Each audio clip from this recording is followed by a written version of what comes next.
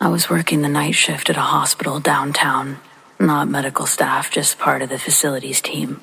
I handled basic maintenance, answering calls about jammed doors or flickering lights, that sort of thing. It was decent money, and most nights were quiet. This one night, though, wasn't. There's a wing in the hospital that's been under renovation for years. Budget cuts, contractor issues. Nobody can seem to finish it.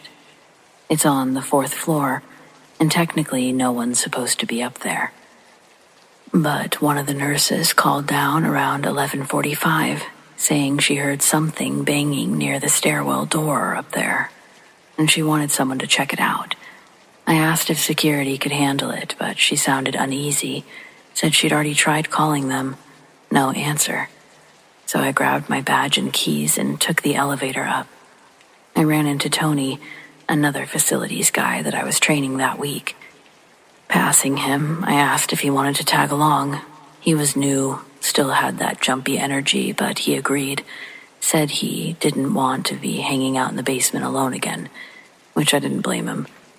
When we stepped off the elevator, the whole floor was dark. No motion lights, no background hum of equipment, just silent. The kind of silence that feels too big for a building full of people. We started walking toward the stairwell. Nothing out of place at first, just some tools left out. Plastic sheeting hanging from the ceiling, that smell of dust and drywall. And then we heard it. It sounded like a scream, but it wasn't loud. It was like someone exhaling a scream into your ear, not vocal, just forceful, full of pressure. All the air from someone's lungs all at once. It was right next to us. Tony jumped. Actually jumped back a few feet, nearly dropping his flashlight. And then he turned to me, pale as hell. "Did you just breathe on me?" I hadn't moved. He started freaking out, rubbing at his neck, saying he felt something cold, like actual cold breath. I told him to calm down, maybe there was a draft from one of the vents. But even as I said it, I knew it wasn't true. It was too focused. Too close, and there was no breeze in that place, only still, dead air. We left pretty fast, didn't even finish checking the stairwell. I told the nurse it was probably a vent shifting or something. Tony didn't talk much for the rest of the night. The next day he showed me this weird red mark on his neck, like a faint handprint. Not a full one, but just the suggestion of fingers. Like pressure from something that wasn't quite physical. He didn't come back after that. Said the job wasn't for him. I've been back on that floor since, during daylight. Nothing strange. But I don't go up there alone anymore at night. If the lights are off even, I just keep moving. I don't even stop to listen. Because whatever that sound was, I don't think it was meant to be heard. And certainly not found.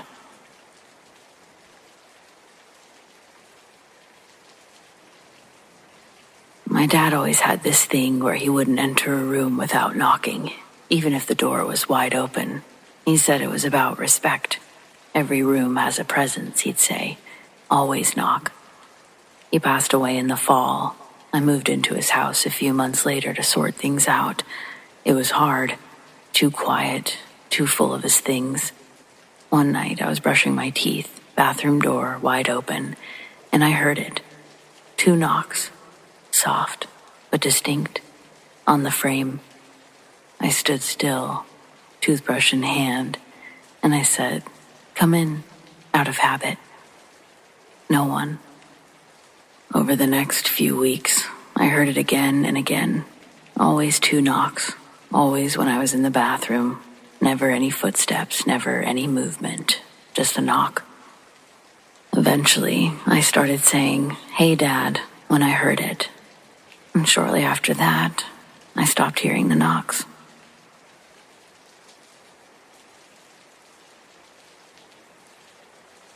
This didn't happen on the streets, but I used to work as an overnight security at an old courthouse turned city records building.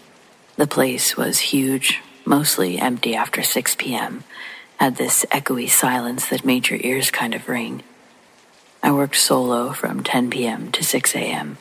My job was mostly just to make rounds, check doors, and monitor the handful of cameras that were still functional. The basement was always the worst. It was like stepping into a time capsule. Low ceilings, peeling paint, boxes of files from the 1950s stacked to the ceiling. Anyway, for about a month straight, at 2:13 a.m. exactly, the alarm on the third floor fire door would beep like it had been opened. The camera covering the hallway had been broken since before I started, but the motion detector would go off too. Every time I went up to check it out, there was nobody there. Door still sealed, floor empty. I even propped open the stairwell door once just to try to catch whoever it was. Nothing. One night I tried just watching from the second floor stairwell window at about 2:13 a.m. I heard the fire door open, like the metal creaking, latch releasing, all of it. But when I went to check, nothing unusual, just the same old thing. I never saw anyone, and the logs never showed any keycard access. I told the day shift about it, and they just sort of laughed, said the building was probably adjusting overnight. But one guy pulled me aside. He told me, and was totally serious, that years ago, a man had jumped to his death at that stairwell. I didn't last much longer after that. Even if that guy was messing with me or trying to scare me, the silence started to feel like it was watching me back. I couldn't really handle it.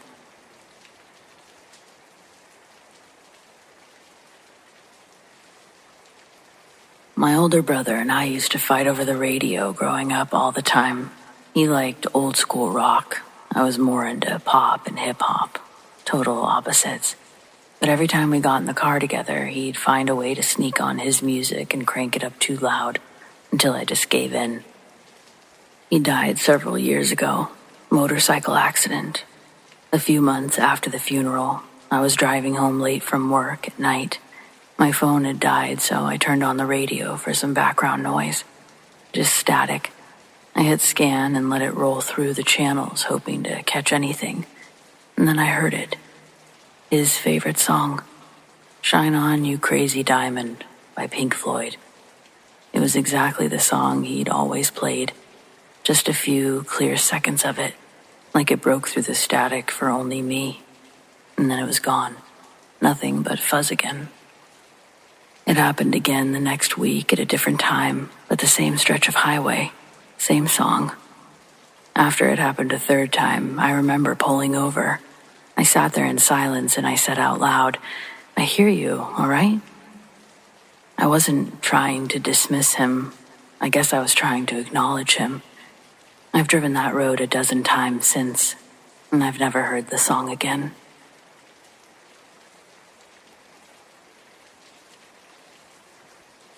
A week after we buried my uncle, I started finding dimes everywhere. On the floor of my car, in the washing machine, even in a pair of boots that I hadn't worn in months. Always one dime, just sitting there. It reminded me of when I was a kid, and he'd pull a dime out from behind my ear, pretending it was magic. Same trick every time. Same laugh. The last one I found was on my nightstand, just a day before what would have been his birthday. I picked it up, turned it over in my hand, and said out loud, "Thank you."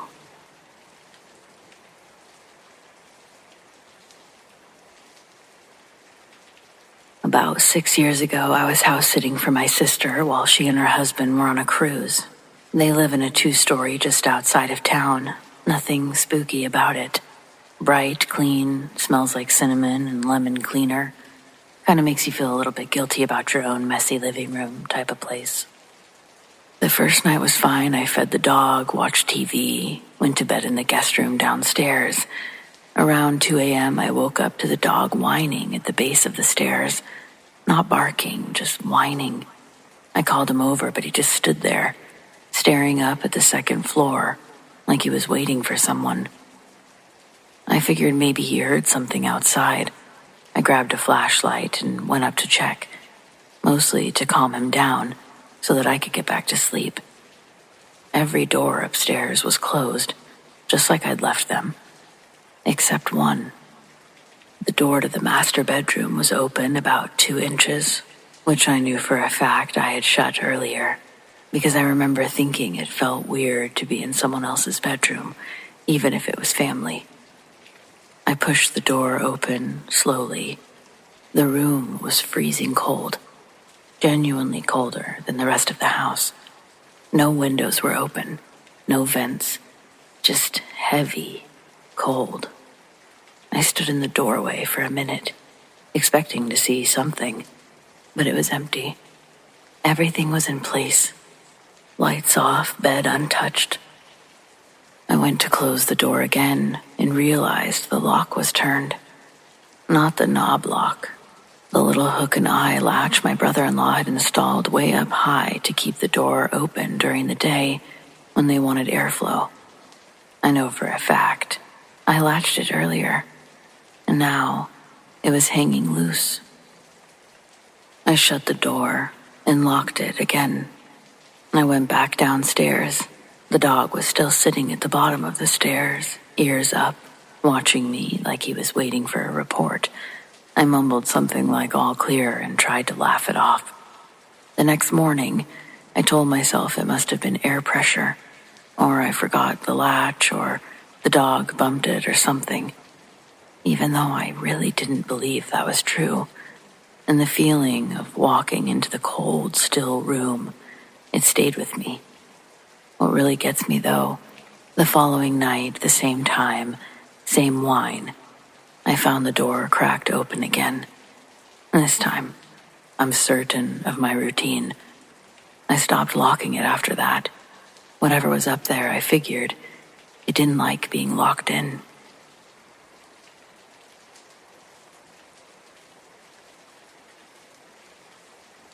I'm a retired educator.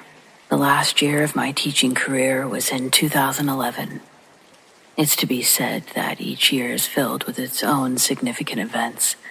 2011 was much the same, though the memorable event that year involved a puzzling and tragic death of one of my students. A message left on the principal's voicemail while we were on spring break. It was the mother of a student named Austin Marino. She left a cursory explanation in an accent I couldn't quite narrow down. Austin had gotten sick, high fever, died at home. He had a sister a few grades older than him. They'd also unenroll her. It was the family's first year at our school. Sadly, it was their last. The dad was a big, burly fellow. Could have been a football player or a professional wrestler. I don't recall what he actually did for work, though. He had a big beard and his hands and neck were covered in tattoos. I'm pretty sure they were Nordic symbols, not the racist kind. Despite his gruff appearance, he spoke soft and with the same indistinguishable dialect as his wife. By all accounts, he seemed nice and his children were happy. I'd never met a child like Austin before. He was so intelligent, well-liked by his peers, and excelled in all of his studies. There was a predominant scar on his upper lip from a cleft palate when he was born. It's possible for a child to let a blemish like that impact their personality, but he had enough confidence to casually explain the condition that he had to any curious classmate that would ask about it. At that age, the kids didn't notice or care past a deflected question. Austin had an incredible sense of humor, too. His quick wit exceeded his youth. Some of his jokes would even go over my head, and the punchline would only dawn on me while driving home. I'd bust out laughing in traffic thinking about it. I knew that kid was going to be something special when he grew up. You could just tell he had it. The news of his death truly affected each student and staff member. All of us carried a sadness for the remainder of that year. And then I retired. Austin's story wasn't the reason I retired. That was planned earlier. It would have been hard having to go back again for another round. My early retirement was only possible through the hand of God and pure luck. Before he was my husband, we met and started dating in college. He was more of a party bro back then, and we were all sharing a can of Coke in the bathroom stall with one of his friends at a bar. And his friend had just finished a big drink off the hand railing when he turns around looking like he'd just eaten a jelly donut and says, "You guys ever heard of Bitcoin?" At that time, it was practically unheard of, and he told us to throw a couple of bucks into it, see what happens. So we did. Who'd have known that those few $100s that we threw would allow us to retire early and travel the world? Well, that guy apparently, and thanks to him, here we are. Nowadays, I'm a healthy 63, and my husband is 65.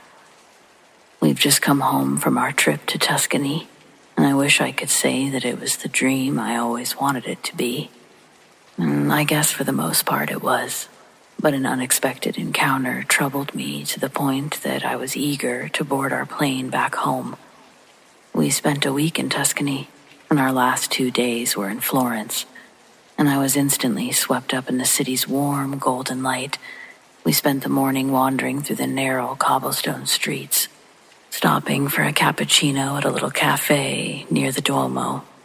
We sat outside at a small table for two and were making plans on where to go next. I happened to look up as a kid walked past our table, and with a passing glance, the child looked identical to that little boy Austin. Same scar above the lip, same eyes, same face shape. Granted, it's been over 12 years since I laid eyes on that kid.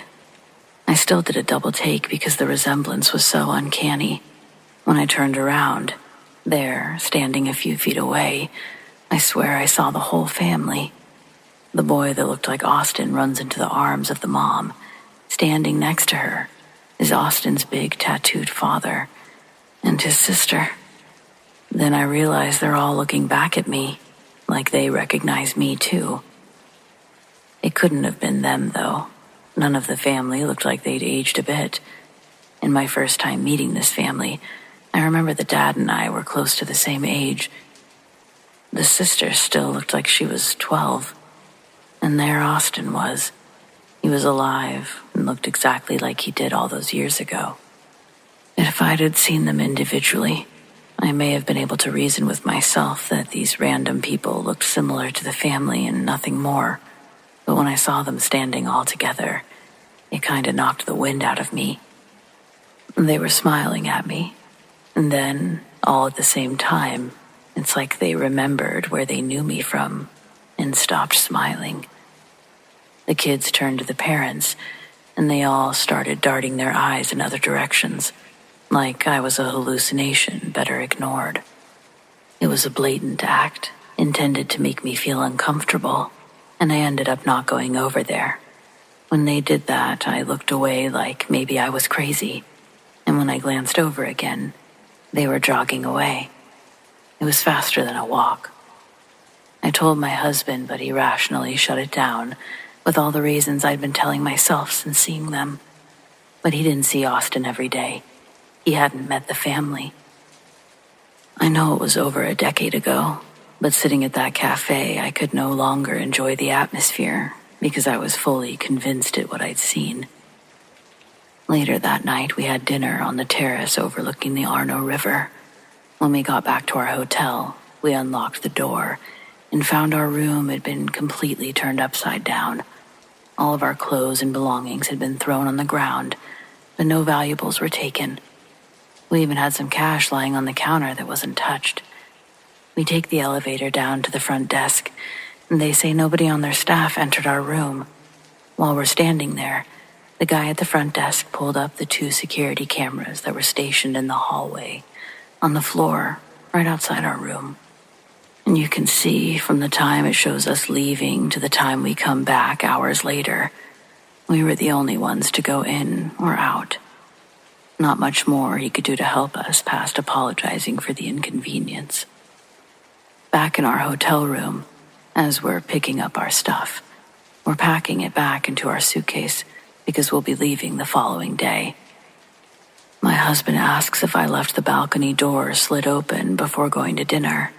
I hadn't. The curtain was closed, and we hadn't noticed until a draft blew them around. Our room was on the 5th floor. It was highly unlikely someone entered from that way, but still freaky that neither of us knew how it could have come about. Later into the night, the hotel room phone rings multiple times. Husband answers, but nobody's on the other line. After the 5th or 6th time of this going on, we call the front desk, but that line keeps ringing.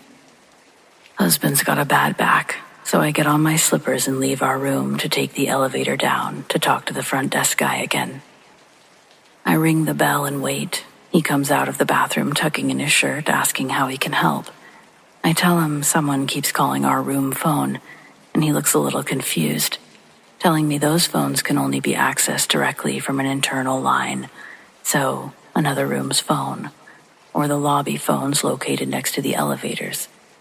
Those were the only ways we could be receiving calls, because he hadn't transferred anyone to our room.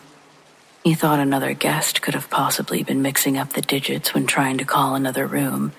He asked if we knew anyone else staying here. We didn't. With a shrug of his shoulders, the best solution he had was to unplug the phone from the wall. I thanked the man and walked back to the elevators. It's still waiting for me on the 1st floor. I go in and press the 5. The doors close, but as it starts to go up, another ding indicates the elevator will be making a stop on floor 2. The elevator slows down again, and when the doors slide open, Austin's dad stood on the other side, still wearing the same clothes I'd seen him in earlier. This time, he was by himself, and when he entered the narrow elevator, his large stature left me little room. My heart was thumping so fast, I could feel it pulsing in my ears. We stood shoulder to shoulder, and the elevator doors rolled closed to continue upward. We're both staring forward. Out of the corner of my eye, I can see his head turned down to look at me. And in the same soft voice I remembered, he asks, "Why are you here?" I don't look up when I answer that my husband and I are vacationing. He tells me to look at him, though. As I do, I watched his eyes change color right in front of me. The deep brown lightened until all I could see were these small black pupils in a sea of white. It frightened me beyond belief, but when I tried to look away, he grabbed my face and demanded I look at him. The next question he asked me, I took as a test, and my life was dependent on the correct answer, I felt. He asked me, "Have we met before?" I told him that I'd never seen him before in my life, and he seemed satisfied with my answer because he let go of me, and he turned so we were shoulder to shoulder again. When the elevator stopped on my floor, he moved slightly so I could easily exit. He stayed on the elevator when I got off. I thought he was going to follow me, but he let the doors close, and that was the last of it. I didn't sleep much that night. We caught our flight the next morning. I didn't see the family again, not at the airport or the lobby. It was like they'd vanished, thankfully. I've turned it over in my head hundreds of times, trying to make sense of what I saw, of what he asked me. Sometimes I wonder if I'd answered differently in that elevator, if I told him the truth. Would I have made it home at all?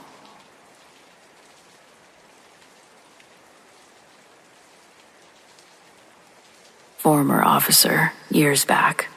I was working the desk shift. It was one of those slower evenings, no calls holding, weather was calm, and I was just working my way through paperwork when the fire alarm signal went off.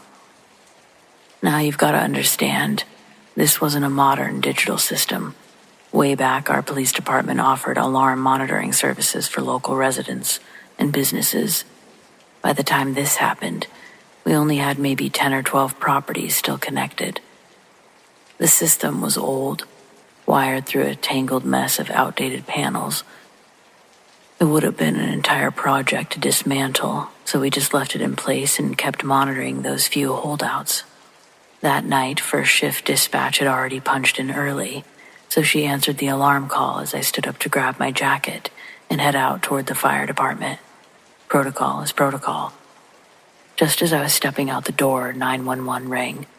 I happened to be closest, so I answered. Same address. I pick up. 911, what's your emergency? And nothing. Dead air. I could hear the line was open, but no one was speaking. It didn't sound like a hang-up or a butt dial either. More like someone just managed to make the call. Maybe collapsed mid-dial. Now I'm thinking the worst. Carbon monoxide maybe, or smoke inhalation. I bolt out the back door, straight into a squad car.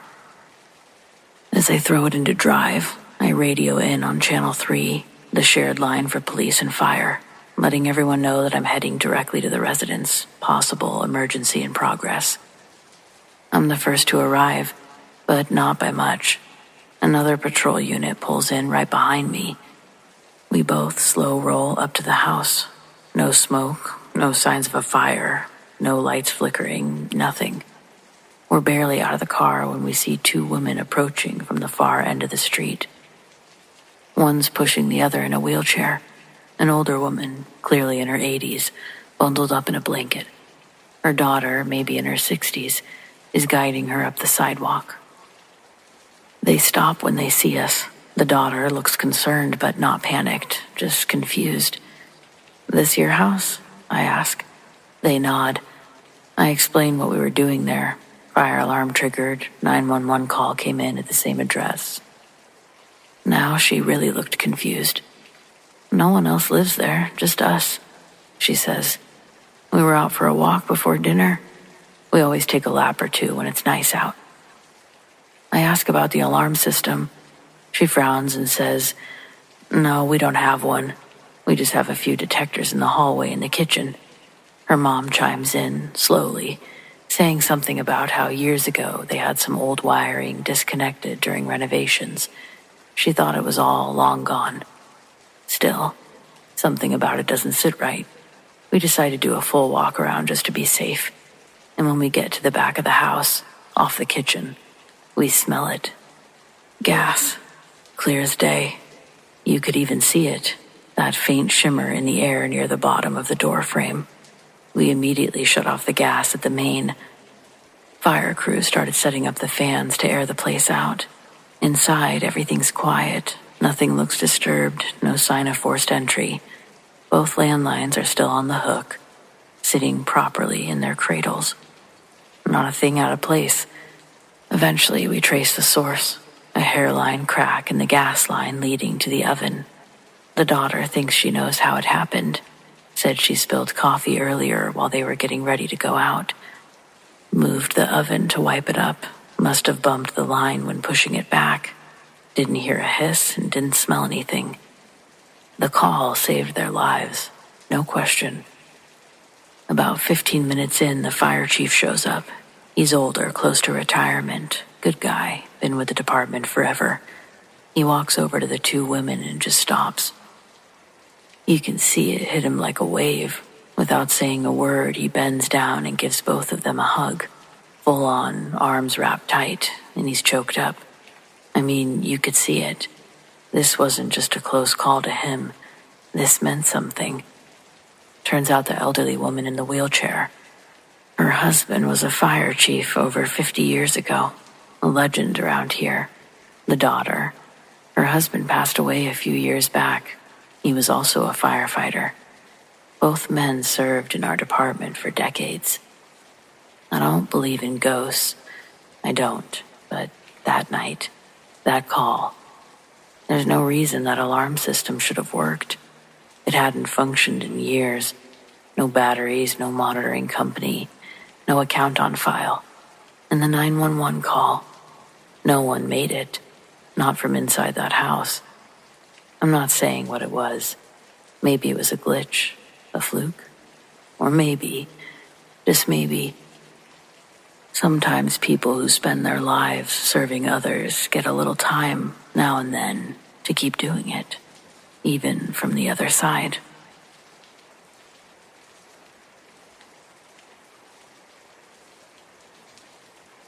not sure I came back from my trip alone.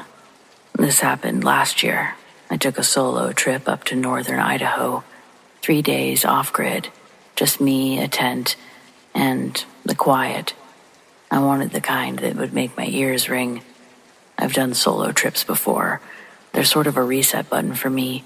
No emails, no deadlines, no noise. Just trees and wind and my boots on the trail.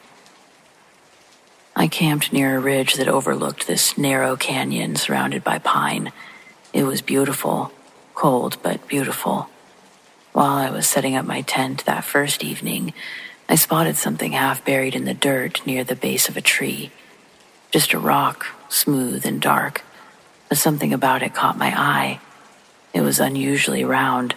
When I picked it up, it felt warm, almost like it had been sitting in the sun, except it hadn't. Not under those trees, not in the shade. I don't know why, but I kept it. I just did.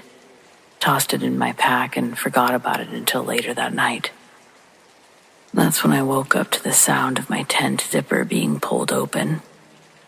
Now, I sleep light when I'm in the woods. Any unfamiliar noise and I'm awake in an instant. This wasn't a rustle or a twig snap. This was a long, deliberate rip of the zipper sliding down. I sat up so fast I practically gave myself whiplash. But the zipper was closed, still sealed from the inside. No one was there. Nothing outside either. At least nothing I could see.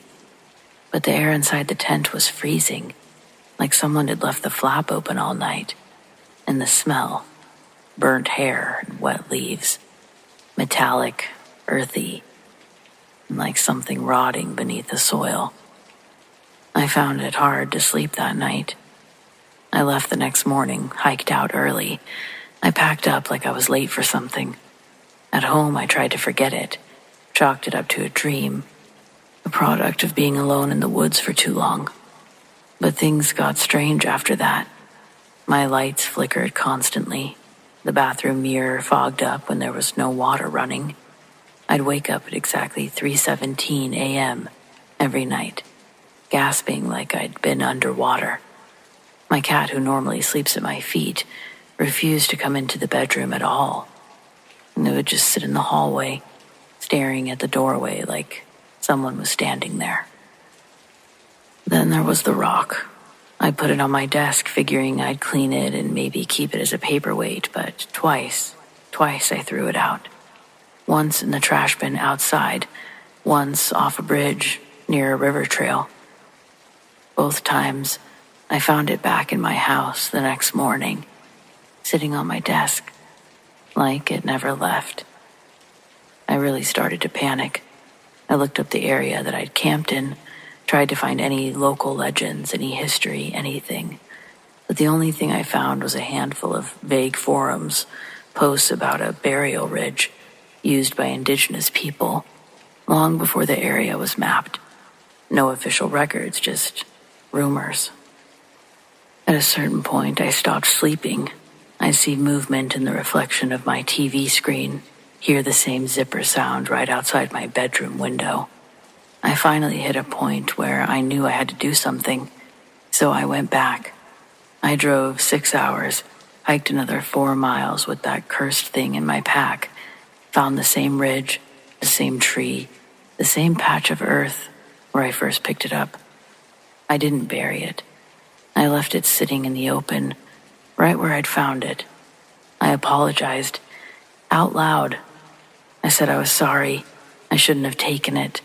I'm leaving it here to please let me go home. The wind actually kicked up right after I said it. It was weird, like a warning, but then it was just stillness. I waited and nothing happened, so I left. That was 9 months ago. Since then, everything's been normal. Lights work, no more 3:17 wake-ups, and my cat sleeps in the bedroom again. I don't know what that rock was, and I don't know what I disturbed, but I've learned something. The woods don't always want to be shared, and if you ever feel like taking something home with you, don't. Some things just aren't meant to be carried, I guess.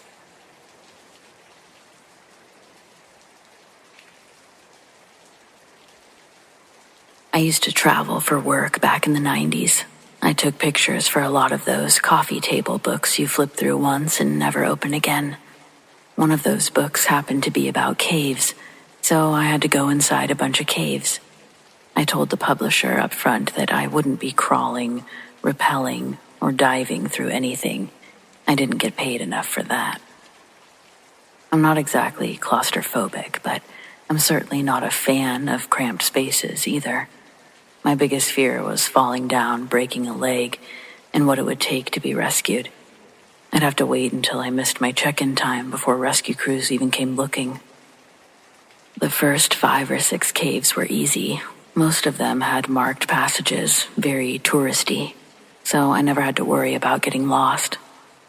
I really only had problems with the one in Utah, or maybe it was the one in Wisconsin. I swear when you're constantly hopping around like that, one place blends into another, and they're all kind of the same. It's like when you think you'll remember the people from high school forever, but then you turn 40 and realize you forgot most of their names. Either way, I was supposed to go to a well-known cave system that groups of people explored every weekend. It was another popular spot like all the others, but I was going on a weekday, so I didn't expect to see anyone else around. As usual, I let everyone know where to send search and rescue if I failed to check in, and I entered the cave. Right away, it was different. The other caves were littered with support beams and rails installed over the years, but this one had little to no alterations. I suspected I might have found the wrong entrance, but it was a big open area, so I kept going. You never know what hidden spot was going to be a lucky break, especially back then, before millions of photos were a Google search away. I walked for maybe 15 or 20 minutes before the path split into different tunnels. Thankfully, I had a whole roll of fluorescent green marking ribbon. After another 10 minutes or so, my tunnel began to narrow, and it came to what I thought was a dead end, but then I heard a man calling out for help. He was desperate. You could tell how frightened he was. When I looked closer, I saw the path didn't end so much as drop straight down. The hole was rocky and still getting tighter, but I could see where the man had installed climbing anchors and rope lines. I let him know I was there, and he cried with relief. He said his name was Greg, and he'd been trapped since Sunday. I remember realizing at the time that meant he'd been stuck for a couple days, so I guess this was a Tuesday. He tried to rappel down that narrow hole and his ropes tangled. Next thing he knew, he was bouncing off the walls all the way to the bottom, and now he couldn't move. There was nothing I could do except for get help. He wanted me to try to pull him up myself, but there was just no way. Even if I was strong enough, who knew what condition he was in or what extra damage moving him would do? I wanted to make damn sure that I didn't forget where he was, so I tied one end of my green ribbon to his first anchor, and I let it unwind behind me. Maybe I was being paranoid, but if there was ever a time for overkill, this seemed like the moment. It only lasted as far as where the path started to split off, but that was my main concern anyway. After that, it was almost a straight shot out of the caves. Altogether, with the trek through the woods and back to my car, it took almost an hour just to get on the road. I called the police from the nearest gas station, and rescue crews met me there so I could lead them back to Greg. When we got back to the parking area, I started back toward the cave, and one of the guys stopped me, saying that I was going the wrong way. I assured him that this was the same path I had followed before, and they confirmed I must have gone to the wrong cave. The one I was leading them to was supposed to be off limits due to numerous fatal accidents. I led them all the way back to the hole Greg descended. My ribbon was still there, tied to his anchors, but Greg didn't answer when we called out to him. I was made to wait outside and feared the worst. Eventually, more crews came with bigger equipment, and they worked late into the night. Finally, I saw them carry out a body bag. Greg hadn't made it. I felt like I lost a friend. A man that I'd just been speaking to was gone.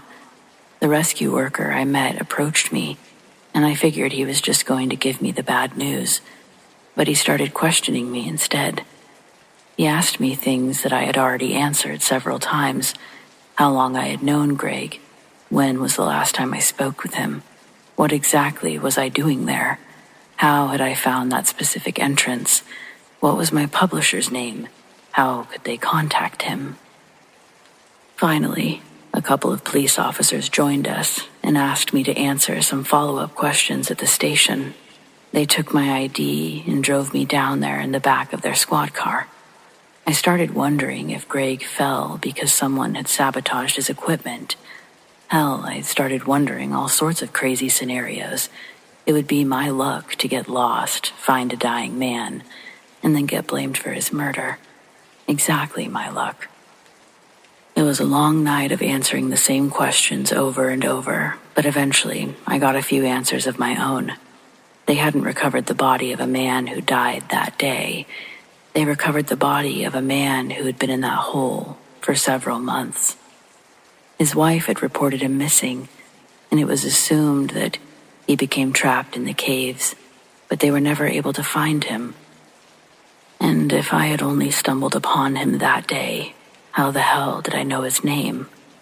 The only answer I can come up with is that Greg's spirit reached out to me for help, to give his family closure so he could rest. Either that or another man was in that hole, and he took off when I went to get help. Honestly, I'm not sure which would be more creepy.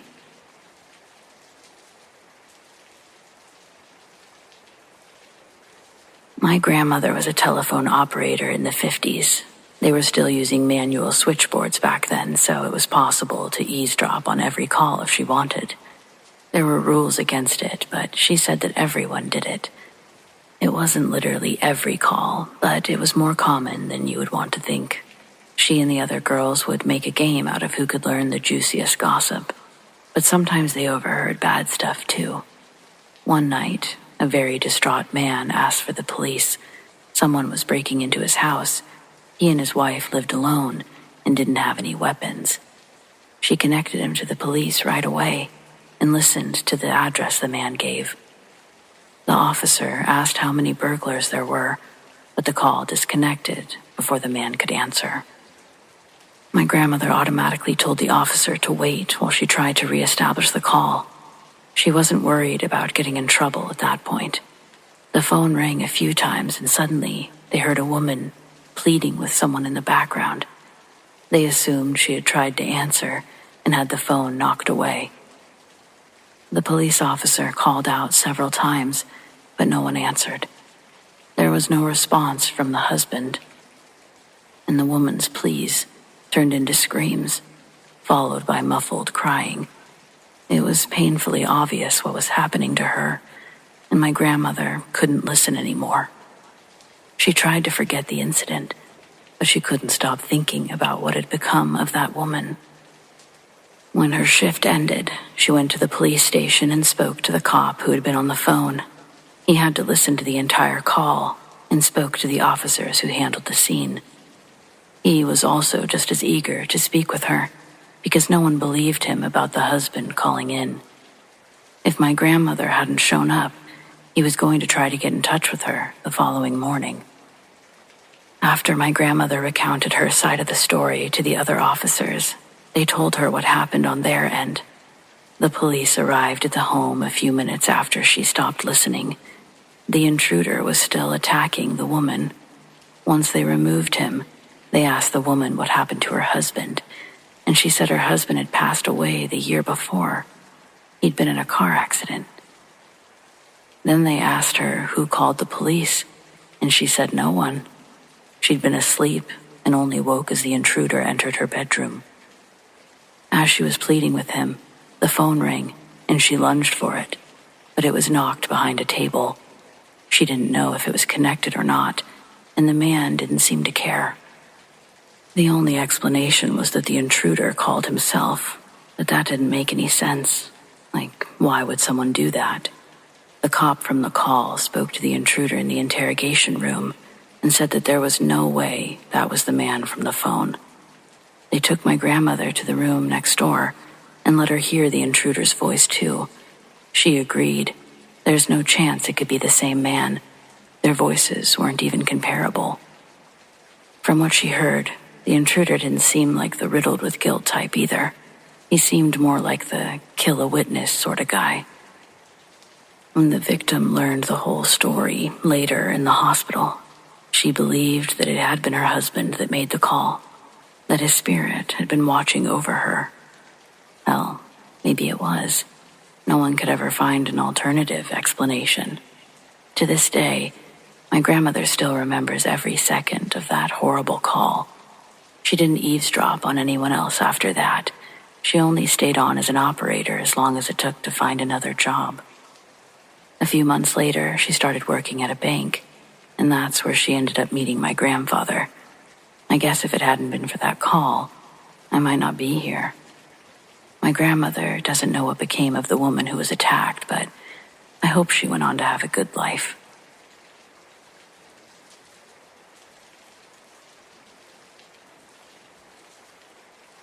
I used to do wildlife research up in northern Minnesota, mostly trail cam work. One winter, I was out alone for a few days, checking cameras deep in the woods. Snow was heavy, no other hikers or hunters that time of year, which usually made it peaceful, quiet. But one night around 2 a.m., I woke up to crunching in the snow outside my tent. I assumed it was a deer until it circled the tent, slowly, over and over again. No breathing sounds, no snorting like a bear or moose would make, just long, deliberate steps. Then something scratched the side of the tent, not like an animal brushing against it, like fingers dragging. I didn't move, just laid there, heart pounding, until the steps eventually stopped. I waited until daylight to get out. I found no prints, just long drag marks in the snow, leading in circles around my tent before vanishing into the woods.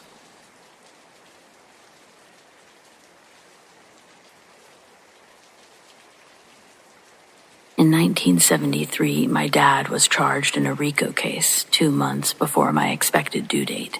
He was sentenced to 10 to 15 years, but got out after 13. It was difficult, to say the least, trying to understand someone as your father when you've only met them on the other side of bulletproof glass. For 13 years, my mom and grandma would drive me up to the prison twice a year, usually around mine and my dad's birthdays, January, August. We'd all sit in a small booth gathered around a large vintage phone receiver. A buzzer would go off and the metal door on the other side of the glass would open. First, my dad would walk in, wearing a green and white jumpsuit, his hands handcuffed in front of him, his feet shackled as well. The silver chains were just long enough for him to walk in uncomfortably short strides. Another chain connected his handcuffs to his feet. There were other families around us doing the same thing in their own booths. All of them had graffiti, names, and symbols scratched into the paint on the tables and walls. The room we were in had a loud atmosphere filled with a collective noise of cries, laughs, and other personal conversations that were all happening simultaneously in that small area. The only way to hear the person talking on the other side was to have your ear pressed up against the receiver. We took turns and passed the phone around to talk to my dad. When it was finally my turn on this particular visit, I was so excited to talk to him, tell him how school was going. I just made the soccer team, and even though I barely knew the man really, it was important to me that I made him proud. I thought maybe he wouldn't go back to jail if he got out and I was a superstar. I think I was 10 around this visit and had no idea what a RICO case was or my dad's involvement. I just knew that he made choices that took him from me, and I didn't want it to happen again. I was jealous of the other kids who had dads going to their field trips, picking them up from school. I didn't realize how hurtful it must have been telling him these things. I'm sure he wanted to get out just as bad as I wanted him to. Incarceration of a loved one emotionally and financially poisons a family. The loss of income and stability creates a binding struggle for everyone involved. Granted, it could have been worse. My mom made me go to support groups for incarcerated family members, and I'd hear some of the stories that were all distinctly similar but unique in their own way. The similarities mostly revolved around hurt and grief.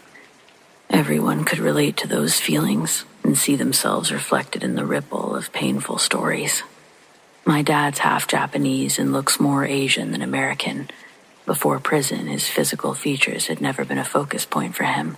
He grew up in a small town that didn't segregate culturally. They were all poor, so they all worked together. In prison, it's the opposite. Each race becomes their own gang. Black, white, Mexican. They all had their specific areas and rules of engagement. Then there was the group that my dad linked up with, comprised of a few Asians and Native Americans. They were the nomads of the prison population. They didn't hold businesses like the other groups. None of them moved drugs or other contraband, and therefore, if the group kept their heads down and stayed out of gang politics, for the most part, they could skate through their sentence virtually unnoticed and unscathed. My dad spent most of his days playing chess and reading books. Of his 13 years served, he was only involved in one confrontation, and I'd hear the details years after he got out. But I got to see the aftermath during this phone visit. That day when he was let in, he had a black eye that looked like it had been healing, along with some stitches that split through his eyebrow. When I asked him, he told me that he'd tripped and hit his head on the table. I believed him and quickly moved on to my soccer stories. I'm going on and on about random stuff, as he sat on the other side of the glass with the phone to his ear, after everything I said. But as I'm talking to him, a weird white noise static sound is heard. Both of us hear it. It's a man's voice saying, "Found you." I knew my dad hadn't said it because I was staring right at him when I was talking, and his lips didn't move. The voice was also a lot deeper than his. My dad's eyes opened wide. I could see the full circles of his brown irises. I laughed, thinking the face that he was making was intentional, to be funny. I thought the static burst that we'd heard was a silly random interruption, but his expression wasn't satirical. We'd been on the phone for less than a minute when it happened, and then in a very serious tone, he tells me to hand the phone to my mom. When she puts the phone to her ear, my dad tells her something that changes her smile to a stoic stare. Then, after an exchange of I love yous, they both hang up the phone. My dad puts his hands on the glass. We all try to fit our hands in the shape of his, before a guard grabs him by the shoulders and leads him away. When he left, my mom quickly gathered our things and told my grandma that we needed to exit immediately. Another lie was thrown my way to mask her manic energy as we walked through the waiting room, to the main area, and out the door to the parking lot. The whole time my mom was looking over her shoulder, pushing me in front of her to walk faster.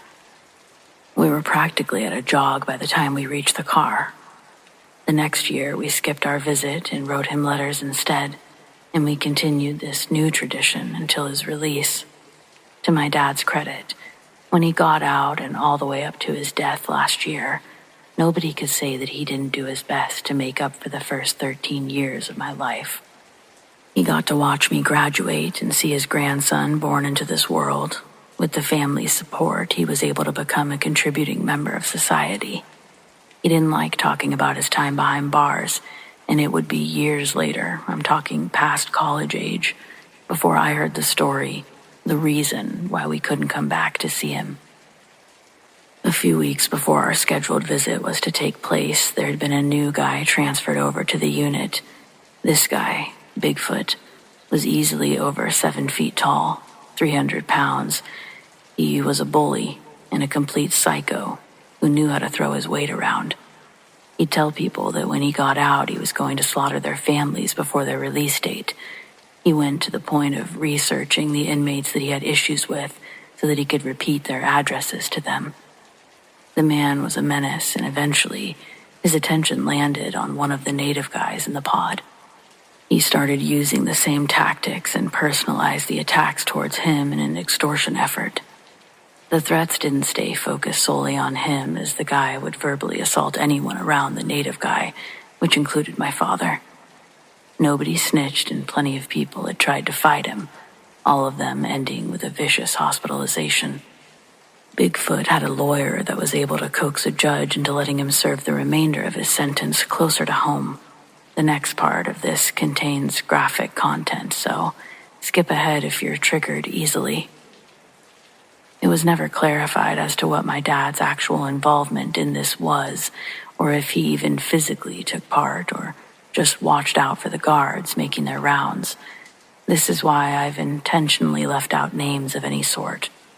As Bigfoot's aggression builds up, the native guy hatched a plan that involved multiple groups within the prison. All of them hated Bigfoot, even the whites who are affiliated with him. But because of their politics and his pull on the outside, they couldn't do anything within their party. But they agreed not to retaliate and even gave their blessing in the plan.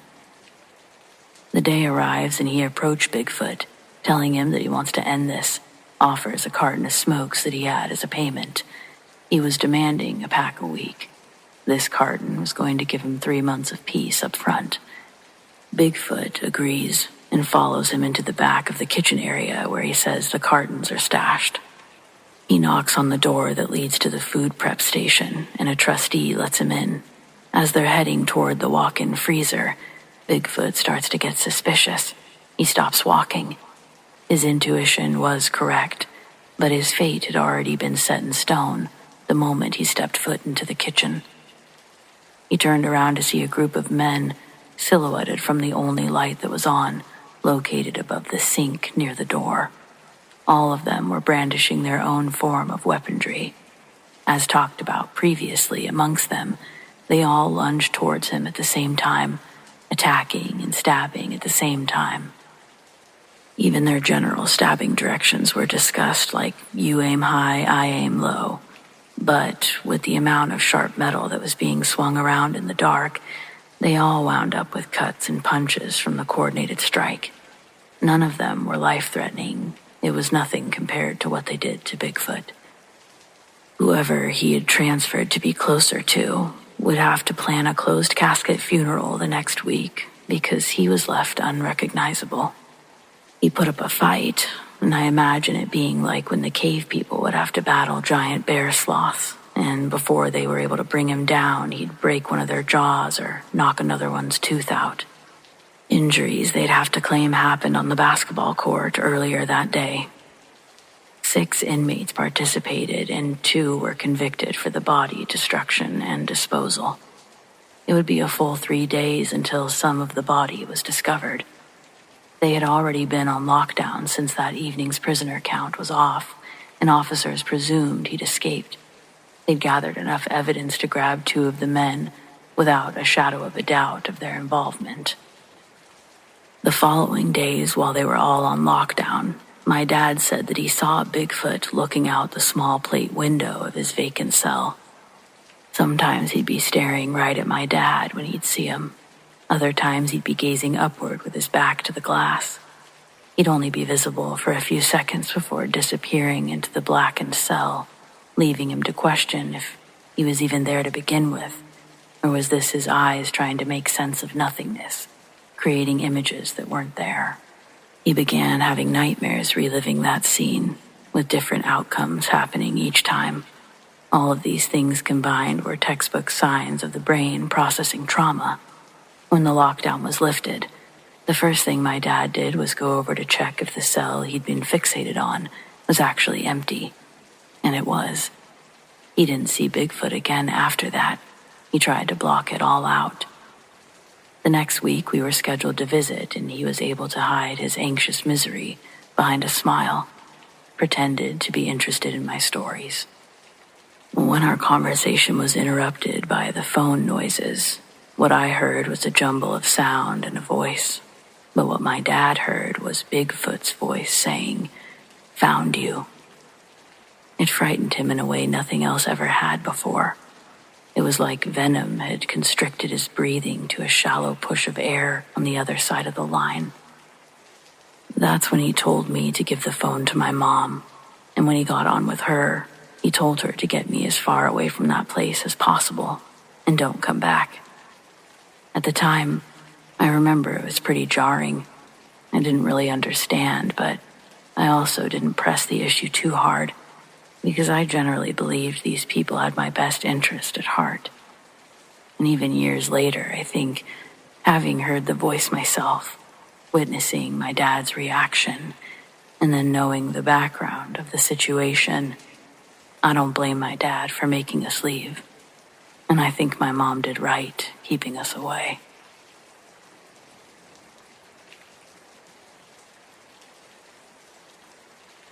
The house I grew up in was haunted. The way it was laid out, I could see my bedroom down the hall and into the living room.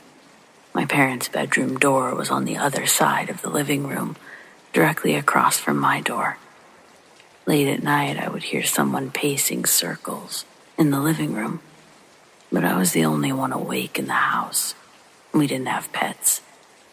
I never said anything because I didn't want the family to think I was nuts. Eventually, I moved out and went to college. After I graduated, I was in a rough spot financially. My parents had bought a new house. The old one was still empty. They were considering getting renters. They offered it to me to stay for a while. I said no, I didn't want to move in. Mom asked why. I finally gave in and told her that I thought there was a ghost. My mom froze, turned to look at me, and was like, "You hear her too." Turns out she'd also heard it for years and also seen something, but she didn't say anything for the same reason.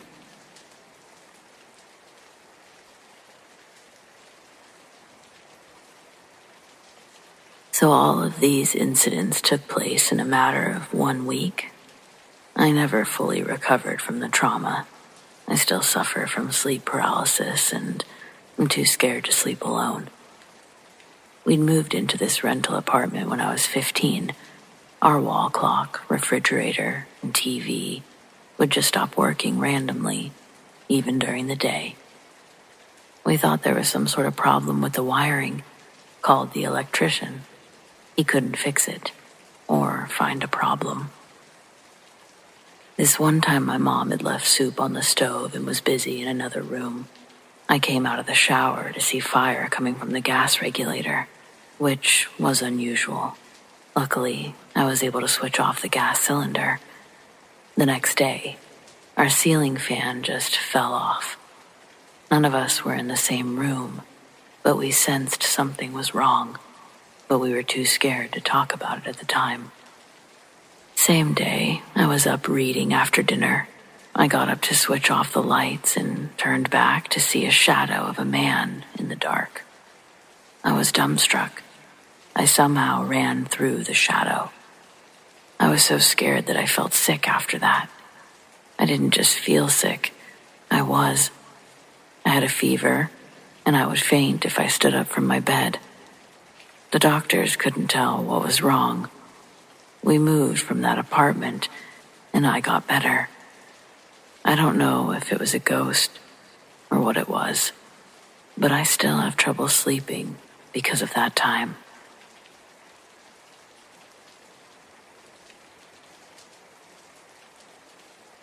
In the year 2000, I drove to Toronto to catch a football game. I didn't have much money, and hotels in the city were way out of my budget. I figured I could just sleep in my car for the night, rather than drive the 3 hours back to my hometown. It seemed like a good idea at the time. Nothing too risky.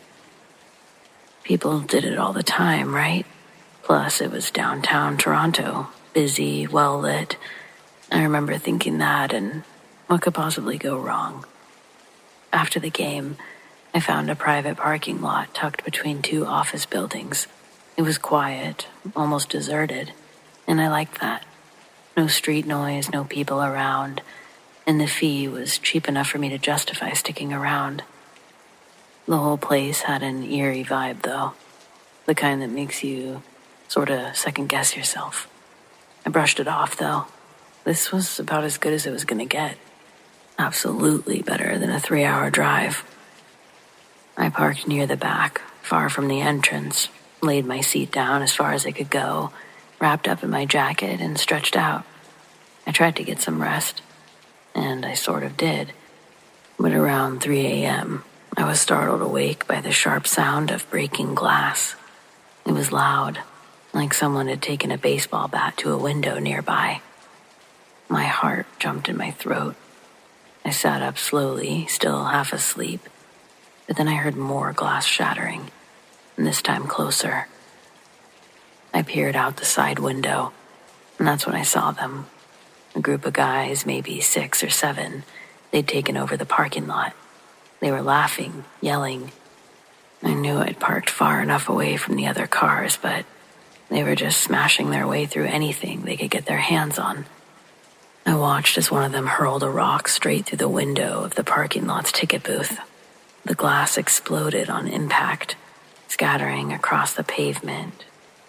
I had that feeling of panic in my chest. They weren't just a couple of rowdy kids. This seemed like a gang, and they weren't messing around. They were going from car to car, smashing windows, kicking in doors, rummaging through whatever they could find. I didn't know what they were looking for. Money, electronics, drugs, who knew? But they were destroying everything in their path. That was clear. My car, an old beater that was practically falling apart, was parked not far from the middle of the lot. I thought maybe, just maybe, they would pass it over. After all, who would bother with a rusted-out hunk of junk like mine? But that hope quickly evaporated when I saw one of the guys, a tall one with a shaved head and a menacing look, point in my direction. My stomach dropped. Without thinking, I ducked down as low as I could, pulling an old hoodie and some clothes from the back seat over me like a makeshift blanket. My mind raced. If they found me, what would they do? There was no way I could fight off an entire gang, but I wasn't about to just sit there like a target. I tried to breathe slowly, quietly, but every sound outside seemed magnified. The crunch of glass under their boots, the clang of metal as they ripped into someone's car door. Though the lot was big, I could hear their voices now, clearer and closer than before. There were only a few cars away now. One of them laughed this high-pitched noise. It was kind of a manic laugh. It sent chills down my spine, but I stayed silent. Another guy was talking about teaching someone a lesson.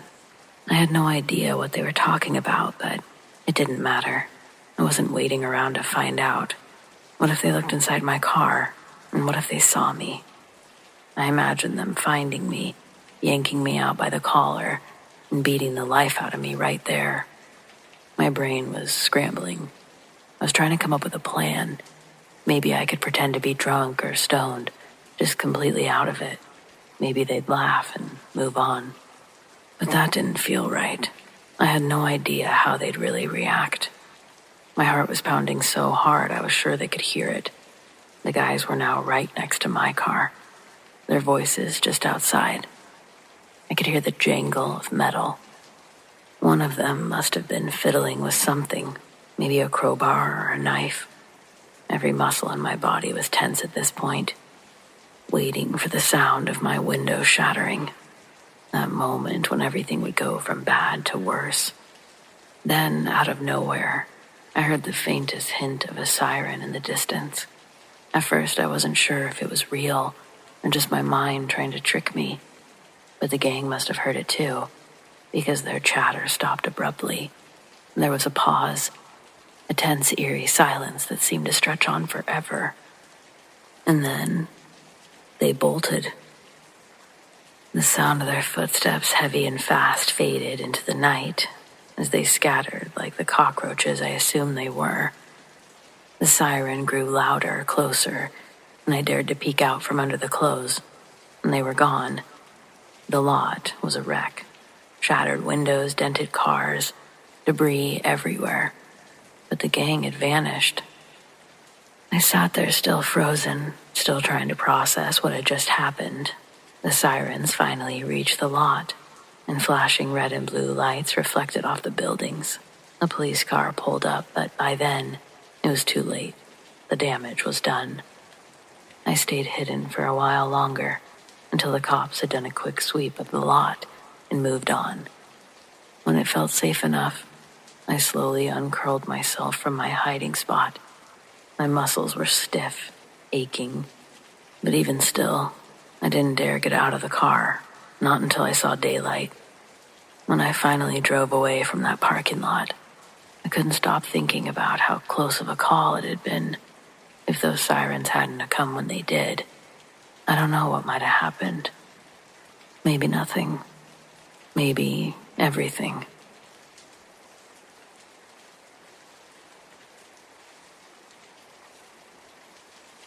About a year ago, I was at my dad's house taking care of the dog for a week because he had gone camping with some friends and my sister. My wife was also gone to Colombia with her family for a month. My in-laws asked me to take care of their dog while they were gone, and so I of course said yes. So there I am, first night at my dad's house with two dogs who had been playing together all day. I decided to go to bed around 10, so I lock the front door and the back door. I make sure every door in the house, except for my bedroom door, is closed, and I fall asleep. At about 12, I hear the dogs freaking out, barking and whining, so I jump out of bed to go check on them. On my way downstairs, I see the back door is unlocked and open. I look down at the dogs. They're both staring at the basement door, whining and growling, while laying in a puddle of their own pee. I realize dogs have accidents, but not these ones. Not at this time. I see the basement door is open, so I have 911 ready to be called on my phone, and I go downstairs. I searched around for a while, even though I wasn't sure what I was looking for, until I decided to go back upstairs and clean off the dogs. At about 1 a.m, the dogs are finally clean and no longer focused on the basement. So I make sure the basement door is latched, and I go back upstairs after making sure the back door is locked as well. At about 2 a.m., I once again hear the dogs barking and freaking out, so I run downstairs. Once again, I see the back door wide open. So is the basement door. But this time, both dogs are staring out the window, looking into the backyard. So I don't bother going downstairs, I just close the door. I run to the back door and I close it and lock it as hard and as fast as I can. I go upstairs, and I didn't sleep for the rest of the night, but both dogs slept on the bed with me. After about a week, my dad gets home and I ask him if we can watch his home cameras for the first night that I was there. He keeps it all on his cell phone. As we're watching, I was just looking to see if anything or anyone even went near the house during the night. Oddly enough, there was nothing. The only weird thing is that around 12 and 2, the back door randomly flings open, with nothing going in or out. And you can see from a camera from a different angle in the house that I clearly lock the back doors every single time. My dad says there's been no issues with locks any other day, before or since then. So if my dad's house is haunted, I guess whatever's there doesn't like me too much.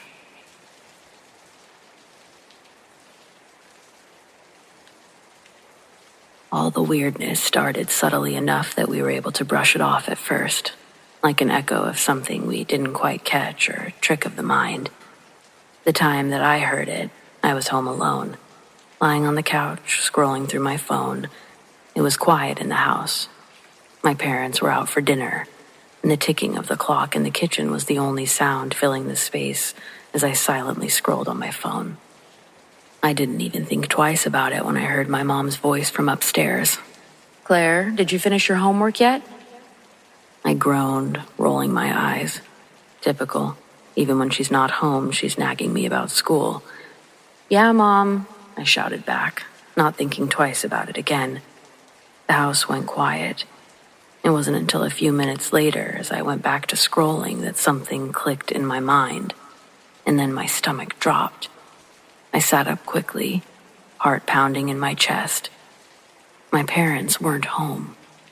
I'd watched them pull out of the driveway 2 hours ago, I stared at the ceiling. I knew deep down there was no way that she could have been here.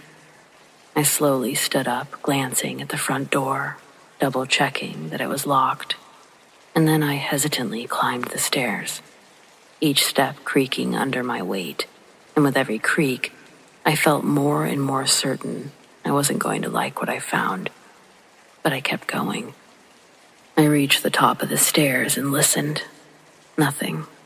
My bedroom door was ajar and the hallway was still. It was dimly lit from the outside. I peeked into my room, expecting, well, I wasn't sure what I was expecting, but it was empty, just as I'd left it. No sign of my mom, no sign of anyone.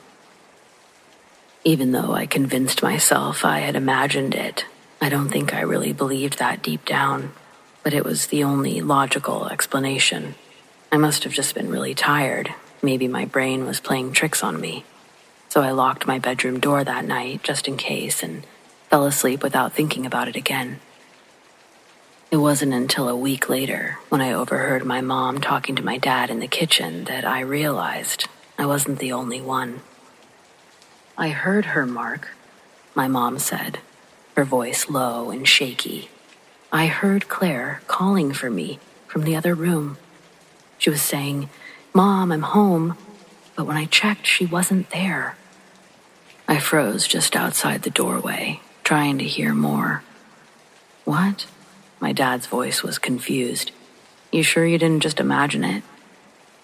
"I'm telling you, Mark, it was her voice." I went to the front room expecting to see her, but the house was empty. I even called her, and she said she was still at school. It didn't make any sense. I stood in the hallway processing what I was hearing. It wasn't just me. My mom had heard something too. She had heard me when I wasn't home. The air in the house suddenly felt colder and heavier, like it was pressing down on me. I just wanted to be in the same room with them, so I made my appearance known. I didn't share my experience, though, and my mom didn't share hers with me directly. But I started paying more attention after that, and it happened again a few days later. Only this time, my dad heard it. We were all sitting in the living room watching TV when Dad suddenly paused the show and cocked his head to the side. "Did you hear that?" he asked, frowning. "Hear what?" I said, glancing at the screen, thinking he meant something on the show. "I just heard your mom calling for me from the kitchen." He stood up, looking confused. "But she's sitting right here." Mom and I both exchanged glances. I could see the tension in her face, the same unease that I had been feeling ever since the first time I heard her voice. "I didn't say anything," Mom said quietly. And Dad, well, he didn't respond. He just walked into the kitchen, his steps slow and careful, and a moment later he came back, his face pale. "No one's in there." My mom and I sort of looked at each other like, well, yeah. But after that, the voices started happening more frequently. We would be sitting at dinner and I'd hear my dad's voice from upstairs, laughing like he was on the phone, except he was right in front of me, chewing his food in silence. Or my mom would hear me singing in my room, only to knock on my door and find I wasn't even home. But the worst was last night. I was lying in bed trying to fall asleep when I heard it again, my dad's voice, low and muffled, coming from just outside my bedroom door. He was talking quietly, as if he were on the phone. I could hear the faint rise and fall of his voice, but I couldn't make out any words. "Dad?" I called. The talking stopped. I sat up in bed, straining to hear, but there was nothing, just silence. I got up and tiptoed to the door, pulling it open slowly. The hallway was dark, and I couldn't see anyone. My parents' bedroom door was closed, but no light was coming from under the door. They were asleep. I felt my skin crawl as I quietly shut my door, locking it and crawling back into bed. This morning I woke up to find my mom sitting at the kitchen table, staring at her coffee cup like it held all the answers to what was happening. She looked up when I walked in and she gave me a weak smile. "Did you hear it again?" she asked. I nodded, too tired to pretend I hadn't. My dad joined us a few minutes later, rubbing his eyes, sitting down, not saying anything at all. I could tell that he hadn't slept well either. None of us said much over breakfast. There was a thick, sort of uncomfortable silence hanging in the air, like we were all waiting for something. The voices, they didn't appear to be going away. If anything, they were getting worse. What scares me the most isn't that we're hearing these voices. It's the fact that they sound so real. Every time I hear my mom's voice calling from upstairs, every time my dad is laughing in the other room, it's like they were really there. Like there is an invisible version of our family living in the same house, going about their day, mimicking us. I don't know what's going on, and I don't know how to make it stop. I guess I'm just hoping that my parents are as affected by it as me, and that we can figure something out. Until then, if I hear someone calling my name from another room, I'm not answering.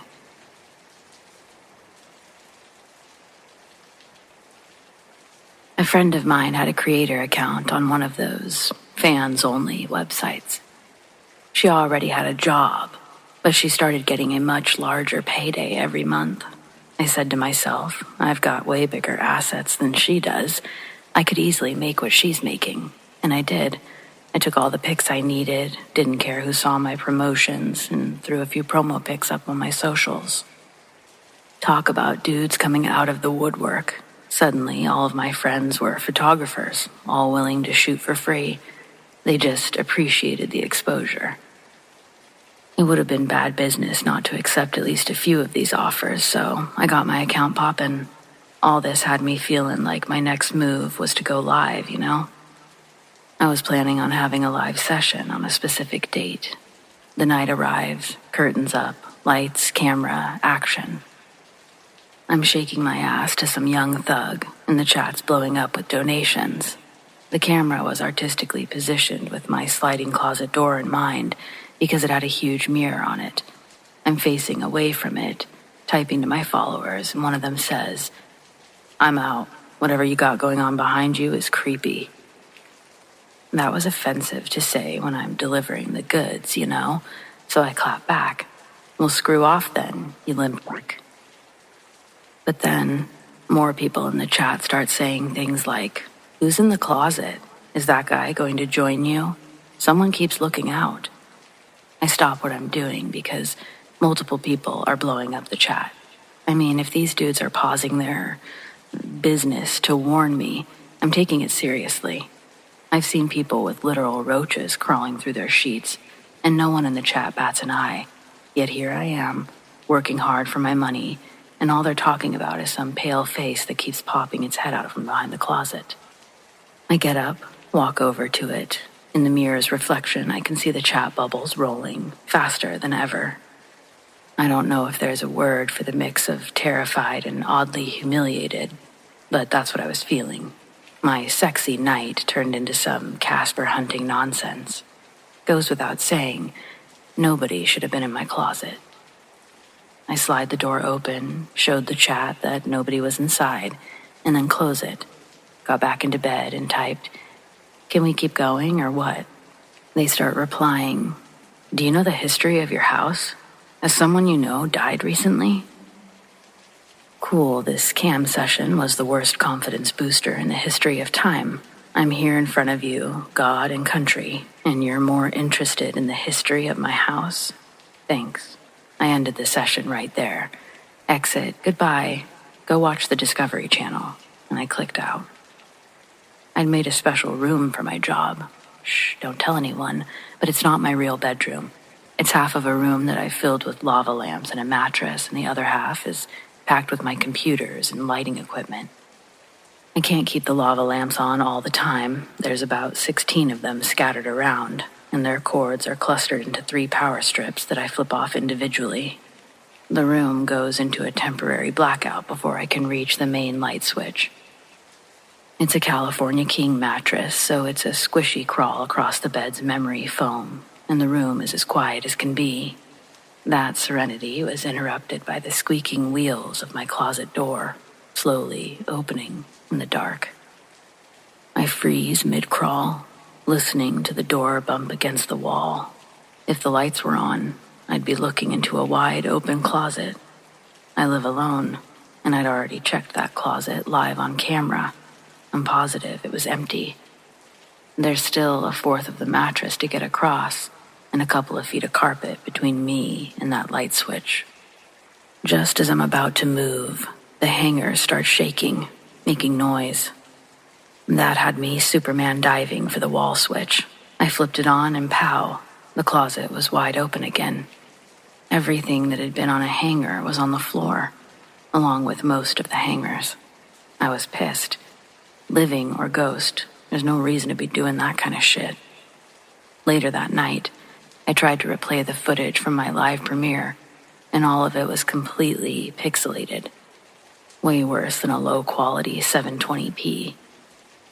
It hadn't looked like that during the stream, and nobody in the chat had mentioned any quality issues. They'd all seen whatever creepy stuff was going on behind me. After a bunch of Google searches, I couldn't find any way to fix it. Screw it. I kept updating my content regularly, but I haven't gone live since. I'm scared this will affect my numbers, but I'm more scared of more things happening in front of a live audience. As much as I'd like to pretend it's not real, I've seen the tiny chandelier swinging in circles, its glass crystals clinking and clanking against each other, hard enough to chip. I'm praying that my landlord doesn't notice that. I'm sick of feeling scared like this, though. My niece hates this place. She's only 3. The first time my sister brought her over, she started crying, following something with her eyes, like she was watching invisible birds dive bomb her or something, muttering, "I don't like pointy teeth, man." I was like, "Christine, could you take care of your kid instead of encouraging her imaginary fears? There's nothing up here." Christine was like, "Well, Anne-Marie sees something." She sure did. The kid looked absolutely paralyzed with fear. I felt so bad. Earlier that day, Christine and Anne-Marie had gone to the library and checked out a few books. One of the books was left in my house, but when I read the title to Christine later, she didn't remember ever checking it out. The receipt on her library card had no record of the book either, and all of her other books were still accounted for. Those of you wondering, it was a book about national parks, so I'm not sure it's exactly scary, but it appearing out of nowhere is. One night, I was lying on the mattress just trying to relax when I heard a soft whisper. It was too quiet to make out the words, but it sounded like it was right next to my ear. I jolted upright, and the room was empty. I thought maybe I was just freaking myself out, but then I felt something. It was cold, like an icy finger trailing down my arm. I scrambled off the bed, flicked on the light, and checked every corner. Nothing. I was starting to think I was losing it, but then Anne-Marie came back with Christine a few days later. As soon as they stepped into the room, Anne-Marie froze. Her eyes got wide, and she pointed toward the closet. "Pointy teeth man's in there," she whispered. I felt the hairs on the back of my neck actually rise this time. I told her it was just a closet, empty, and I went to open it to prove it to her. But as I reached for the handle, she screamed, a scream I'd never heard. I stopped, frozen in place, and just stared. She was backing away, staring at the closet, clutching my sister's leg, sobbing. Through her tears, she tried to say, "He doesn't want you to open it." Christine grabbed Anne-Marie, and they left in a hurry, my sister whispering apologies over her shoulder. I was left standing there, feeling completely rattled. That night, I was lying in bed when my phone buzzed with a notification. Someone had posted a comment on my account from a profile I'd never seen before. "Why'd you stop going live? We miss you. He misses you." I know it was probably a typo, but it really creeped me out to see that message. And then my phone buzzed again. Another comment. "The man says he'll see you soon." Also, probably just trying to mess with me. Either way, I haven't been back in that room since. I locked it up, put a heavy dresser in front of the door, and I don't care if it costs me followers. I'm not going back in there. I'm not sure what's in that closet, but whatever it is, it seems to want to scare me. It seems to be watching, waiting. For what? I'm not going to find out.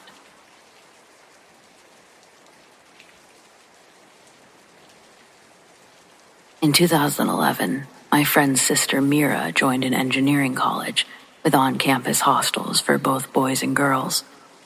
Mira was assigned a room on the second floor of the girls' hostel, Building C, with a roommate named Sana. The room was intended for 3 people, but for reasons unknown, the third bed and cupboard remained empty from the day Mira moved in. The first week went uneventfully. Classes, assignments, and exploring the new city kept them both pretty busy, but things took a strange turn in the second week when Sana started acting oddly.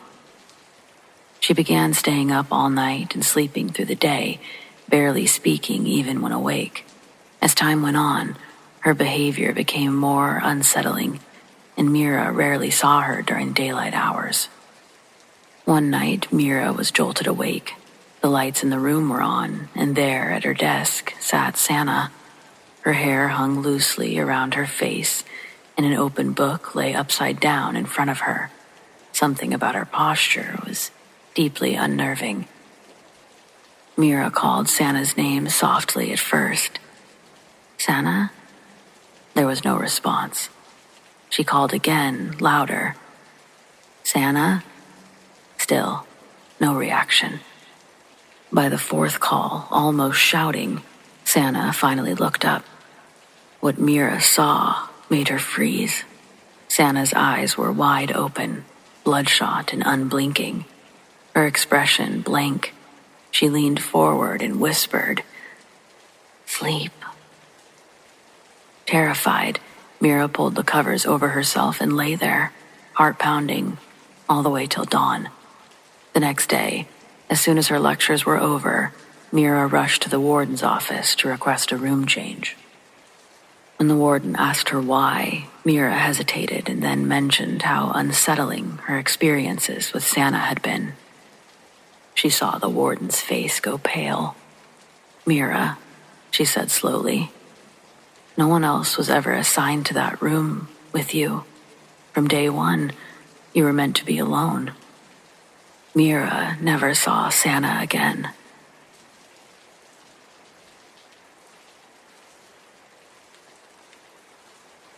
When I was about 13, I lived in a big house that was only about a mile removed from civilization, but surrounded by thick forest.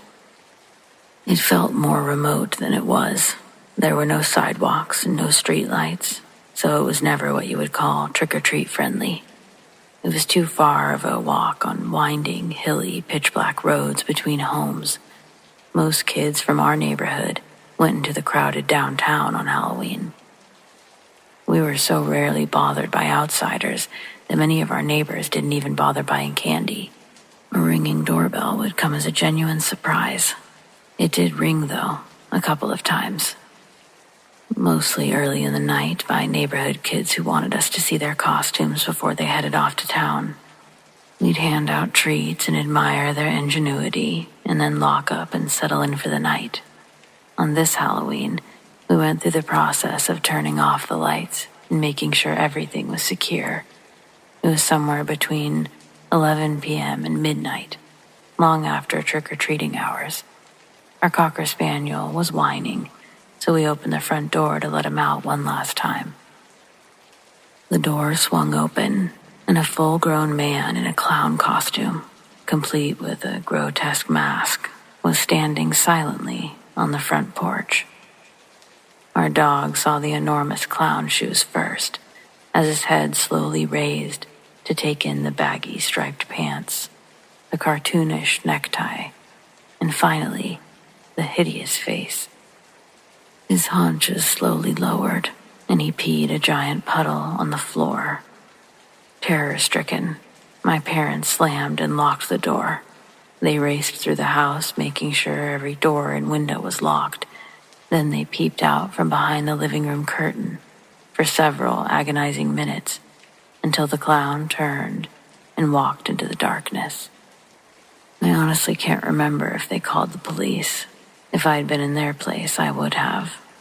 Why was he there? He was too old for trick-or-treating. He hadn't rung the doorbell. He hadn't knocked. He'd just stood on our porch without a word, staring at the door. We'd only seen him by chance when we let the dog out. What were his plans? He'd arrived on foot in full costume and never made a sound. We never saw if he had a weapon. Why would he do that? If he were some teenager getting an ill-advised thrill out of frightening the literal piss out of the locals, would he have been so patient as to wait in utter silence in front of a door that might not open? He was undoubtedly menacing, but the fact that it was happening on Halloween night introduced a dangerous level of self-doubt to our reactions. Were we overreacting?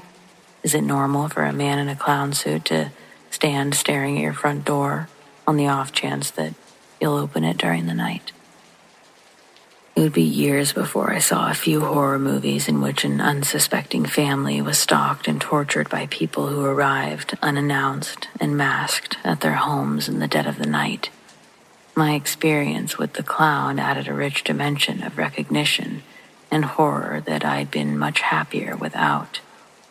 Those films gave me nightmares for months, and last winter, long after Halloween, we were returning home from a trip, driving along dark and utterly desolate country roads, when suddenly the headlights illuminated a man standing in a ditch. He was facing us and waved at us as if he were expecting us all along. He had this almost cartoonish hair and makeup, looking like a genuine cartoon character. He had a guitar slung across his back. A guitar. He was dressed in a country western costume. You'd almost think that he was returning home from a gig and his car was broken down. The trouble with that explanation was that there was only soybean fields for miles, no little towns, no bars. We hadn't passed any stranded vehicles, and we wouldn't pass another car, operational or otherwise, until we got to the next town, 20 miles away. Still, that self-doubt kicks in. Was he hitchhiking? Was he signaling for help? No, that's the thing. He was standing in the ditch, pointed towards us as if he'd known that we were coming, with a wide smile of greeting spread across his heavily made-up face, and a leisurely wave to us as we passed. It was a friendly hello wave, not a call for help. That I'm absolutely sure of. There was no urgency in his demeanor at all. It was a ditch in the pitch black of night, in a soybean field, so far in the middle of nowhere that there were no other cars for miles. It was so unsettling at the time that we sped off. We had a young child in the car to protect. The scene was so bizarre that we began to think we'd hallucinated it. When I got home, I told a friend of mine about it, a news director for a radio station in the area. He quickly sent me a screen cap of a dispatch report. 2 motorists advised police of a heavily made-up man with a guitar jumping from a ditch into the road and running at the cars. So, apparently we didn't hallucinate him. It does terrify me beyond reason to think that not only do people wander in the darkness like this, but no one knows their true intentions or whether or not they're harmless. But there are apparently so many of them out there that one person, me, has had 2 late-night run-ins. Who else is out there? What are their plans? Do they rely on the Halloween second guessing to take advantage of our split-second indecision?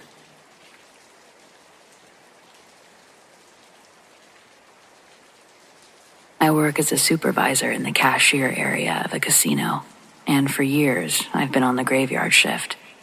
It was around 10 years ago, back when we still closed the floor at 4 a.m. The nights were long, often quiet toward the end, but that night still lingers in my mind. It was a little after 5 a.m., and I was alone. My assistant had run home for a bit. I didn't mind since I was wrapping up paperwork, but the silence in the casino at that hour always felt different. It wasn't the usual kind of quiet. It was heavy. I stood at the counter, flipping through forms, my hair falling onto my face as I concentrated. And that's when I noticed something. Just for a split second. My hair moved. Or at least I thought it did. It was such a fleeting thing that I almost dismissed it, chalking it up to my own restless mind. And then I realized it wasn't just my hair. One of the swivel chairs behind the cashier station was spinning, slowly.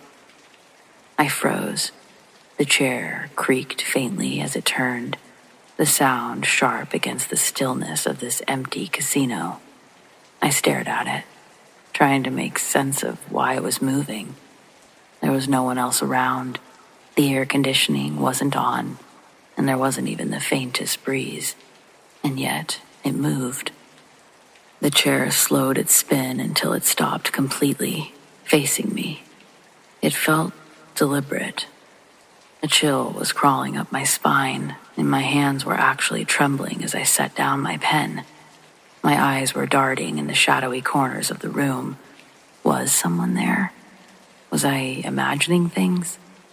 I sat down, trying to steady my nerves a bit, convincing myself I was just tired. Maybe I'd wait for my assistant to get back before I finished the paperwork. And then the phone rang. It was surveillance. Their voice was calm, almost too calm, but there was a strange tension behind it. "Hey, did you see that?" I gripped the receiver tighter. Yeah.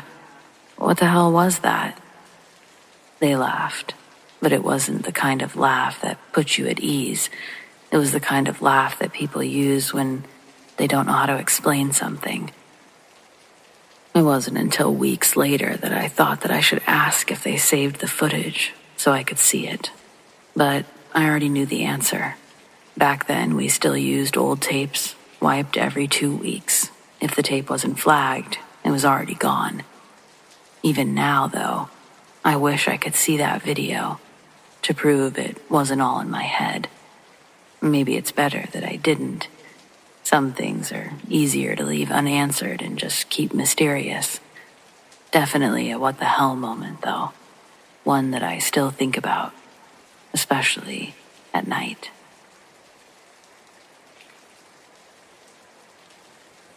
This happened last year, 2021, so I remember it pretty well as it still haunts me to think about. I was coming up I-77 in West Virginia, and the weather had changed from the rain and sleet to snow and whiteouts. I was at one of the spots that us truckers pull off at. I was trying to go ahead when I felt a heavy hand grab my shoulder, and then a man kind of chuckled and said, "Son, if you're trying to drive through, then it must be important." I said, "Yeah, I'm going home to see my kids." He gave me a look of understanding. He said he was heading home to see his grandkids, but he was going north to I-79. I was headed north to I-64, where I-64 and I-77 split, so I-64 goes west to Kentucky. We stood there and talked about things, and he said his name was Bill, and he was going to go on. If I wanted to, I'd be safer to follow him, because he could tell I was going to go on anyway. We get in our trucks and head out. We get out about 5 or 10 miles, and the interstate starts with the mountain drops. And as we do, I see his trailer going toward the guardrail. And I'm done, almost to a complete stop because we can only do 45 here. And I see his truck and trailer break through the guardrail, with his trailer stuck in this position. I stopped, got out. I'm going to get my chains and whatever else I had to pull him up when I see a DOT officer pull up. Where Bill and I had just met was the scale house, checking out the weather, so DOT was close. They stopped me, said that it would only pull my truck down with him. I fought back, trying to hook it up, but it was no use. I knew he was right. So I stood there, helpless. They told me that the tops of the trees had gone into the cab, killing him. And I remember thinking, why a driver with 25 years? Why not a driver like me with only 7 years, when I could have easily went off behind him? I've been past there a couple of times since, and my hands shake when I go by or when I think of that night. I think of Bill from time to time, and if not for him, I might not be alive today. So to Bill, thank you, and I'm sorry you couldn't make it home. To Bill's family, he was a good man. I'm sorry I couldn't do more to help him. I know it's not a ghost story, but not all haunts are ghosts. Some are just memories of stuff that we went through.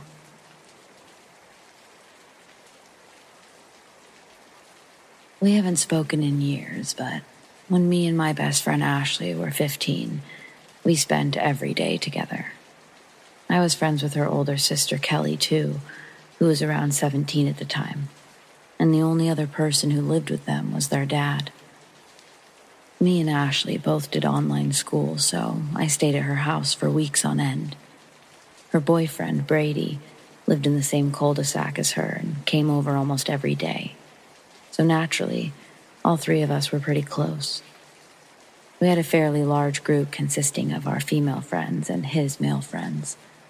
Her dad went out of town for a weekend, so we decided to all chip in on alcohol and have everyone over. The last person to show up was one of Brady's friends, and he brought 2 girls who weren't in the friend group with him. One of the girls brought out a Ouija board, so almost everyone followed her to Ashley's basement. None of us besides her really believed in that shit, so all but maybe 2 or 3 of us sat around it.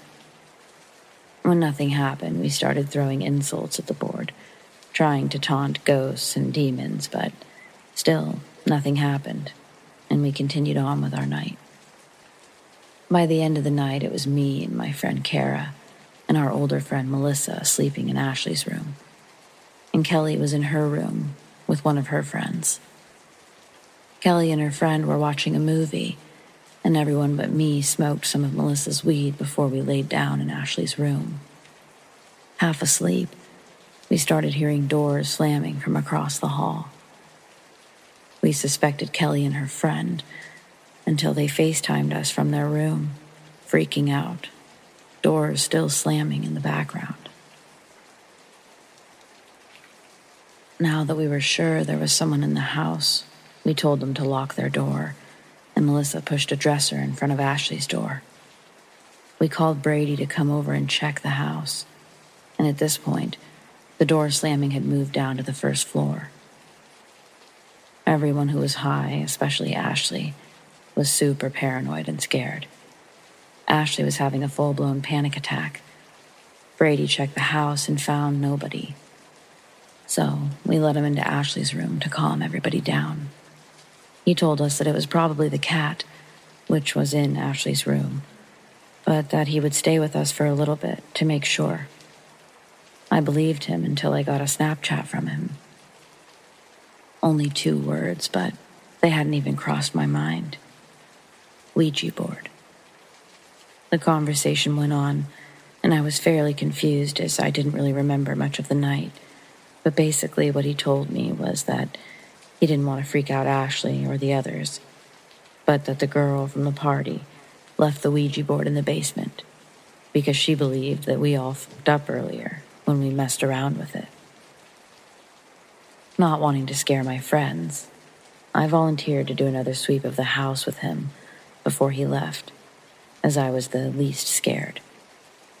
Me and Brady left Ashley's room and made a beeline to her basement.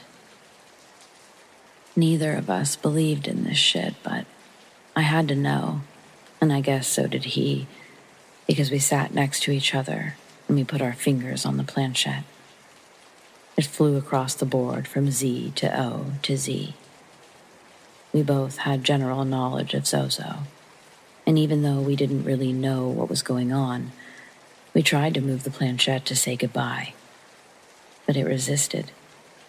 Both of our hands flew off the planchette as it flew across the board. It paused for a moment before slowly moving to the last O. Brady grabbed it and swiped it across goodbye, and we sprinted up the stairs to the main level. When I got to the top of the second stairs, he yanked me back to the landing and grabbed me by my shoulders. I've seen Brady do a ton of crazy shit, and he'd had a lot of crazy stories, but I think this was the only time I'd ever seen him scared, and he looked fucking terrified. He just kept shaking my shoulders, asking me, "Were you fucking moving it?" And I said no, and I asked if he was, and he said no. We were so scared, but we agreed not to tell any of the others. They made us state our names before letting us back in the room, and they realized something was up with us, but we didn't tell them, and he went back to his house. I refused to sleep for a long time. I heard noises the whole time. Kelly texted me asking if I heard music. I did, but I told her to go to sleep. I fell asleep at some point, but I woke up with 3 large scratches on my forearm. Brady came over, and together, we told them everything. There was a music box in the unfurnished part of Ashley's basement. Ashley thought that we were pranking her, but Kelly believed us. I stayed with Kelly in her room for about a week after that. Brady FaceTimed us one night after Ashley had fallen asleep, saying he had a bad feeling. I got up to use the bathroom, and a door slammed. I bolted back to Kelly's room, and on FaceTime, we watched as an upside-down cross-cut formed on Brady's chest. If I hadn't watched it get larger and worse, literally carving itself into his skin, I would have never believed him. But I did. Weird shit happened all week. Her animals were being weird. The basement door was in various states of open that we never left it in. We burned sage in Kelly and Ashley's entire house, but when their dad came back, he refused to move his office into the basement like he said he would. Said it had a bad feeling. I haven't talked to Ashley, Brady, or Kelly in years, but I remember almost everything about this. It was my one and only experience where I cannot explain it. I don't know what it was. I don't know what happened. I haven't researched anything about Zozo because I'm too fucking scared. So this happened a while ago. When I was 17, my girlfriend was 16 at the time, and we were asked if we could babysit for my cousin, who couldn't. We obliged when money was involved, obviously, and we went to the house at about 2 p.m., and everything was all right. It came to be around 1 a.m., and we were wondering, when were the parents going to be home? So we tried to message them. However, no reply. We thought to ourselves, they must be too drunk, but they should be on their way soon, hopefully. We were warned prior to babysitting that there had been a few things that had occurred in the past, such as people threatening to smash windows, people attempting to kick the door down and get in, and so on. We thought nothing of it at the time, Just said to ourselves, it won't happen whilst we are there. We were mistaken. Around 1 a.m., I heard a noise outside. I turned to my girlfriend who was on her phone, asking if she heard it. She said, "No, you're just hearing things," and brushed it off. About 10 minutes later, I was bombarded with glass. A brick had flown straight through the window, landing on the sofa next to me. I went outside to see if I could find the person who did it. However, they must have already escaped, or so I thought. A little information about this house. On the left-hand side, there was an alleyway leading into both the back garden of the house and the neighboring house. It was pitch black. However, being the brave person I thought I was, I turned on the flashlight on my phone to look down the alleyway. As I did, I may have shit myself, as I saw someone in a black hoodie crouched down in there. We stood there, frozen, staring at each other, felt like an eternity, before he finally threw himself towards me at full speed. I said to myself, "Fuck this shit," and I ran into the house, locking the door behind me, hands shaking. When I got back in, the kids were already downstairs wondering what had happened, and my amazing girlfriend was there to comfort all three of them, telling them it's nothing, even though they were probably old enough to know what had happened. She started to clean up the mess while I was on the phone with the police, fearing that the person was still waiting outside. The police came within minutes, took our information, and told us they would patrol the area, keep an eye on the house until the morning. About an hour later, the police knocked on the door again and gestured me to follow him to his patrol car. When I got to the car, I saw a man sat in the back seat, handcuffed, and was asked, "Is this the person who smashed the window?" I analyzed the person from head to toe, and he fit the description I gave police entirely. The parents finally got home and were obviously worried about their children's safety. However, the kids were fine, and they thanked us, paid us, and we went on our way home at around 4 a.m. A few days passed, and it turns out it was the mother's crazy ex, who had intentions to kill her. However, she was not home. And when he was taken into custody, they found a knife in his pocket. I still get chills when I think about the night. What if I tried to be brave and fight the guy? I would 100% be dead or seriously injured. I know this isn't really scary to most people, but if you've ever been in a similar situation, you understand just how terrifying it is.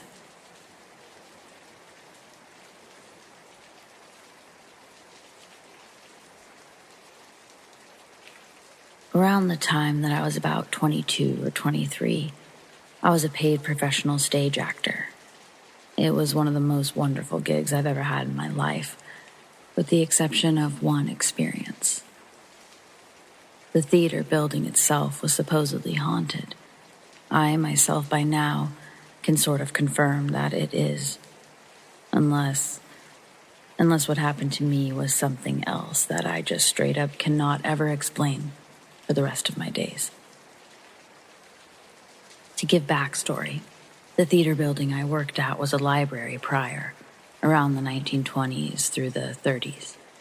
However, when a young girl was assaulted and murdered and left in the middle of an aisle upstairs, without anybody noticing or hearing, the library was immediately shut down. It was a thing. A few decades went on, and then, around the 1960s, they turned the old library into a round stage theater with a catwalk up by the ceiling. Even before I was cast in the production, I'd already been aware that the theater was supposedly haunted.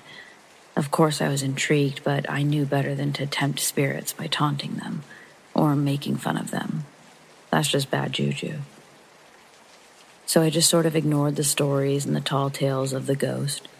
The stories were all the same, from the other actors who had worked in the theater building. It's a little girl, they'd all say. She doesn't like women, they'd all say.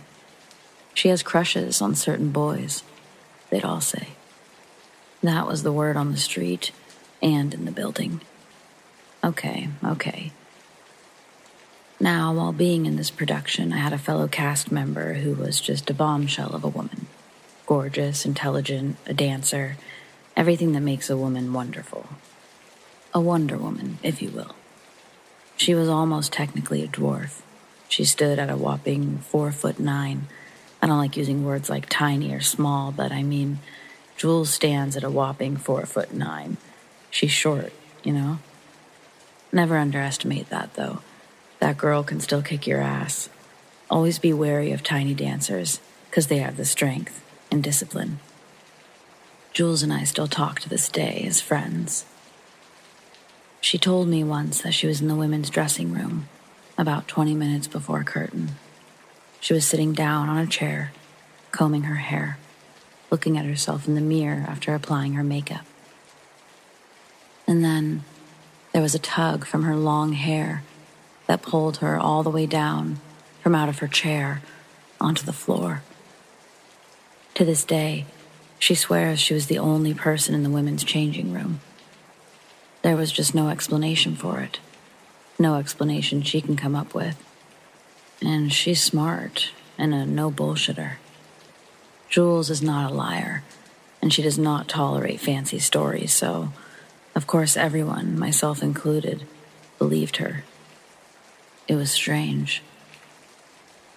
Kodai was this really handsome man who was almost losing his mind because his props and costumes would just disappear out of thin air and were never anywhere to be found. He'd scream and yell before curtain, "I had my bench right here. I had my shoes over there. Why are they gone? I promise you I didn't move them."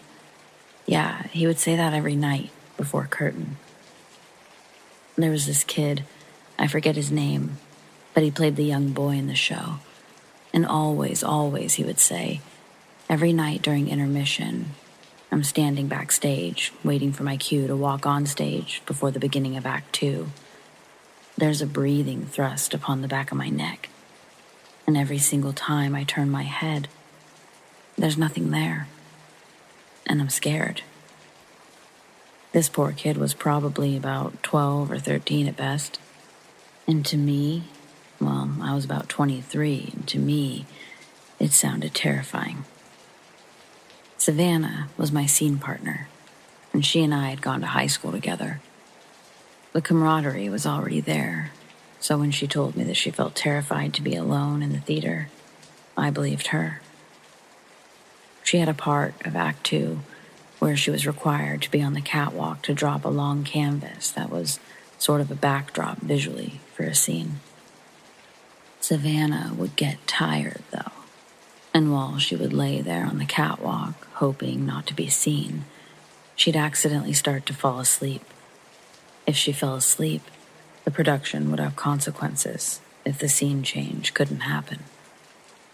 Every night, she said to me, every night I fall asleep, and then moments before my cue, I hear a little girl's voice say, "Coo, coo, coo, loo, loo, loo." And then I wake up, and I drop the canvas sheet, and I get back downstairs to make sure I get on stage, on time. Every single night this happens. So onward, onto my part of the story, or experience. There was this matinee on a Saturday. After the matinee, we got our dinner break, and the entire cast would go take dinner and converse and enjoy ourselves. We had our 8 o'clock show and another at midnight. I decided to head back to the theater building early so I might pass out on the couch and sleep for a few hours before I had to get back into costume, yada yada. Saying that, it must be made clear that I had the keys to the building and I could open up the theater doors once I approached the theater doors. I was actually trusted enough for that. Perhaps that was a curse within its very own self. Logically, the first task I always presented myself with was to turn on all of the lights around the building, which I did this evening. There was a bathroom downstairs and there was a bathroom upstairs. For an inexplicable reason to me, some thought in my head that I had that I still can't explain to this day. I decided to use the upstairs bathroom, which was located by the costume storage. I had never really used it before, and it does not seem sensical to me. But that was the choice that I had made. I marched up the curling, winding, spiraling stairs built way back in the day. I turned on the lights upstairs and proceeded down the hallway and into the bathroom. And I turned on the bathroom lights. It felt off to me. The air, the energy, the spirit of it all. It was very strange to me. It was unsettling, unnerving, and awkward. I figured it was due to me being completely alone in the theater building, especially at nighttime. Only then did thoughts enter my mind.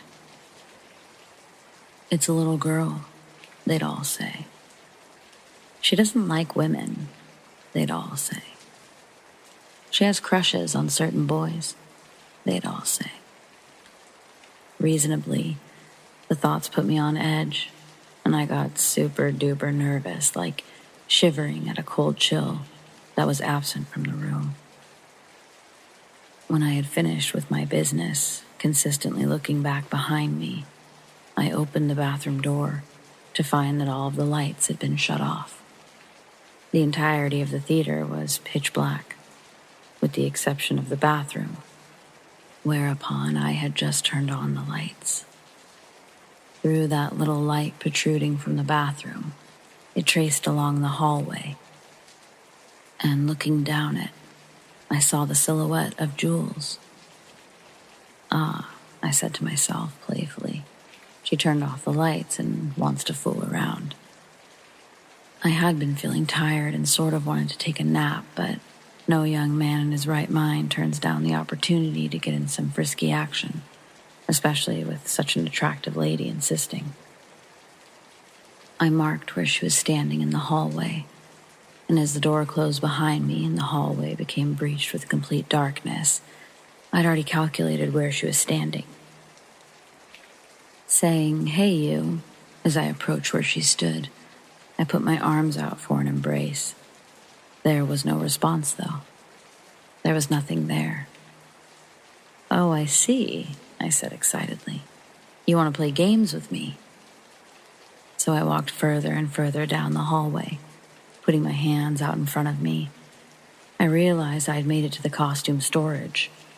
Racks and racks of old clothes and wardrobe and costumes.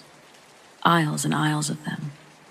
In the complete darkness, I put my hands here and there, feeling my way around, touching the fabrics that hung on their hangers on the racks. Expecting to find Jules, but it ended up just resulting in more searching. "Where are you?" I asked. "Come on, where are you?" That's when it started to sink in. That's when it hit me. This feeling of being watched, being witnessed, being warned. There was this insatiable amount of dread percolating through my blood vessels. Immediately, I was very, very uncomfortable and scared. That's when the giggle came. Not a laugh, a soft, silly, child-sounding giggle. "Who's there? Who's that?"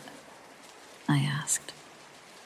A jacket of some sort or something fell off of its hanger and landed on my shoulders, draped around me. I cannot remember if I screamed. I just may have. But I know I ran. Into the dark, into 100 other clothing racks that shook and fell. It took me some time to readjust where I was and to get my bearings and figure out what part of the room I was in. Finally finding the spiral stairway, I ended up completely bombing it, completely failing and just falling down the stairs like a rag doll. After a loud moan from feeling like I had just busted my ribs, I found my footing and ran into a few walls before I finally found the front doors.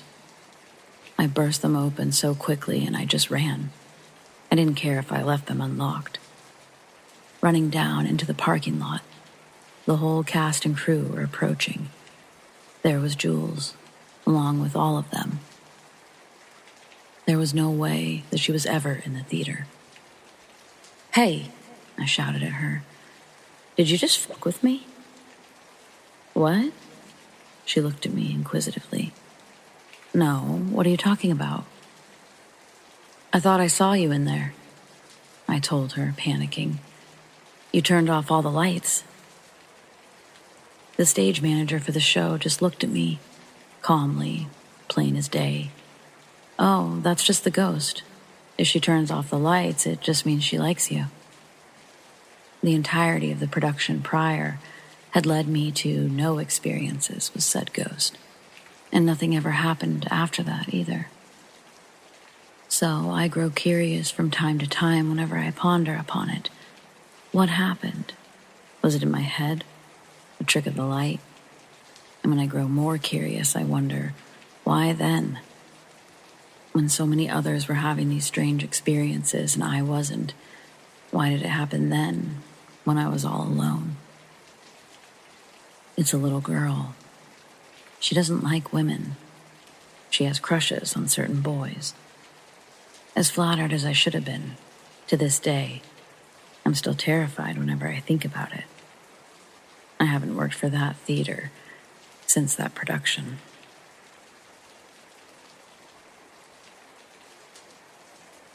Years ago, my mornings and evenings involved me taking the subway to and from work. Every once in a while in the evenings, I'd hear beautiful saxophone music, even before walking down the steps from the loud streets. Reaching the bottom near the end of the terminal, I'd see a small, older man sway back and forth, an overgrown beard hiding his lips pressed firmly against a dented, rusty sax.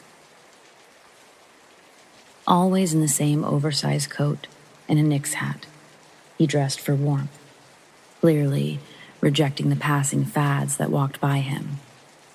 Whether by choice or circumstance, to say it politely, he stood out in the crowd of suits and Jordans that ignored his presence.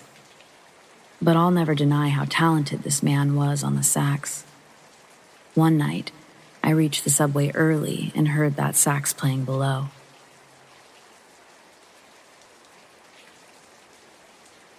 It was winter, and I had a couple of dollars in my pocket I'd won from a scratch ticket earlier that day.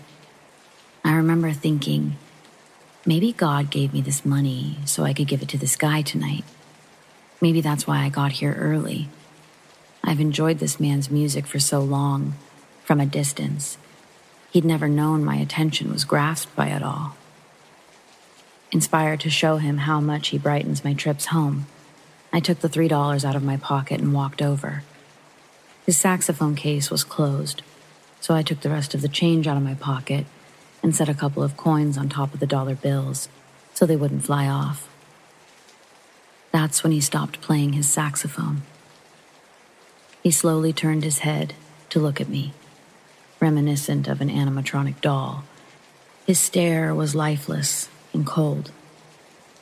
Genuinely confused about the sudden atmospheric change, I started to apologize if I had interrupted him and began to tell him the whole reason I made my way over to him that night. I tried to, at least. Up until he interrupts me saying something like, "Are you with them?" With a quick glance left and right, I saw no one else around us. A couple people waiting for the L train, but nobody close enough to mistake my association with.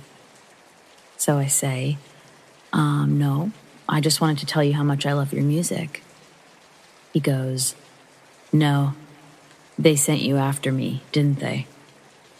Then he takes a step towards me.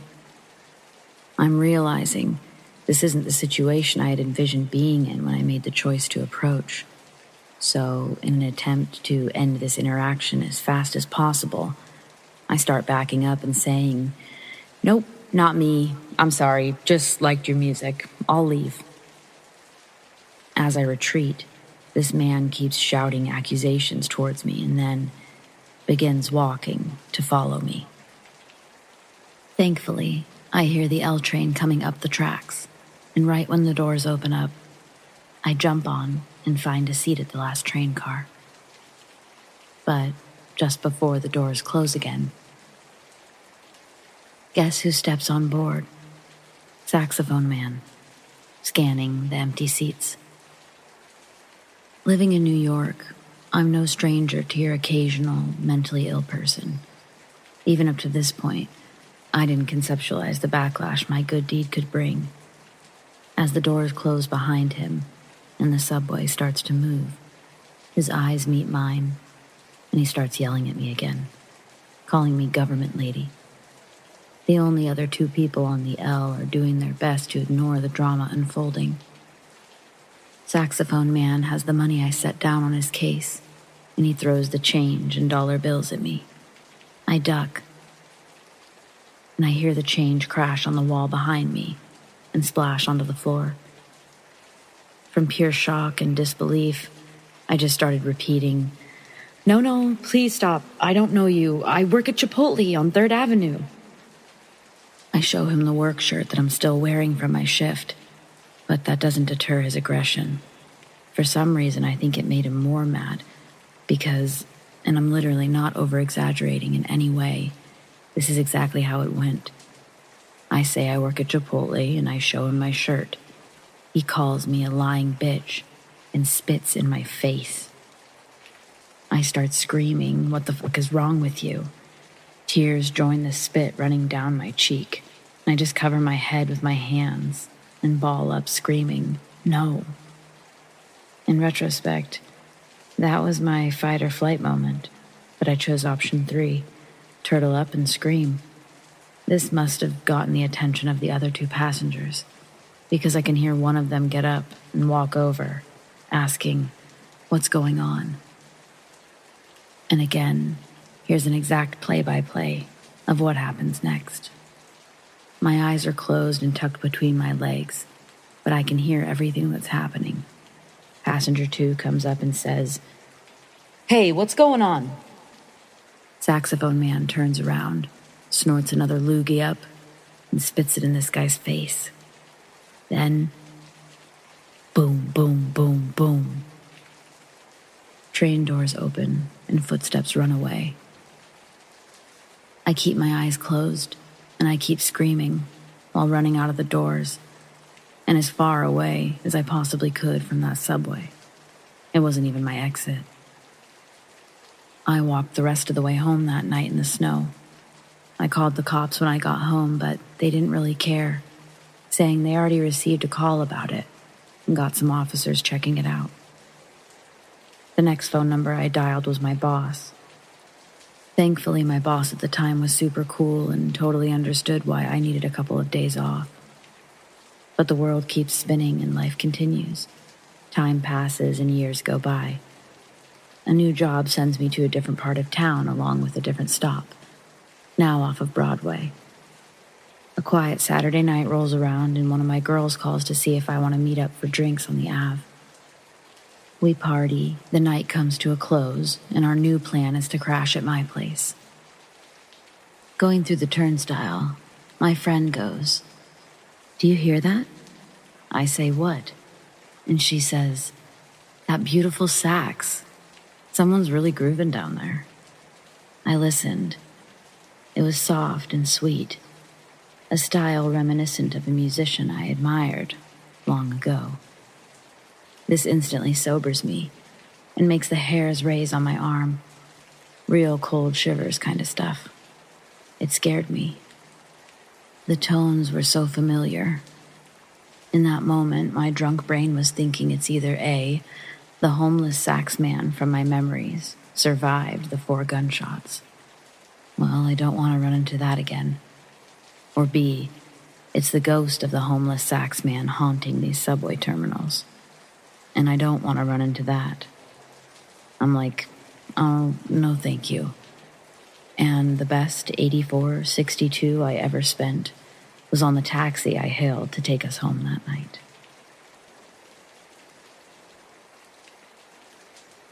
I never knew what a doppelganger was until someone that I was friends with tried to tell me that Lindsay Lohan was her official doppelganger.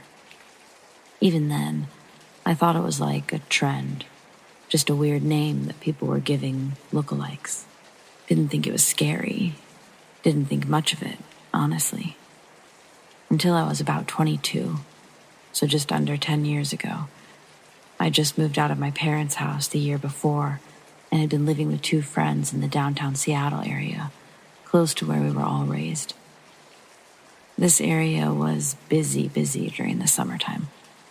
It's like when the sun comes out in Seattle, people finally leave their homes, all at once, and they just stay there, crowding up the streets with their seasonal joy, myself included. My friends and I had been drinking and eating most of the day at the Ballard Seafood Festival.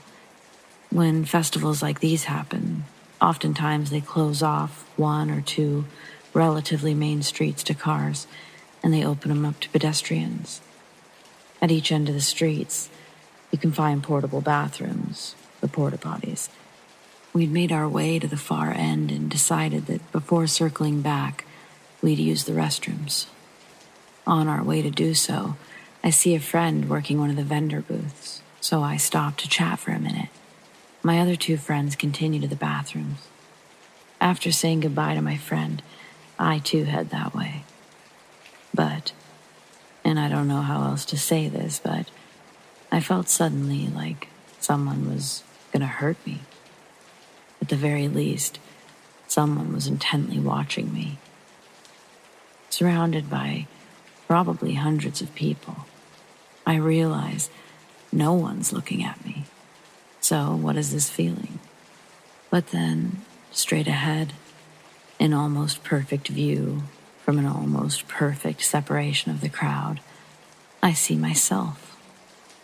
I'm standing in front of me, and I have no idea what the fuck is going on. My shorts, my shirt, my fucking face. Looking at this person, me, it's making me physically ill, but I can't look away. I do the weirdest thing I've ever done in public, maybe, and I just stand there and close my eyes. I'm hoping that they're gone when I open them. They are. They're gone. I stumble over to a large tree. It's off to the side of the bathrooms. I lean against the tree, and I try to catch my breath. Because for some reason, I'm out of breath, but I'm filled with that feeling again. It's like dread or something. It's telling me to move.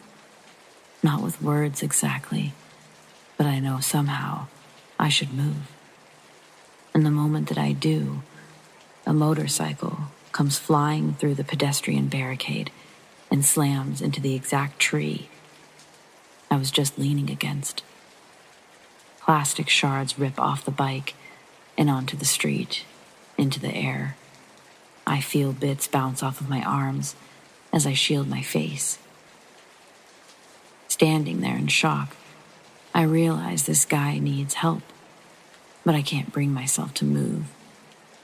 I watch as several people grab the man and his bike. People are grabbing me, asking if I'm okay, but I can't speak. I hear 2 familiar voices, and it's my friends. They're freaking out, asking me what the hell happened. They get the story from the people around me. I'm just watching these people help this guy on the ground, and all I can think is, he's alive. That's good. I slowly start to walk away, and my friends follow, asking me things I can't answer or even comprehend. I make my way to the bathroom. I still have to pee. They stop with their accident questions and switch gears. Wait, why are you going to the bathrooms? Didn't you literally just do that? No, I say. The accident, remember? Well, yeah, but you came out of the bathrooms, right as Kelly did? No, I didn't. That's how we knew that you'd be over here, remember? No, I don't. You told us to meet you by the big tree next to the comic book store. So, it wasn't just me that saw me. Everyone saw me. My friends, they talked to me.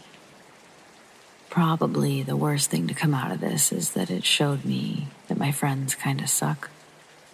They didn't believe that it wasn't me that they talked to. And as much as I get that, it also hurt a lot at the time. Kind of still does, to be honest. Best thing to come out of it? Either my doppelganger was trying to kill me and failed, or somehow they were trying to save my life. And I'm okay not knowing which one it truly was.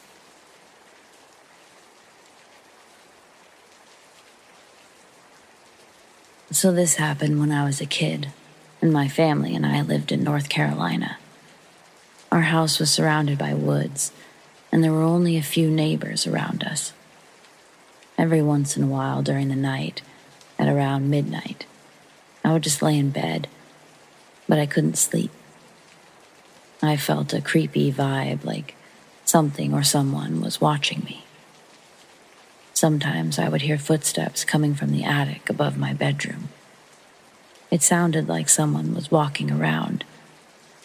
One time, I went outside my bedroom into the hallway, but everyone in my family was sleeping and their doors were closed.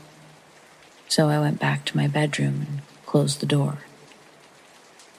I was laying in my bed again, and I heard the footsteps in the attic. Then I heard something fall in my closet. I was so scared that I ran into my parents' bedroom and woke them up. They were confused at first, but then I explained to them what I heard. My mom and dad said it was probably just my imagination, and they didn't believe me. They walked with me back to my bedroom. They looked around my bedroom and then went inside my closet. There was a board game that had spilled all over the closet floor. It was in the back of the shelf at the top of my closet, so there was no way it could have fallen without someone pushing it off. My parents helped me clean it up and put it back on the shelf. They said there was nothing to be scared of, and they put me back to bed. They went back to bed too, and a few minutes after they left, I heard someone whispering something. It sounded like they were calling my name. Then I saw a shadow that looked like a person walking across the wall by my closet. I thought it was a ghost, and I started freaking out again. I grabbed my pillow and blanket, and I went to sleep on my parents' bedroom floor. After that, I slept on their floor for a few more nights. Eventually, I went back to sleeping in my bedroom, and when I would lay in bed again at around midnight, I still heard the footsteps in the attic. And that continued every once in a while, until we eventually moved away. To this day, I still don't know what or who that was, but it freaks me out.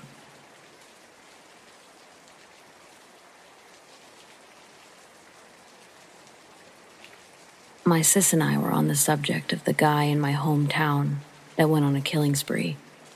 She brought up this story that I told when it happened. About 8 years ago, I stayed downtown. Back then, if you remember, Craigslist had a personal section.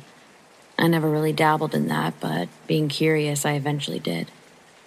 So I made an ad, nothing spectacular, and waited. Not much went down. Just some scammers and bots, married people, etc. I got this one message from a young woman telling me how I sound interesting and they'd love to get to know me more. We exchanged pics. She exchanged an older pic, but she looked pretty cute in it. Had a bright smile, big blue eyes. She was nice, I just wasn't feeling her like that. She was 18 and I was 24 at the time. But also, she was 7 months pregnant. We enjoyed conversations for a few days and decided to link up. She didn't stay far from me. She stayed more on the northeast side, just on the edge of downtown. This day, there was a festival going on. I asked if she wanted to go, but she couldn't because her legs were tired and kind of sore. So I agreed to meet her at her place. She stayed in a northern slum. Not ghetto, but slum. The house was big, but also, you could tell off the bat that it was used as an apartment. Wasn't an appealing house, but there weren't many other appealing ones either. When I told her I'm outside, I see her come on the front porch. She was a small thing, all of 5 feet tall, white with dark hair. Couldn't be no more than 90, 110 pounds, and that was because of the pregnancy. Her baby bump was very noticeable. She had a small chocolate Labrador puppy with her. They both were happy to see me. When I got close to her, I was surprised. She didn't have the same bright smile I saw in her pics. Her teeth were gray and her face looked like someone who was on heavy drugs. Her eyes still had light to them, but overall, she looked like a tired human being, and not in the fatigued sense. I gave her a hug, made sure to watch my strength. We went into the place. There wasn't nothing sketchy about it. It stunk, like animals and weed. We went upstairs and I saw a black couple up there. They shut their door and it seemed like they were arguing. All the rooms upstairs seemed small, and the ceilings were slanted. Her room was fitted pretty nice. She was a smoker. I smelled the ashtray stench. We decided to watch Pineapple Express. This was my first time seeing that movie. She complained about her legs a lot. I saw some swelling on them, so I gave her a leg rub. I used her body lotion. She loved it a lot, appreciated it big time. We talked, and it was getting late. I wanted to head out downtown to catch the heat of the festivities. She looked like she enjoyed my company a lot, and as we were waving goodbye, for some reason I just said to myself, man, that chick seems troubled. I thought of burning sage when I got home. Like 2 days later, she hit me up saying that her ex-boyfriend got kicked out of his place and he needed somewhere to stay. So me and her hanging out couldn't happen again, which I didn't care. I just told her I understood and to make sure that she's safe. I left for Chicago to spend time with my family. I came back a week later, and after getting my hair twisted, I saw a realty sign with her last name on it when I was out for a walk. She had a unique last name. I decided to check on her. I sent her an email. No response. About 5 minutes later, I opened up Facebook, and as I scrolled, I stopped immediately because I saw the very picture that she'd sent me. I'm like, why the hell is that pic on here? Well, I clicked a link saying there was a triple homicide. I sat on the curb and was shocked. I couldn't believe it. I read the details and was just shocked.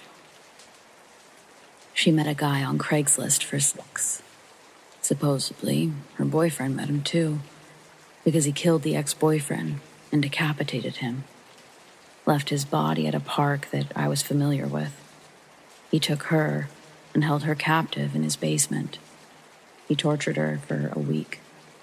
What made me so pissed was that he went to a sports bar down the street from me and told the bartenders how he had someone locked up in his basement right now. Nobody took it seriously enough to call the police. That probably could have saved her. He strangled her, stuffed her in a suitcase. By then, the police figured him out, and he was on the run. When they stopped his car, he decided to take himself out. And what I mean by that is he killed himself at the end of a high-speed chase. The cops followed him, and he shot himself. The woman was in the trunk of his car, inside of a suitcase. They found him probably because of the emails from Craigslist. I know they investigated my email. I deleted it immediately once I took all of this in. About a month later, I was on Craigslist, and I saw the miscellaneous section about meeting scammers and such. I posted a reply about people being careful, and I posted her story. Also around then, I had a guy that I went to high school with who got caught robbing people for money on there. When I summarized her story, I got a reply from a lady demanding to know what I know. Come to find out, it was her aunt. When I told her, she wanted to talk on the phone, so I did. I gave her my condolences and told her about the time that we spent together. She told me her ex was pimping her out. Her life was never like that. Her parents were good people and confused that she took that path in life. That girl was just a baby. I've been around death before, but nothing like that. Because what if I kept hanging out with her? The crazier parts are the guy had another woman in his place, but she escaped. She was living with him, and he made her his sex slave. But also, he was supposed to fly to Vegas to meet a lady from a fetish site. But there were complications on his end. The day he committed the murder, he contacted the lady and told her he wanted to meet her ASAP. He was paying for the travel and everything, but she needed his info. She didn't go through with it. She looked him up and happened to see his connection with a triple homicide. What's even more dark is that they didn't find her ex-boyfriend's head at the park, just his body. They found his head north of the city in 2019, like 25 miles away from his dead body. Why did he take the head? What did he do? Why travel with it like that? The awkward thing is that there was a lady who lived with me a year after that. Things were complicated and I had to kick her out. She moved into the exact room that chick was in. I know because I had to come over to give her some stuff that she left. This is also the girl that played a major part in my sister and her ex-boyfriend breaking up for good. People do come into your life for a reason, I suppose. I used Craigslist for business and some social events. But after that, my approach became entirely different. And I became very cautious on who I met.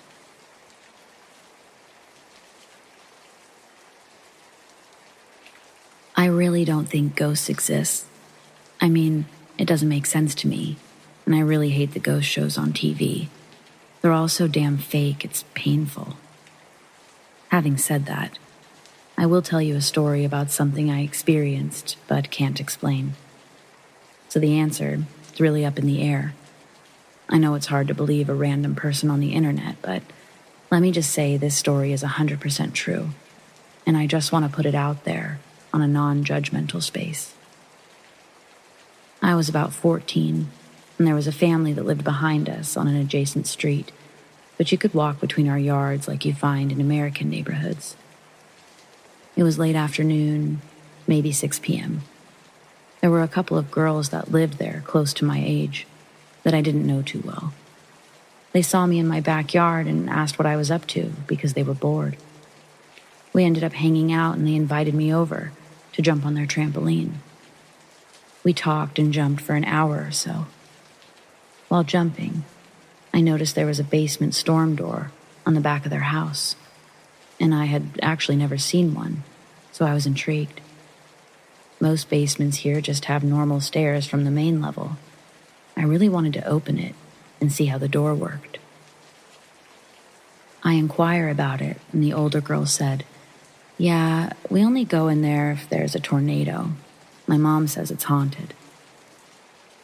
I'd always been dismissive of hauntings and ghosts and said, "Oh, I don't really believe in ghosts." The younger girl giggled, and the older one was more serious. "Go down there if you aren't afraid then," she said, pretty much daring me to do it. Why does this sound so much like a movie? Well, I accepted her dare, and I went over to the storm door and unlatched it. I pulled up the heavy door, and to my surprise, both doors actually came up at the same time due to the levers and gears. It was actually quite cool to me, so I closed it and opened it again. It was half lit from the few small windows in the basement, and a little cluttered with old junk. Not very dirty and no spiderwebs, though. Seemed like a pretty normal basement. I went down the steps, and the girls actually followed me halfway down. I reached the bottom step, and I looked back at the girls. The younger girl pointed at me to keep going. I made my way close to the opposite corner of the basement and looked around. It almost seemed like someone lived down there. Books were neatly placed, and there was a little couch with an end table next to it. I looked over to a clearing behind the couch, an area that was dimly lit from a nearby window, and I saw it. My whole body froze up for a moment, and I felt a massive adrenaline rush that started to shake my hands and water my eyes. About 8 feet away, a green-tinged but mostly white, almost transparent, cloud of mist in the rough shape of a man, and it was half floating, half standing, just looking at me. I heard the girls run up the rest of the stairs without a word. I was locked on this figure, and it was locked on me, frozen in fear, almost like we were both waiting for the other to make a move. I felt like it was watching me, but there were no eyes or a face, just a head shape in the mist. Nothing happened, but I stood there staring into the shape for at least 15-20 seconds. The shape very slowly rotated around, like you would expect mist to do, but kept the shape in position. Then, it looked like it started to stretch out an arm. I immediately turned and ran, very, very fast, even though it felt like I was running in sand. I didn't look back. I just ran all the way up the stairs and out. I stopped at the trampoline about 20 feet from the basement door. The girls were gone. I looked back at the door, still wide open, and decided I had to work the courage to go close the door. I moved over slowly to the door and grabbed the corner, peeking over it into the basement. I didn't see anything and started to close the door. About halfway through closing the door, it was ripped out of my hands and slammed shut. It was loud. I heard the steel sound echo throughout the basement. It was jarring. It hurt my fingertips, and it didn't do that before when I closed the door the first time. You actually have to push it down for it to close all of the way, with how the mechanism keeps it from possibly falling on your head. I stumbled back and caught myself from falling. The girls were nowhere in sight, so I just went home, sat in the living room with my parents, not saying anything. I never actually talked to those girls again. Every time they saw me, they would run around and try to hide from me. They moved away after a couple of years. My guess is that they saw it too, and it affected them more than it did me. My parents still live over there, and sometimes when I visit, I think about it. You can see that storm door from the kitchen window, and it gives me pause every time I see it. I don't know what it was. I probably never will. It didn't change my mind that much about ghosts. I just simply can't explain what I saw. As far as what I saw, it's so hard to explain in words. It was definitely the shape of a man, almost like if you used a projector to put a shape on a cloud of smoke. But it wasn't neat, very wispy, not like an image. It had a very aggressive presence, and I felt like I was in danger. I felt the overwhelming sense of an imminent attack, which is why I was full of adrenaline and almost ready to fight for my life. I had a rough upbringing, and I'd been in many fights as a kid, so I wasn't sensitive. The adrenaline was racking my body, and I was absolutely sore that night, like I had just had my ass kicked. I just knew that whatever it was, if it was real, it was not friendly, and I was going to fight if I had to, and run if I had the chance to escape.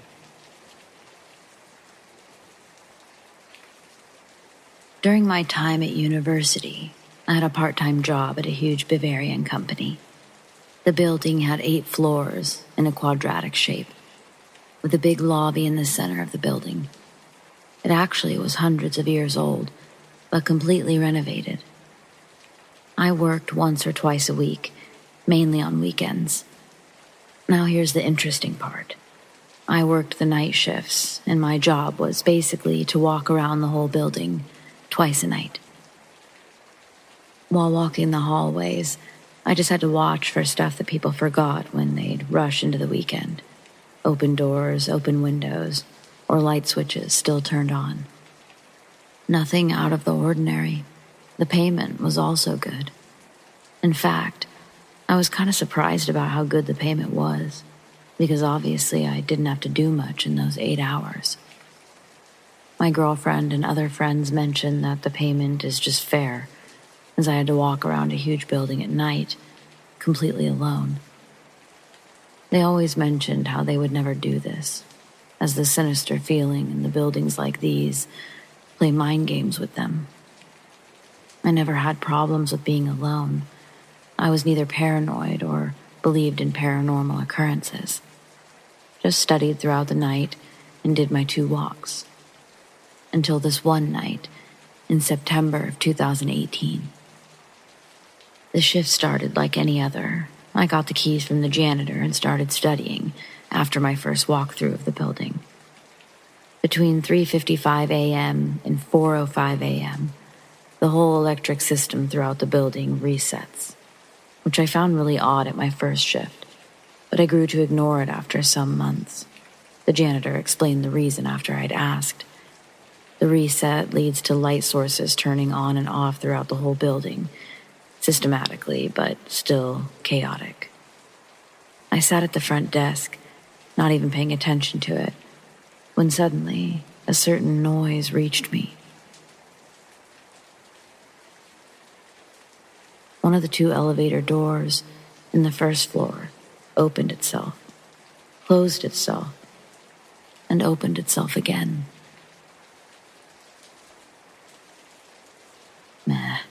Malfunction, I thought, going back to reading boring scientific papers. About 20 minutes later, it happened again, but this time, the light in the elevator switched off, which seemed really off.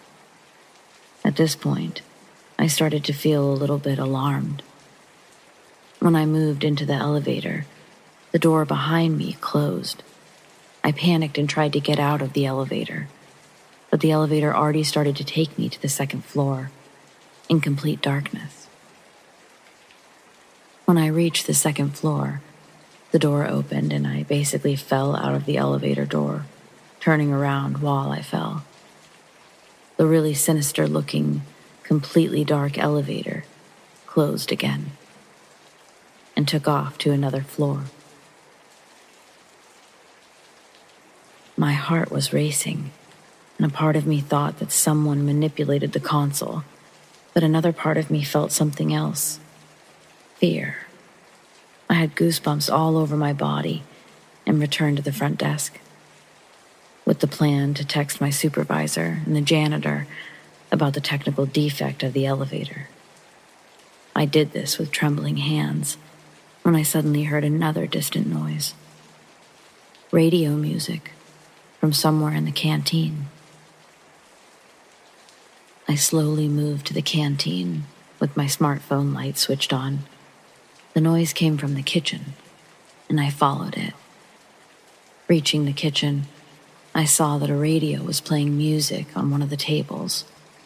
The cooks listen to this while they're working. I froze and couldn't breathe.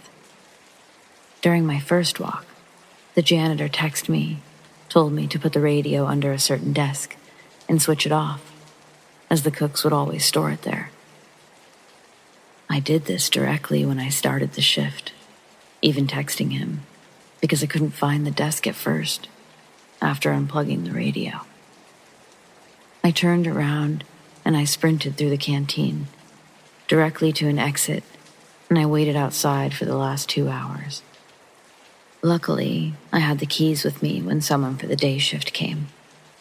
When he arrived, I went into the building with him, took my bag, and left quickly.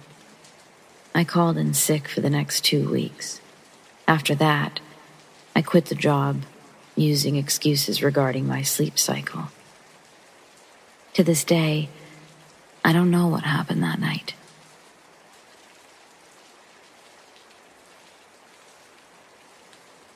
When I was 13, my parents sent me to rehab. When you're that age, you can only go for so long. But I was there long enough to learn something pretty nuts.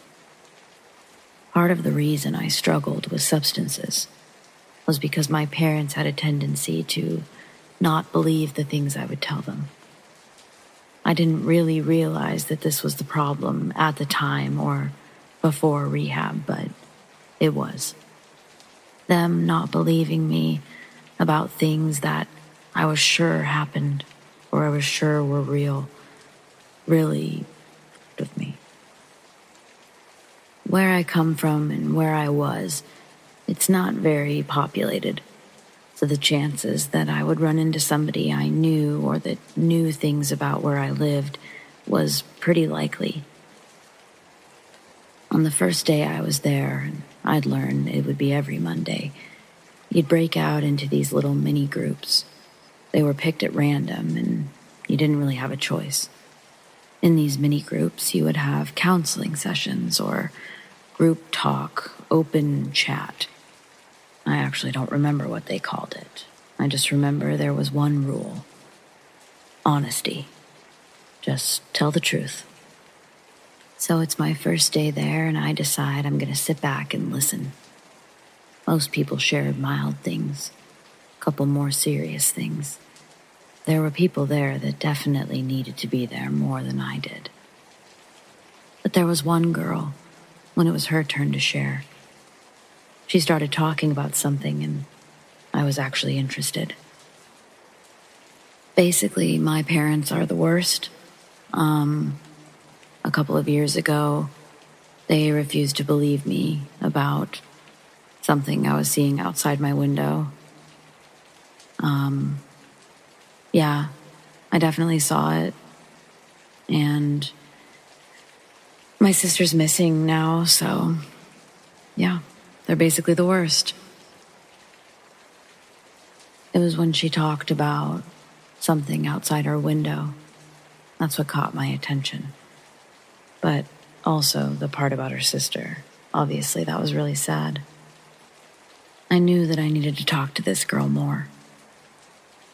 She didn't really want to talk to me, though. So I had to wait for the next time that we were going to have that group session, and I just had to hope that I'd randomly get paired with her again. Well, I did.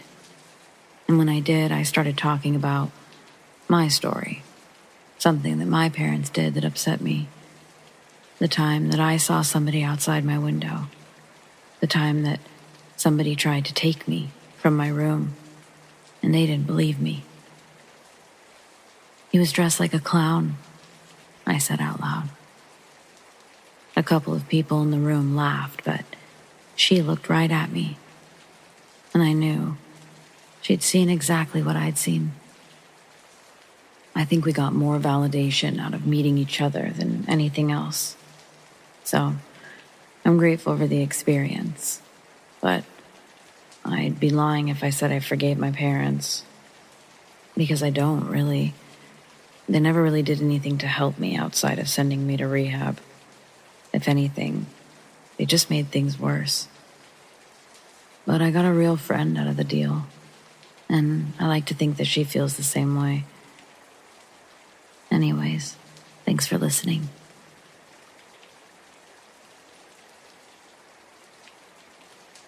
I'm a dog walker for a small but busy company.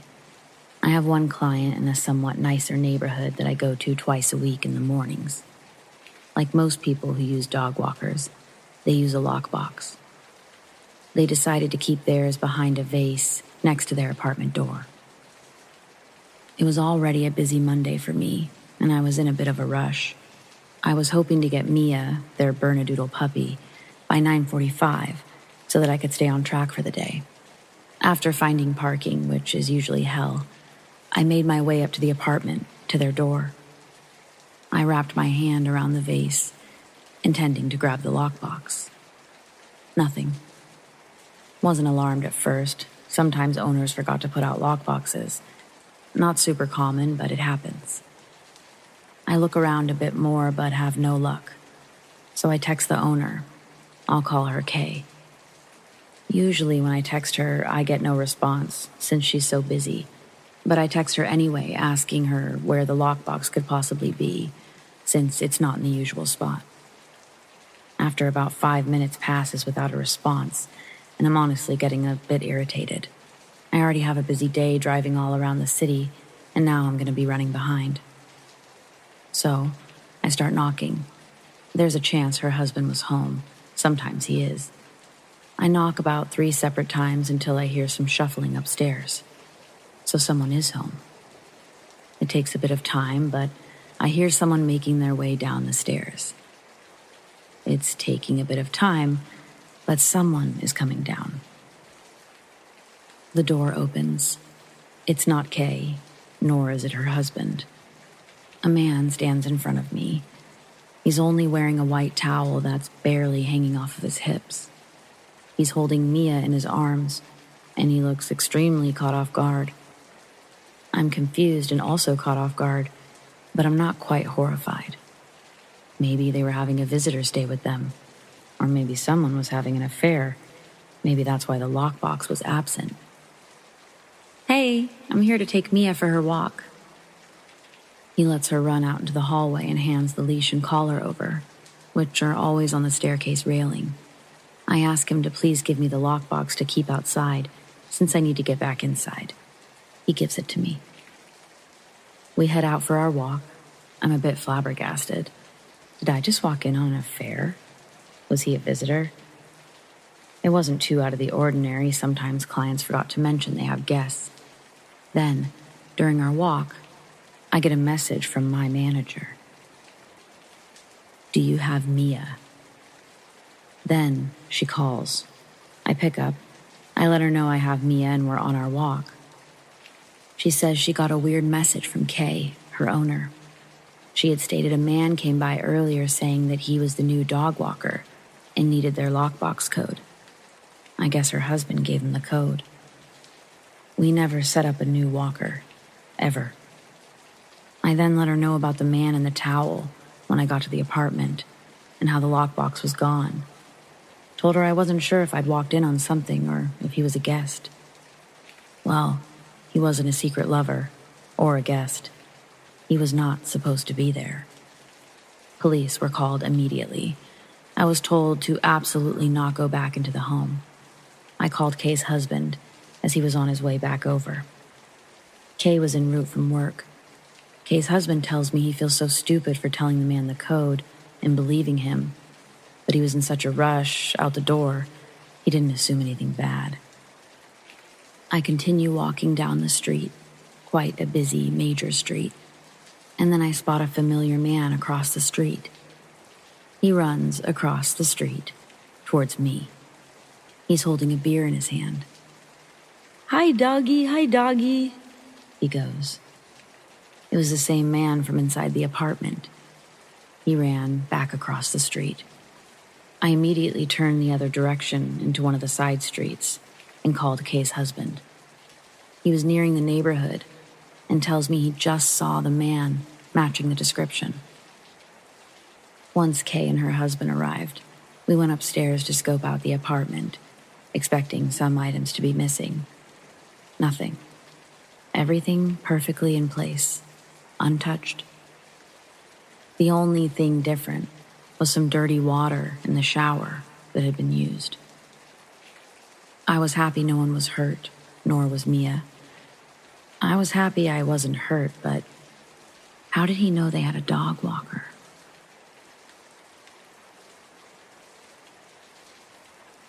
I'm a firm believer that most U.S. Navy vessels are haunted for a plethora of reasons. I've heard countless sailors share their own personal experiences on board different ships, so here's mine. I've been in the Navy for a little over a decade, and the majority of that career has been spent on the night shift. Well, one night, myself and 4 other fellow soldiers were working in the wee hours of the morning. Working hours were 7 p.m. to 7 a.m. We worked on the 7th deck in the engineering space. Well, one of us was called up to the main deck for some reason, so he left. I watched him go up the ladder well. There's only one way in and one way out of this space. Only 3 or 5 minutes after his departure, the hatch to the pump room, adjoining the space that we were in, bursted open like someone was pissed off. Those of us left down there looked at each other, remembering the hatch was dogged down. 2 seconds later, the guy who left seemed to be walking in the adjoined space. There's 4 ballistic windows where you can see between the space. He almost floated. I always say he looked like he was riding a skateboard. He looked at none of us and then disappeared. Sketched out, we all went to investigate, only to find an empty pump room. Freaked out, we ran back in and called the office asking for this person, the guy who'd left. He was still up there. Days later, we decided to shut the lights out in the pump room and take flash pictures. The majority were lame and vacant until we got to the back corner, where we captured a face staring at us on top of a toolbox.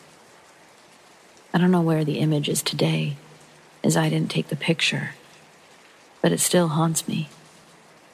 It was smoky and very clearly looking straight at us.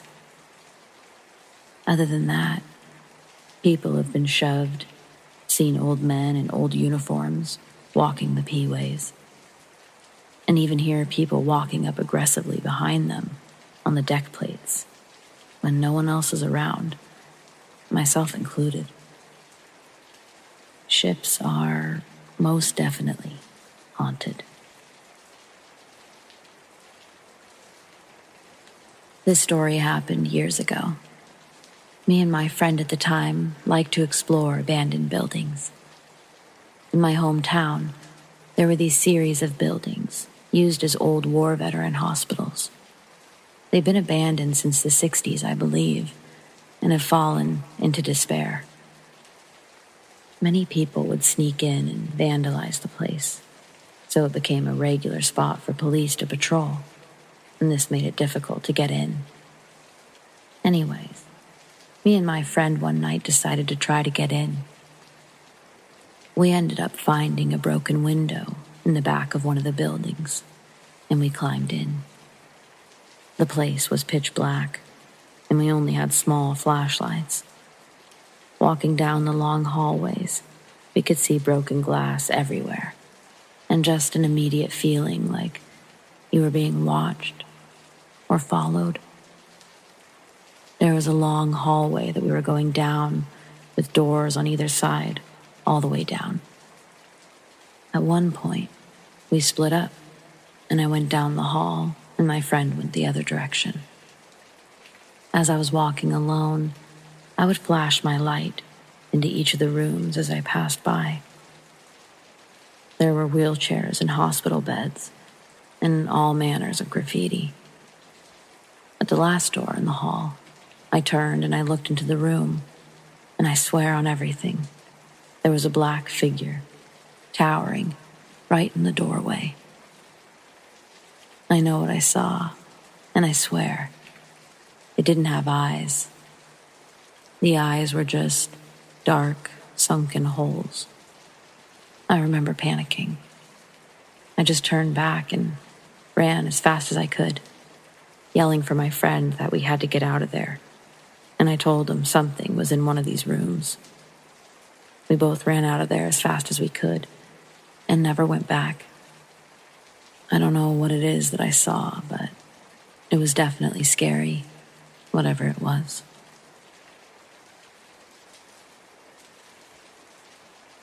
Before I begin, I'd like to say that this is a very long story. It's been something that's haunted me since I was 6 years old, since my first encounter with it. I have had dreams about this, and 2 very specific encounters with the creature.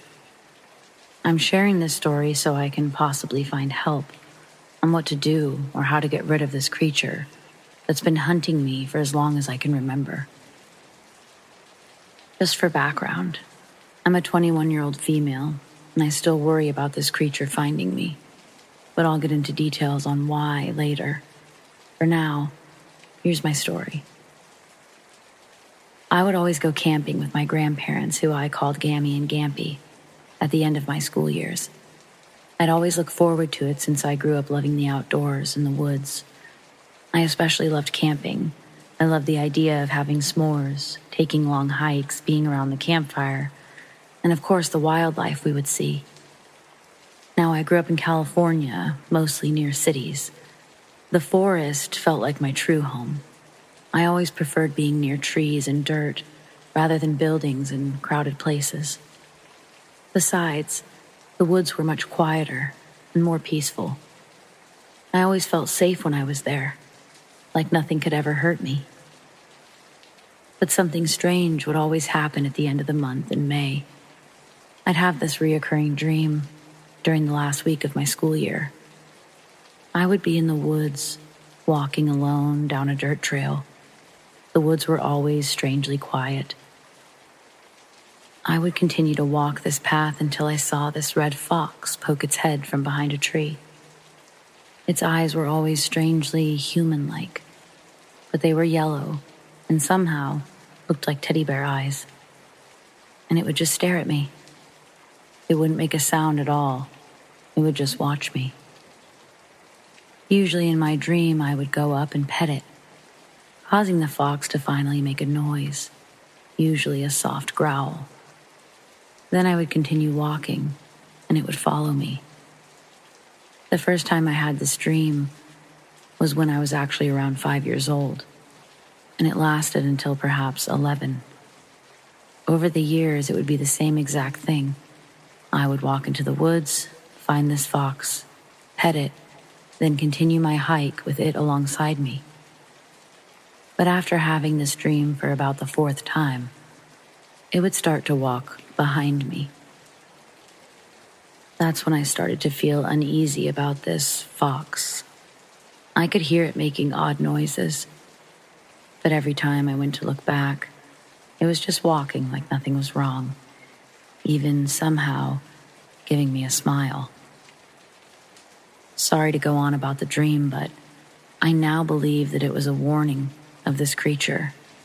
Now that the dream is out of the way, I can talk about my first true encounter. I was 6 years old, and I was going on a camping trip with Gammy and Gampy for about a week. Of course, I was very excited about it, being able to barely keep myself in my school seat for the last day of kindergarten. They had picked me up right as the bell had rung, and already had the camping trailer attached to my Gampy's truck. I remember he drove an old red truck that only had 3 seats, me always being in the middle. It took about 2 hours to get there, and another good hour to find our usual spot. It was deep into the woods and far from other people, as my Gammy wasn't too fond of being around other people while we camped. As they were setting up the camping trailer, I wandered around the campsite, loving to dig in the dirt for bugs. I had sat down on the dirt and I started to dig, but I noticed how strangely quiet the woods were. It was never this quiet, not even in the dead of night. I thought it was odd, but being only 6, I didn't think too hard about it. As I continued to dig for bugs, however, I thought I heard my Gammy call for me. She would usually call me Sugar Booger, that being a nickname she gave me since I was born. That's what I had heard, but it sounded like she was very far away and somewhat sick. Sugar Booger. I looked up to where I heard it come from, that being from the woods. But there was no way that she was there because she was still unloading stuff from the truck. Even at the age of 6, it didn't feel right. so I walked closer to my grandparents and stayed next to them. I soon forgot about my weird encounter, though, as we began to have fun. For the rest of the day, we played card games, sat next to a campfire as we ate dinner, and we stared up into the stars. I always loved seeing the stars. They weren't visible anywhere from where I lived. We started to get sleepy around 9 p.m., I believe, and we started to get ready for bed. There were bunk beds that me and Gammy would sleep on, keeping our luggage on the top bunk, and we'd sleep on the bottom bunk. Due to my Gampy's snoring, he would sleep on the couch of the trailer. I would always sleep next to the trailer window, just in case I couldn't sleep and I wanted to look outside. I fell asleep pretty quickly, though. That being the last day of school and all, it was pretty exhausting. I remember waking up probably hours later, it still being pitch black outside. It wasn't weird for me to wake up late in the night, since I was always known for having sleep issues. I rolled onto my side, trying to fall back asleep, until I heard, "Sugar booger." My eyes immediately shot open as I heard my nickname being spoken, but I knew it wasn't either of my grandparents. They were both asleep and were never known to sleep talk before. I started to feel this horrible feeling in my gut, like whatever I was hearing wanted to really hurt me. Even at the age of 6, I knew this wasn't normal. Then I started to hear tapping at the trailer window. It was soft, but loud enough for me to hear it. Tap, tap, tap. I just sat there, frozen in fear. I was trying to just brush it off as a tree branch or rain, but I just knew that it wasn't. I could tell that it was really someone or something tapping on the window. Then I decided to be brave and look. Big mistake. I pulled the curtain away to only a peek, and all I saw were those large yellow eyes. They seemed glassy, yet not entirely real. They looked like giant teddy bear eyes, but cold and unwelcoming. I remember in that moment I panicked, and I quickly closed the curtain back up. I then hid under the blanket, that being the only thing I knew to do when I saw a monster. I could feel tears falling down my face. I never had been so terrified in my life. I just curled up into my Gammy's side and clung onto her all night long. That damn tapping only getting louder and more persistent throughout the night. I don't remember falling asleep, but somehow I did. I do remember my Gampy waking me up around noon, saying how if I got up quick enough, we could still go fishing. I honestly didn't want to leave the trailer at all, terrified that whatever I saw the night before would be out there. I did eventually go outside, but I was constantly looking around, horrified that whatever saw me last night would get me. My Gammy immediately knew I was scared and pulled me into a hug when she saw me, asking what was wrong. I did tell her what I saw and what I heard, and surprisingly, she believed me. The next thing I knew, she was telling my Gampy that we were moving campsites. It took a bit to convince him, but he did eventually start to pack and hook the trailer onto his truck. I was put into the truck so I could properly sleep, but I just couldn't. I kept feeling that I was being watched, thinking that every little noise was that thing I saw, that if I closed my eyes even for a second, it would get me. My Gammy wasn't too far from me when I heard it again, but this time, it was my actual name. Aaliyah. In that moment, I had never seen my Gammy move so fast. She looked up into the bushes where we had heard it, and then to me. She then got in the truck with me and pulled me into a tight, protective hug. I began to cry all over again, telling her how I wanted to just go back home, That's when my Gampy got into the truck as well. And since I was sobbing so hard, to the point that I was coughing, he agreed we could go home. We started to head out of the campsite, still hurt that the trip had been ruined by something, but still didn't know what. That's when something in my head told me to look back. I slowly did so, feeling an ice-cold fear wash over me as I saw something. A red fox, sitting in the middle of the campsite, sitting there with large yellow eyes. The same red fox from my dream, somehow curling its lip into an eerie smile. After that encounter, we never did go back to that campsite.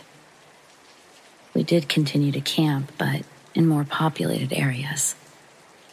I didn't tell my grandma what I saw, but she had told me to trust my gut. She knew that I was sensitive to certain entities and that it would help me if I trusted it. Now, this seems like it would be the end of the story, but I'm afraid it isn't. There was one more encounter I had with the creature, and it was much more terrifying than the first time. The second encounter I had was when I was 17, many years later. By this time, I knew very well what a skinwalker was, and I was still very paranoid every time I was near wooded areas. I still worried about seeing that fox, but I never really thought about it too much. Me and my 2 younger siblings were staying at a relative's house for Christmas. They lived way up in the mountain area, and I think they were my great aunt and uncle, but I'm not sure. Where they lived, there was no cell service at all, so unless we hooked up to the Wi-Fi, we had no phones. I didn't mind the house, still loving the woods no matter what happened. Although at night I hated how they didn't close their window curtains, making it easy for anything outside to see inside. But I did feel safe while inside the house, knowing that they wouldn't let anything hurt us kids. Luckily, it didn't snow where they lived, so we could go outside and run around. They also had this beautiful black lab, being about a year old, named Pam. She was very playful and normally wouldn't listen to anyone but my uncle. Although she was easily excitable, she was a good puppy. One of the days that we were there, my little sister and our aunt went to the store for a nice girls' day. Although I'm a girl, I wanted to go hiking with my uncle and my little brother. We left pretty early since the hike we were doing was 4 hours of walking into town. It was a really chilly morning, but since we were doing so much walking, it felt great. We also decided to take Pam, it being a good way for her to get exercise and have fun. About maybe an hour into our walk, I slowed down a bit, wanting to enjoy the beautiful forest. It was so peaceful, I could have honestly just stayed there. But as we continued to walk, I started to feel something odd. I noticed how quiet the forest had suddenly become, hearing only our footsteps and my brother talking to our uncle.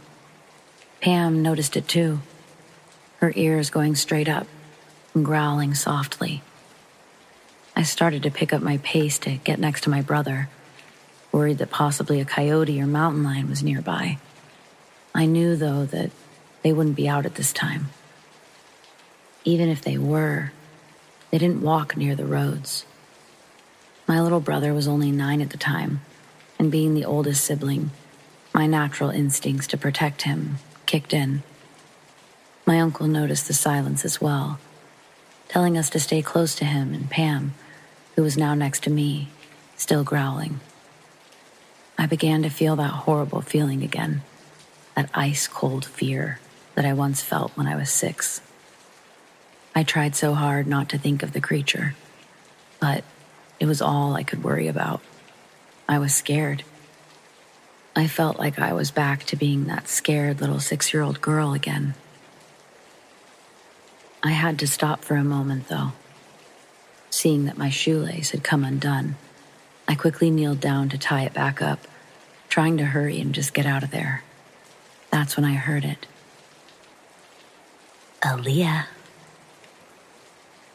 In that moment, My heart dropped into my stomach. My eyes were widened, and I could just feel myself start to shake from fear. It was right next to me. I heard it clear as day. I slowly turned my head, and there it was. That same red fox, still having those horrid yellow eyes, and that same demented smile. Only this time, I saw it much more clearly. Its fur looked so matted and disgusting. The smell it had was like rotten, decaying flesh, mixed with garbage. Its limbs were much too long for a normal fox, the back legs bending completely the wrong way. Those eyes were still the worst thing about it, but now they looked emptier than I remembered. I wanted to scream, to run, to cry, but I just couldn't. I was frozen as I was, too scared to even blink. Then I heard it speak again. This time, however, it had mimicked my little brother's voice. "Found you." Before anything else could happen, Pam suddenly jumped in front of me and started to bark like mad, snapping and growling so aggressively that it scared me out of my frozen trance. When I looked back, it was gone. I used that moment to run over to my brother and uncle, who didn't see what I saw, as they were too far ahead now.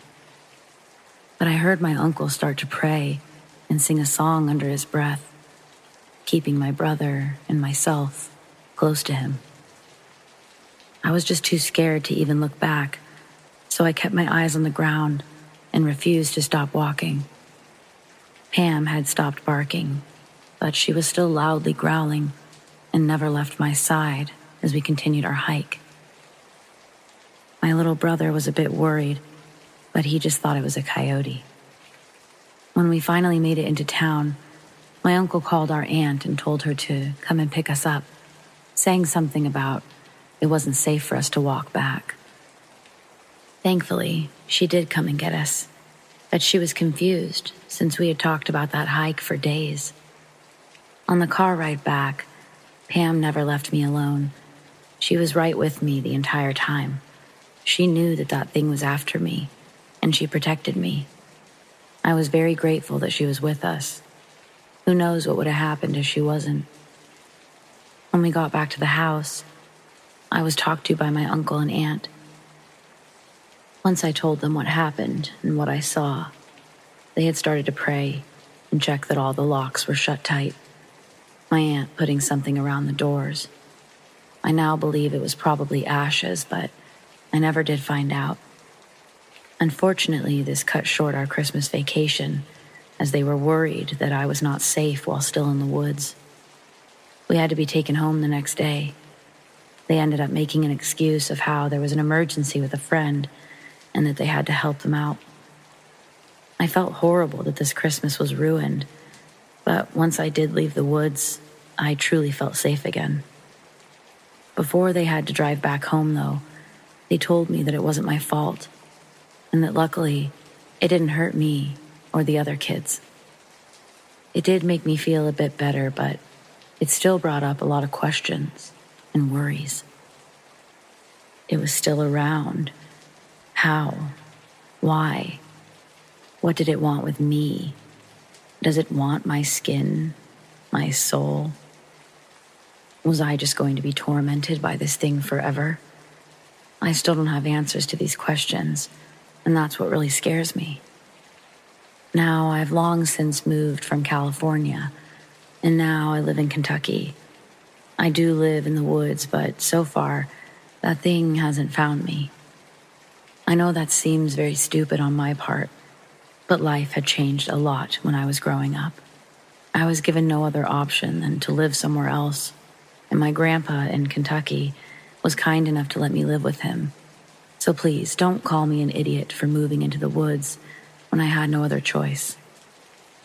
Anyways, while I'm happy it hasn't found me, I'm still worried. Can it still find me? Is it still hunting me? I'm not close to anyone who truly knows how to get rid of this thing, and that's why I'm telling my story now, so I can possibly find help. So please, if there's anyone out there who does know, help me.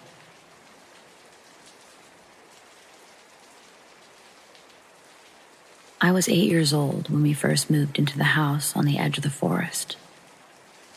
My parents had their doubts about buying a house with a backyard bordered by forest.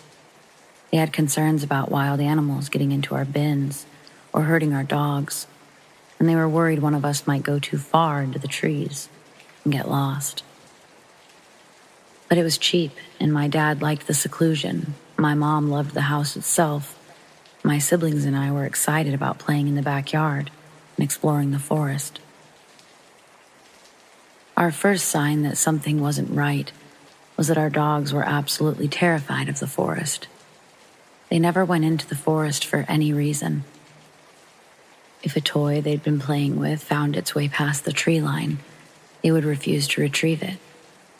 And when one of us went in, they would pace anxiously until we returned.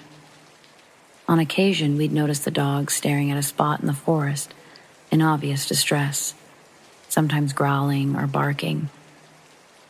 But we could never see anything there. My brother once carried one of the dogs into the trees to show her there was nothing scary about it. But she wriggled out of his grip and sprinted into the house in a panic.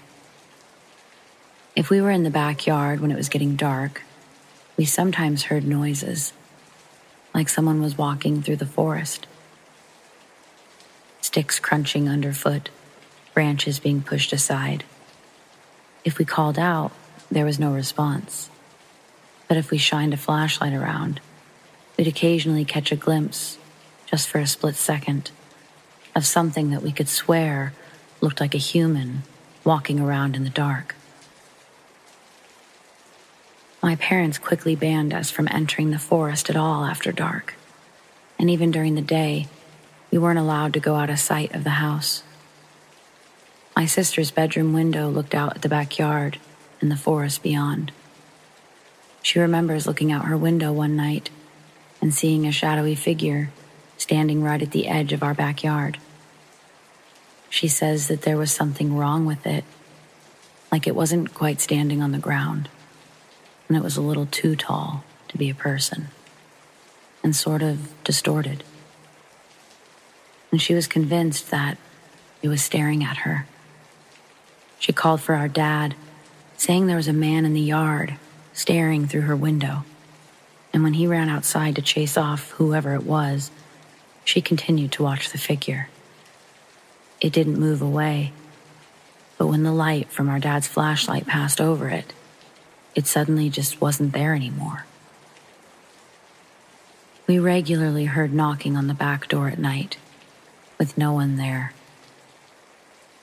Our parents thought it was teenagers playing a prank, and they stopped bothering even opening the door. Until one rainy night, the knocking was persistent and agitated. My mom pointed out that there might be someone needing shelter from the heavy rain outside. But when she opened the door, not only was there no one there, but there were no wet footprints on the porch. The knocking continued the whole time we lived there. It would happen several times in a span of a few weeks, and then stop for months, then start up again. My parents eventually installed a security camera, and there was never anyone at the door. The camera wasn't all useless, though. About 3 years into living there, my brother started having night terrors and sleepwalking. When he went sleepwalking, he'd always go out the back door and start walking towards the forest. My mom, being a light sleeper, would hear the door open and run out to get him before he made it into the forest. After the third or fourth time this happened, my brother asked to see the camera footage because he wanted to know how he looked when he was sleepwalking, I guess thinking that it would look funny. The footage showed him walking out onto the porch and then pausing as if listening to something, and shaking his head, then reluctantly walking forward as if being pulled or forcefully guided by something. One evening, my dad was in the backyard, and he heard my sister calling him from the forest, seemingly in distress. Thinking she'd gone exploring in the forest and fallen over and hurt herself, he ran in and started calling to her, but quickly realized it was too dark to see her, and he couldn't pinpoint where her voice was coming from. He told her to wait where she was while he grabbed a flashlight. When he ran back into the house for the flashlight, he saw my sister inside, safe and completely unconcerned. At the time, my dad hadn't told us about hearing my sister's voice in the forest. So, when I heard my mom's voice coming from the forest months later, while I was outside with the dogs one evening, I didn't question it, despite the fact that I'd seen my mom inside recently and I hadn't noticed her walk past me. My mom was calling to me, saying she'd gotten her sweater caught in some branches and needed me to come and help her. As I walked in, the dog started barking, alerting my dad, who saw me through the window wandering into the forest. He came outside and called to me, and I said I was just helping Mom. He yelled back that Mom was inside, and I needed to run back to the house as fast as I could, which I did. After this, my parents had a fence built around the backyard, and they started looking for a new place.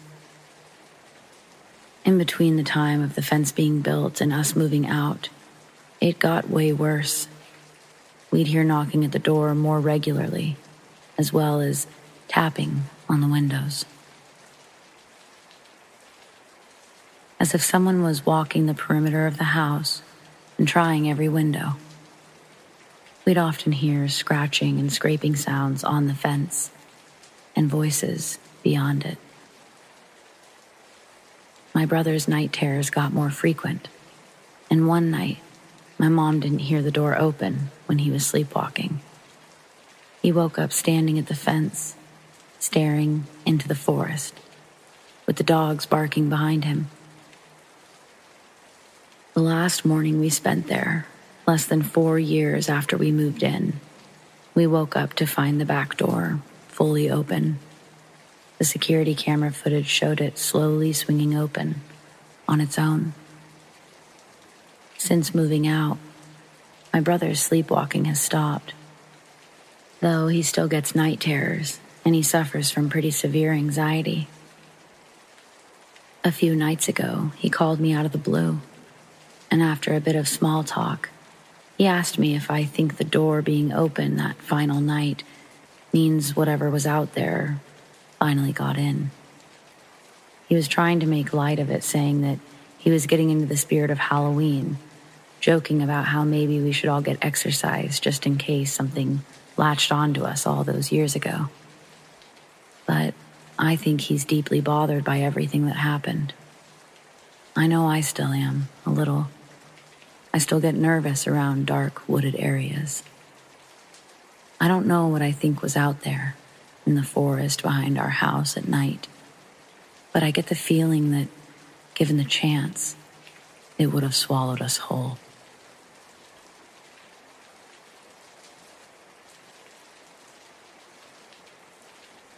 I was hiking in the Olympic National Forest a few years ago, by myself and my 2 dogs. We were 4 days in, and around 20 miles at least, as a crow flies, from even a known mountain road. I was camping around 7,000 feet that night, or right where the tree line started thinning out.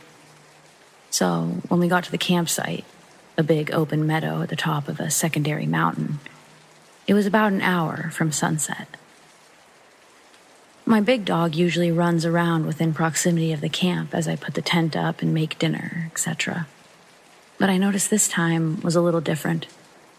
He kept staring up at the steep tree-filled mountainside, tail straight up, and barking. Not the bark when he sees marmots. No, not the excited, oh, you motherfuckers are lucky because I'd rip you all apart if my master wasn't here. High-pitched barks. But unsure, concerned, barks. Now, the day before, I'd found a note left under a rock at the last landmark, saying that there was a problem bear in the area that was harassing a party of campers a few days ago. And I myself had seen big cat tracks the day before, so I was rightfully concerned that this may be more than just ground squirrels. I decided to go climb some of the boulders at the foot of the hill. I took my time, looking up at the hillside for movement before I went to go hang my bear bag up there. There were only a few trees around to hang the bag. I didn't see or hear anything, but my dog kept quietly whining like there was something up there. So, while still concerned, I started hiking up this steep hill to hang my bag. It was so steep, I had to use the trees to balance and lean against so I didn't go tumbling down before making another 5 or 6 step push to the next tree that I could lean against. Anyway, I'm slowly making it up this hill ridge, hopping from tree to tree to keep my balance. Then I get about 100 feet up the hill, and I hear a whole lot of big movement about 50 feet in front of me. My dog immediately goes from a deep, low growl to a savage, slobber flying everywhere type of barking now. My heart starts pounding out of my chest, and I start to panic. A million thoughts go racing through my head in a matter of seconds. Because if this is a bear, my dog is going to try to save me, in which he will most likely die, and I'm still stuck here. If I have to get off that hillside fast, I'm almost 100% going to trip and fall off a 12 or 15-foot cliff onto the boulders below. Like hundreds of 5 to 20 feet boulders. So, I'm feeling pretty screwed right now. Then I hear my other little dog start barking and freaking out down at my campsite, which was just out of sight. I had zipped her in my tent so that she couldn't wander off while I was away. So yeah, I'm absolutely panicking at this point. A few seconds after, I kind of snap back to it, and I take another few seconds to start to put my survival priorities in order and call my dog back to me. Loki, by the way. He comes and he sits against my feet, as my back is against a tree, so I'm kind of pinned or stuck there for the moment. But my dog was seemingly trying to separate me from whatever was up there, so I let him lean against me while I tried to collect myself. This is when I realized I'd completely forgotten that I had my headlamp on. I reach up so fast to turn my lamp on, I basically punch myself in the face. I'm having some serious adrenaline dumps going on right now, so much so that my knees are starting to shake. I get my headlamp on and peer up the hillside. I figure I'll at least get a reflection off the eyes of whatever's up there. Peering, nothing. But I had just heard something. We both did. And whatever it was didn't get away or sound like it had made it too far. I knew something was there. So I'm kind of just steadfast at this point. I need to know what's up there, because I have to sleep here tonight. And I'm out in the middle of nowhere, alone. Better to face it than wait like a sitting duck all night, is my thought process. So yeah, I'm looking up this hill, and at one point my dog lunges forward, unpinning me. He does a fake bluff charge up the hill, about 15 feet. And I mean, he's snarling and foaming at the mouth at this point. As he does this, I finally see movement. Something moving up and breaking the line of the horizon. My dog's bluff made whatever it was blow its cover, so I'm zeroed in. I call my dog back and silently watch. And what I make out makes my heart completely drop. There was a man crouched about 75 feet directly in front of me, wearing not camo clothes, but some raggedy shit with a hood that blended into the environment perfectly. Actually, almost like a makeshift ghillie suit, but with his face exposed. I couldn't see his eyes, and his face was covered in dirt or something, but I knew we were staring right at each other at that moment. So I stare for what seems like minutes. No words.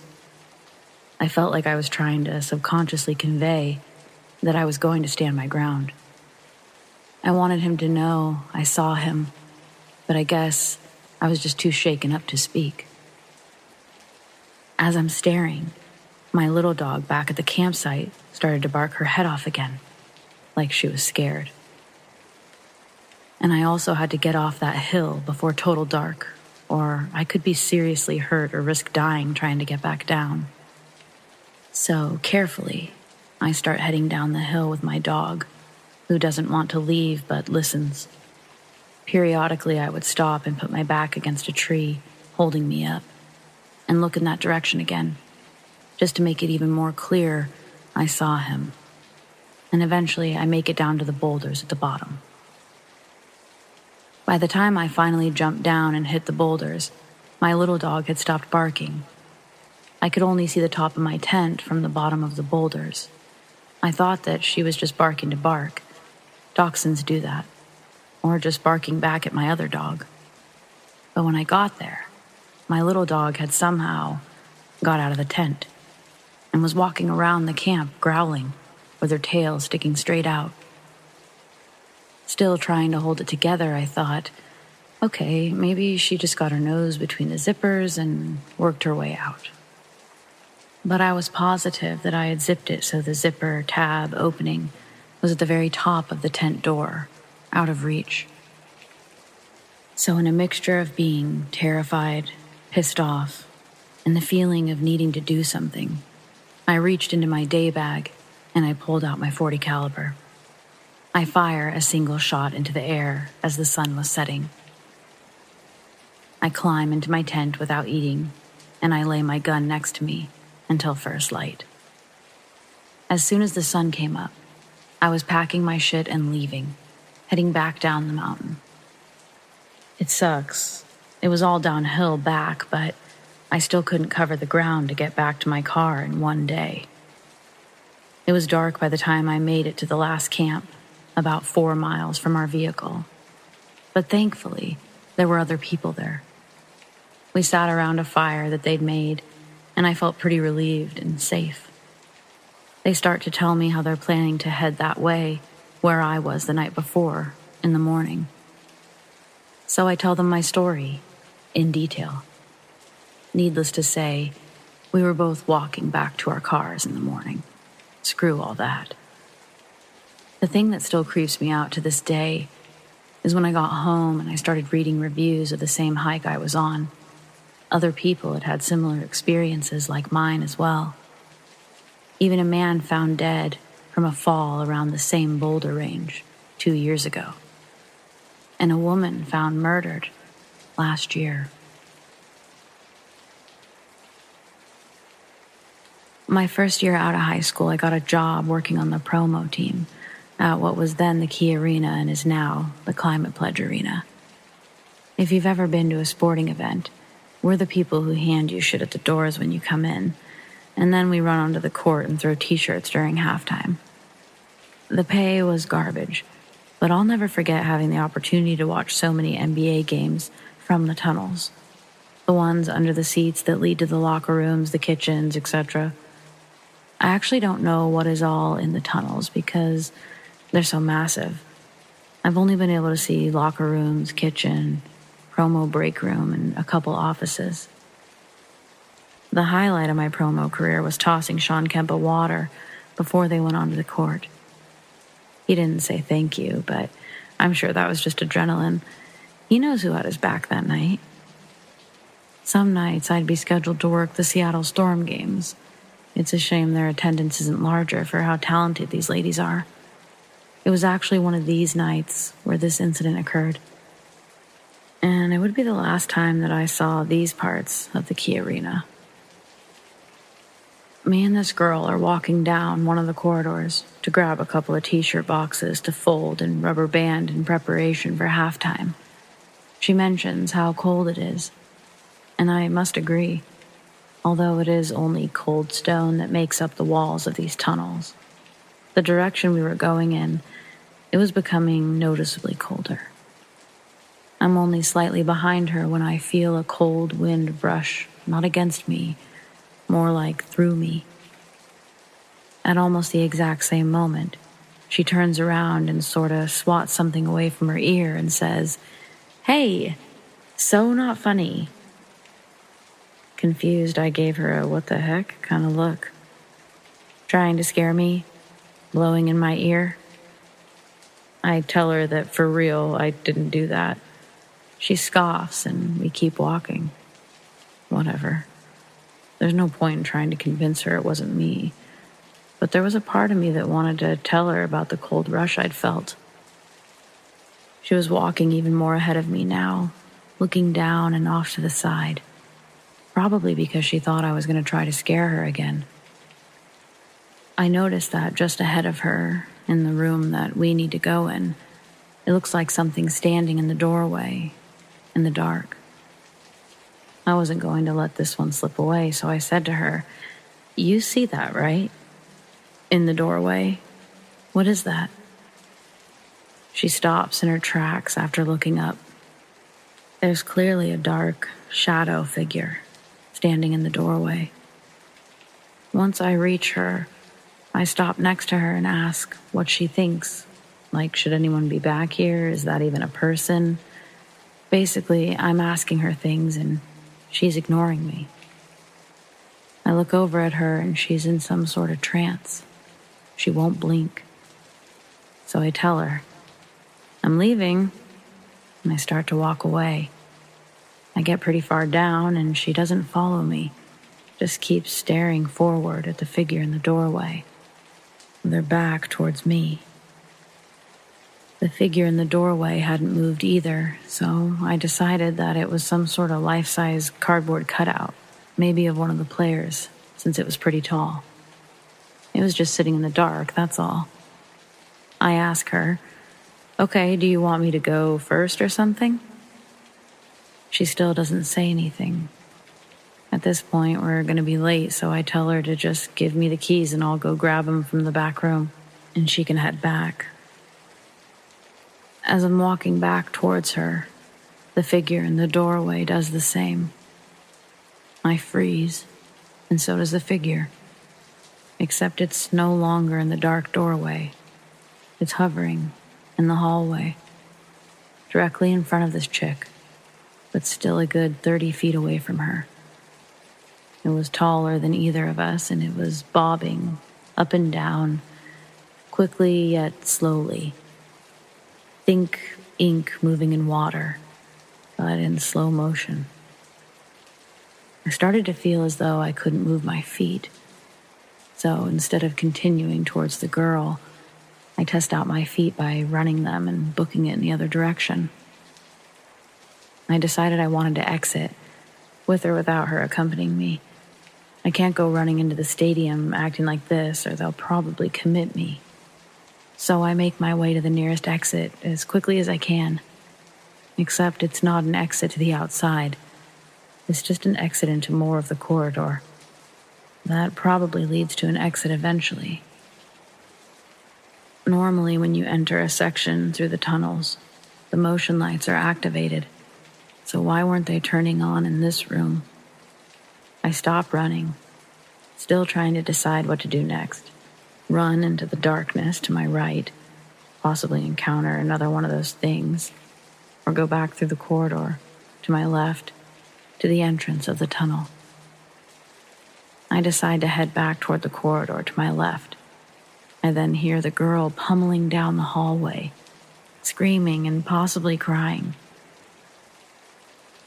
She passes by the entryway to the section I'm standing in. She's going so fast, she looks like a total blur as she does. I stop walking and wait to see if she's followed by the inky black thing. When it doesn't happen, I make a mad dash for the entrance to the tunnel. It also doesn't look like the game was disrupted in any way, but it was almost halftime and I definitely wasn't geared up to do my job. I don't see the girl anywhere. I do see my boss across the court, diagonal from where I'm standing. She's motioning for me to stop where I am, that she's coming to me. When she reaches me, she's asking for an explanation as to why my counterpart just came out of this area screaming her head off, without any t-shirts. She tells me that she's going to go find the girl, and I need to go down the corridor to get the t-shirts, as many as I can carry.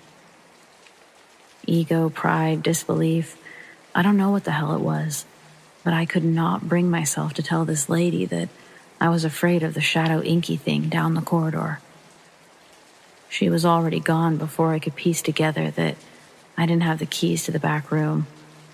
Once she's gone, I realize I'm not going back down the corridor either way. On my way out, I see the two of them. The girl, who was definitely crying and trying to form sentences for the boss, who had her back to me. I don't actually care if she sees me. I think I've had a great 6 months working here, all good times, till now. I don't need to come back, ever. So I respectfully nope my way out of there, and I make my way home. I never did see the girl again, or the boss lady. No one actually even called to follow up with me, which in retrospect is sort of messed up, but whatever. I guess what's most important is that I never had to see that thing again. I do wonder, though, does it still exist, even after all the construction? Curious.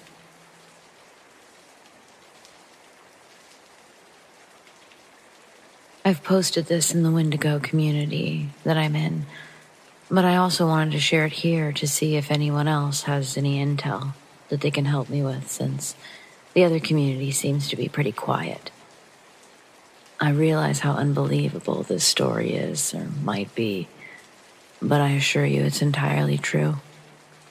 I've had countless experiences with the supernatural since I was 4. I'm 33 now. But this is one of the most terrifying ones I've had. I've looked at some of the stories in this community to see if there's anything I haven't discovered yet. I thought that if I shared my encounter here, there might be someone who has some information that could help. Please don't comment if you don't believe in the supernatural. I've seen skeptics plastering their 2 cents on some posts. I'm looking for legitimate information. My questions are at the end of this, so thanks in advance. I had an experience with a Wendigo this fall, in early October in northern Minnesota, in a state forest, very close to, if not on, a reservation. I've always heard that speaking of them can draw them to you, but I hadn't thought of or listened to any Wendigo stories any time close to my encounter. I was staying with some dear friends. I'll call them M and C. I had walked down to the camper from the house with my miniature dachshund, Ebony, around midnight, and I found that I needed to set some things up, primarily the heater. By the time I was done getting everything in order, it was approximately 1:30. I never thought to lock the door because really, I figured it's the middle of the woods, so there's nothing to worry about. I was wrong. I had closed the curtains, thank God, and I was having trouble falling asleep because my anxiety was going mad. M and C's dogs were barking outside, and their geese wouldn't stop honking. Ebony, who usually falls asleep under the covers, was sitting on my hip while I laid on my side. And I could feel her turning her head back and forth, like she was trying to track something outside. I tried tucking her under the blankets to calm her down, but she kept returning to her perch on my hip. I have no idea how long I laid there. I would say at least 40 minutes, when all of a sudden I heard M's voice outside the camper. "Anybody in there?" And then what sounded like claws being dragged down the side of the camper. I almost called back to her when I realized, number 1, she and C would both be fast asleep by now, and number 2, M knew that I was in there. She wouldn't ask if anybody was.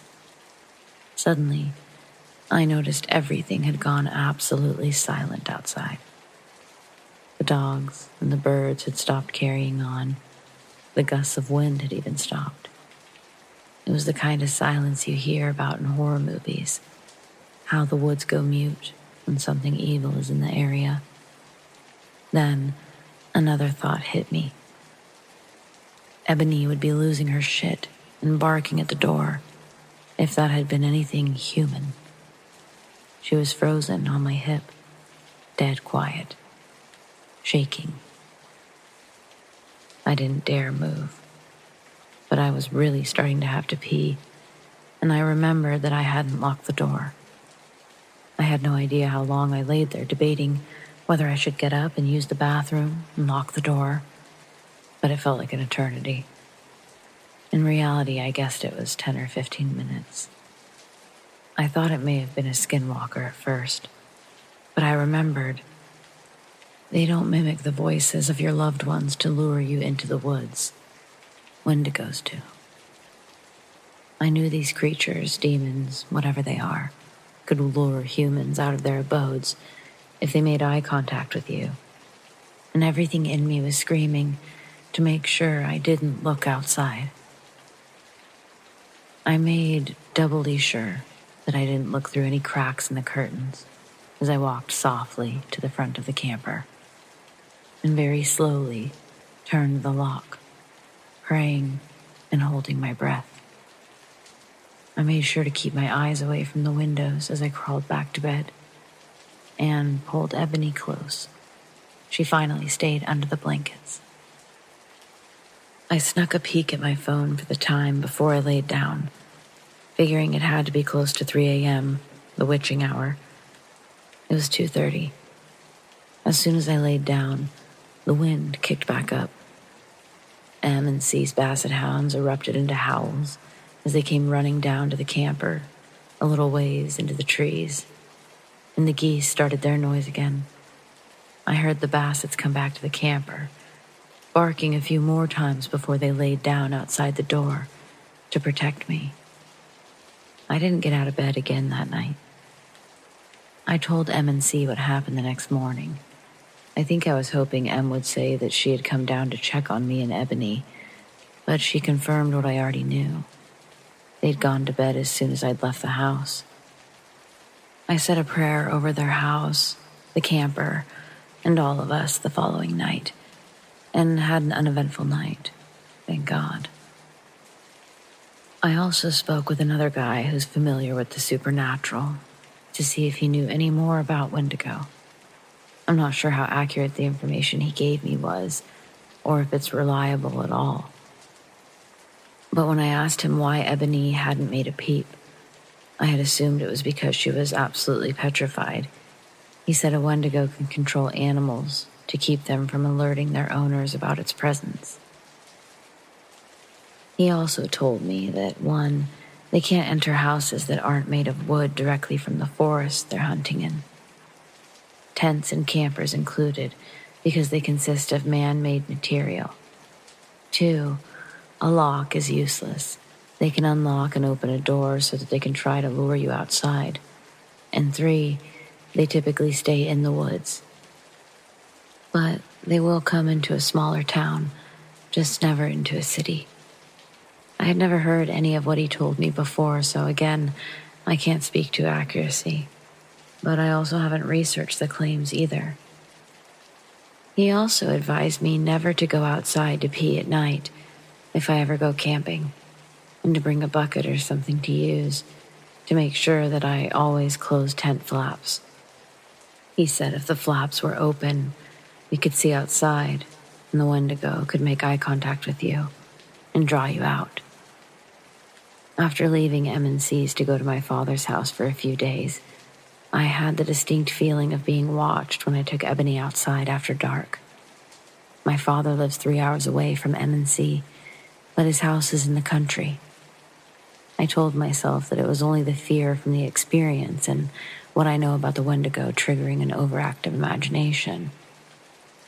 I never heard anything, and I watched Ebony's behavior very closely, and she didn't act like she had in the camper. I'm moving back to that area from Canada, and this experience has been weighing heavily on my mind. I've been trying to find any information about warding them off, or if they have a home hunting range like cougars do, or if they just move on from a region. My prayers did work the second night, so I figure I can pray over the property. I also have holy water that I can use, since the Wendigo is an evil spirit that possesses people or physically manifests. Frustratingly, a majority of what comes up in searches is utter garbage, like Wikipedia. Does anyone know if a Wendigo stays in one area? Are my concerns about it coming back when I move into my cabin, are they warranted? Or am I worrying excessively? Do you have any tips for warding them off? Thanks again for any information you can offer. Hey y'all, I've got some weird shit going on and I've kind of been pointed this way for some help. I live really far in the sticks of South Central Pennsylvania. I'm a night owl because of the shift I work, so I'm often awake all night, piddling about the house or watching Netflix. I was doing just that one night a few months ago, when I heard and felt a solid thump against the exterior wall of my trailer.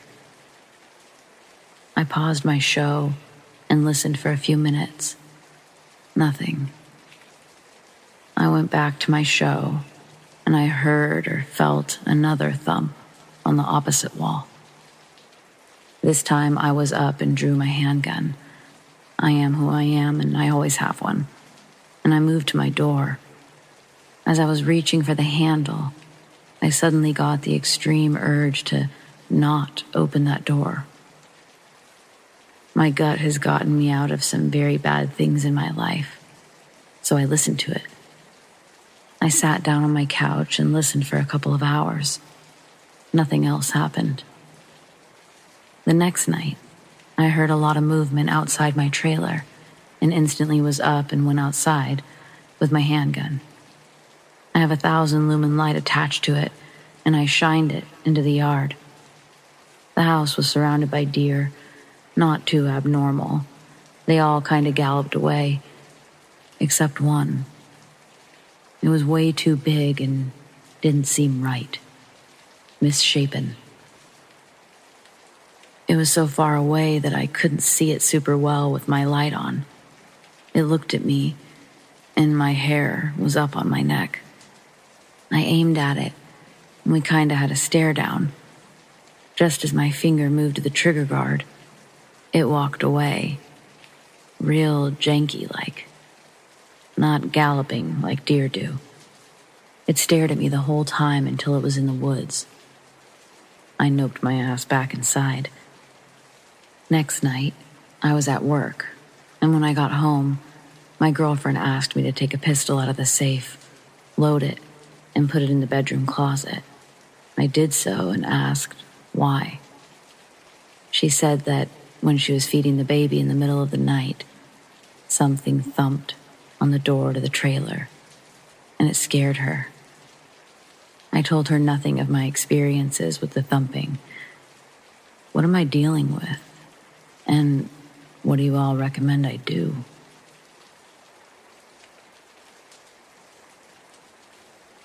What I remember most is how dark it was. That no matter how much I tried to bring in light, I couldn't. My eyes opening and closing, producing the same darkness each time. It felt like this darkness stayed forever. It felt like true time, not dream time, if that makes sense to anyone. Even so, I could hear everything. It just took my brain a minute to register that. When it did, I heard the sound of the woods first. Bugs humming and chirping, frogs sounding off. I thought about how peaceful it was.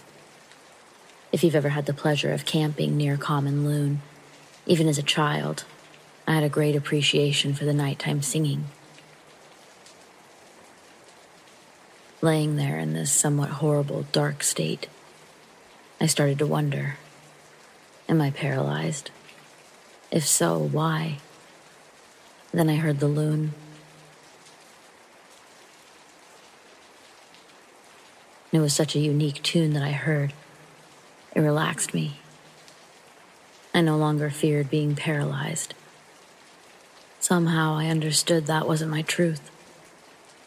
The darkness remained, and I allowed myself to lay there, not questioning it, hoping I'd eventually go back to my dream world. But just as I relaxed, I heard what sounded like a flare gun being shot.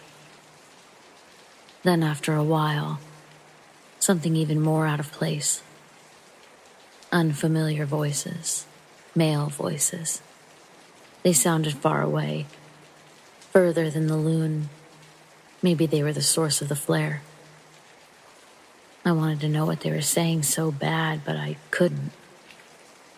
I was filled with a sense of dread. Then the loon, singing the same tune. I felt calm again, and I began focusing on the voices. Slowly, agonizingly slow, these voices started to break through the sound of the woods. I could tell they were close. I could hear one shushing the other, and I heard what sounded like someone cocking a gun. Now time seemed to be flying by, because moments later it sounded like they were right outside the tent, my tent. As I heard this back and forth, it was like I knew in my bones my parents were about to die.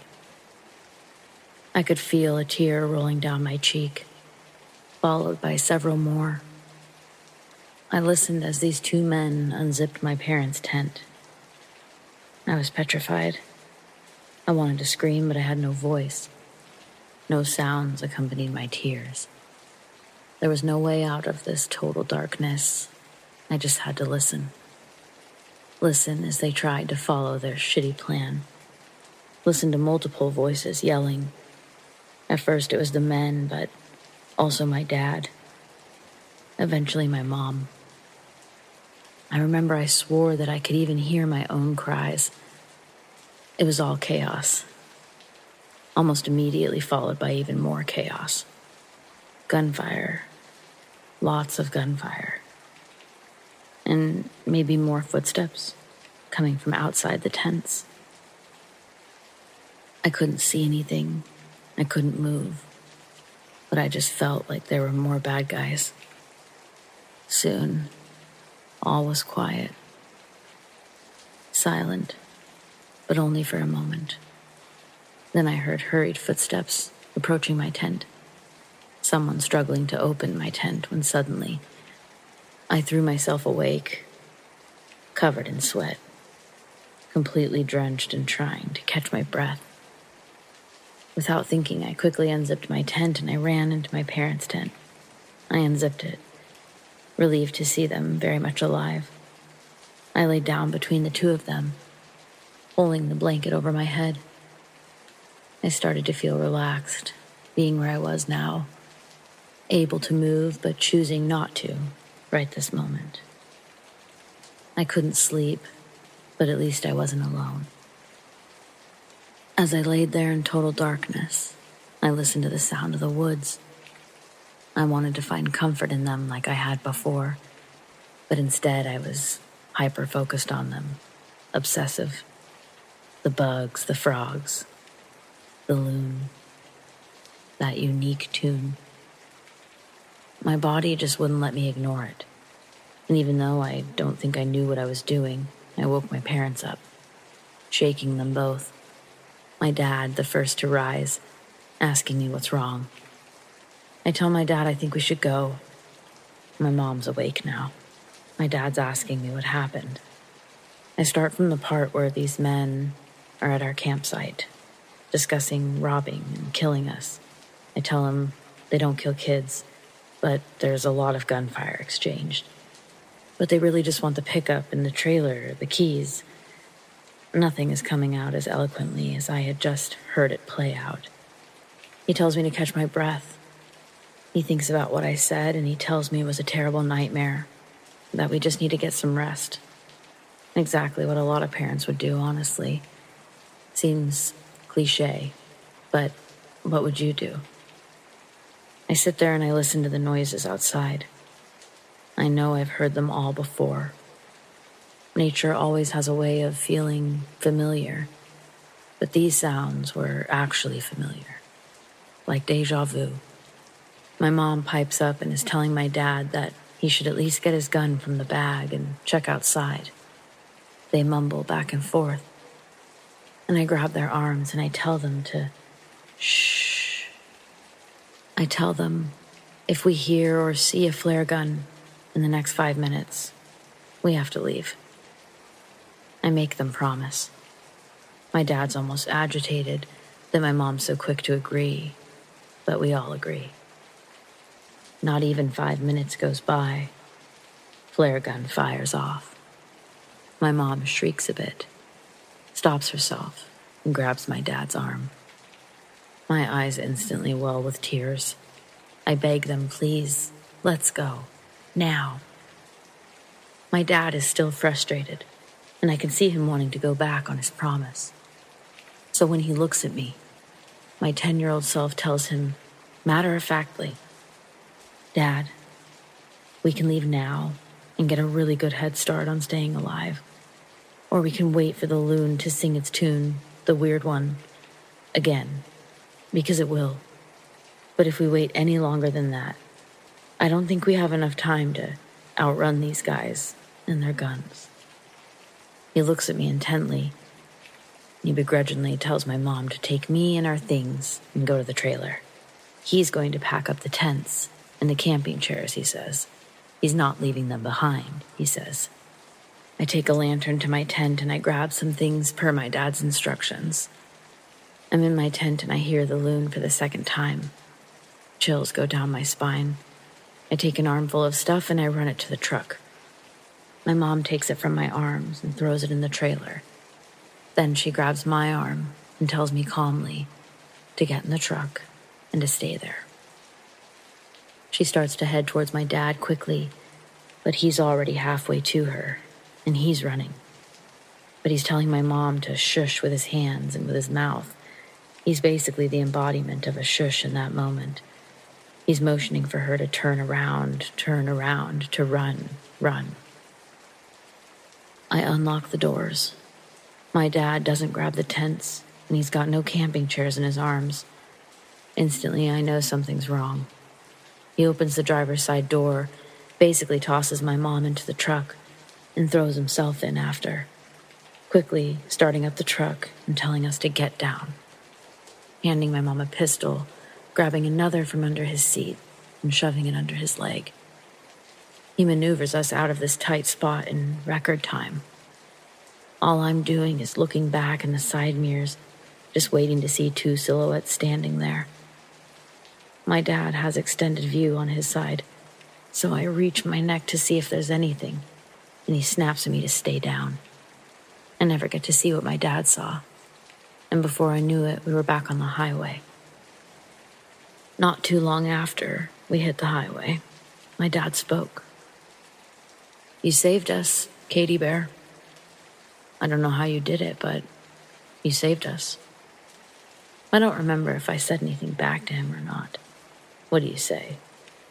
But I know I'll never forget him telling me that. It gave me so much validation, and I needed that.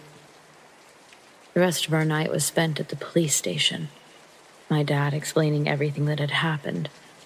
Sort of. Even as of late, I've asked my dad why he didn't just tell them about the dream, but he always tells me it's because he wanted them to take him seriously. Explaining that I'm his daughter, and he didn't even take me seriously. Not at first. It wasn't until he heard the voices and the sounds of the strange men walking in the distance, the loon, all of that he started to believe. My dad said he recalled seeing two men earlier on the trip. We'd been looking for places to potentially fish, and when my dad left the bait shop next to our camp, two men were standing near my dad's truck, potentially looking inside. One man even walked to the back of it, touching the trailer, examining it a little. My mom and I were in the bathroom, but it wasn't until he started the truck that they sort of backed off, standing to the side, watching us. It stood out to him. He didn't know why at the time, but when the police asked for a description, he described those men. And things did eventually become of those descriptions. People were arrested, and maybe some others were even saved. Another detail I learned after leaving the station was that my dad had seen the men's silhouette in the trees in the marsh just beyond our sight. And they took pause, almost like they could see him too. That's when my dad saw the men reaching, either to the side or behind. He knew they had weapons because they were part of their silhouette. That's when he ran. And once we were elevated enough above the campsite, for just a moment, he could see that it wasn't just two men. There were others, spread out around the site. So getting the police involved wasn't just about us. It was about the various other people that may have been camping out that way. So he couldn't waltz in there and say his daughter just saved his life with a premonition. He needed them to believe him. And I get that. I mean, outside of my own parents, I'm not sure that anyone I've told actually believes me, or if they just don't want to hurt my feelings. Doesn't matter to me none, though. Just by standing here today, 18 years later, with both my parents, that's enough satisfaction for me in this life and the next.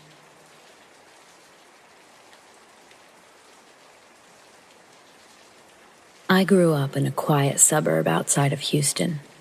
Some people talk about neighborhoods where people don't lock their doors. This wasn't that kind of neighborhood. Situations in Houston notoriously went from 0 to 100 quickly. So while the neighborhood was basically quiet, doors were locked and checked religiously. That said, 90% of the time, the big neighborhood problems would be teens vandalizing or car break-ins. Annoying, but not scary. I worked retail at a clothing store that closed at 9. I worked with a woman that I was getting to be friends with and who asked if I could give her a ride home. It was a little out of the way, but I didn't mind. Her neighborhood was pretty sketchy.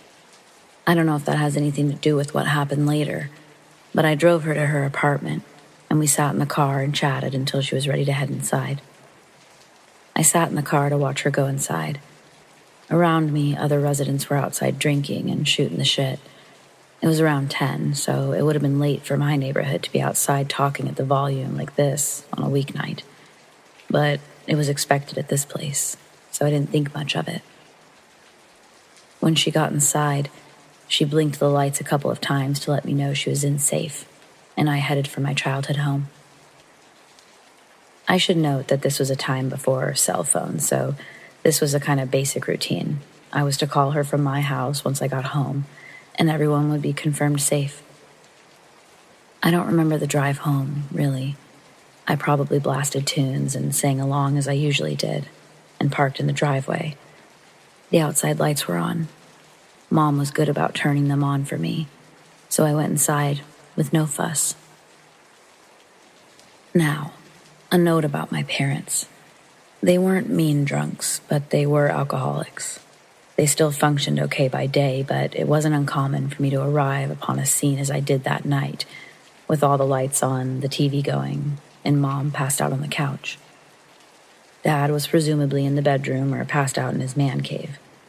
From experience, I also knew that if I turned off the lights or the TV, Mom would wake up and be grouchy about me waking her up. So I left everything as it was and I headed to the bathroom to brush my teeth and wash up before bed. Once in my room, changed for bed, I called my friend to let her know I was home, and all was well. One of my more annoying habits is that it's almost impossible for me to end a conversation. I'm tired as hell and I just want to read a book or something, but instead we're just rambling at each other about work things or whatever. I'd already gotten into bed and turned the lights out. I was just laying in bed, in the dark, listening to my friend, rambling.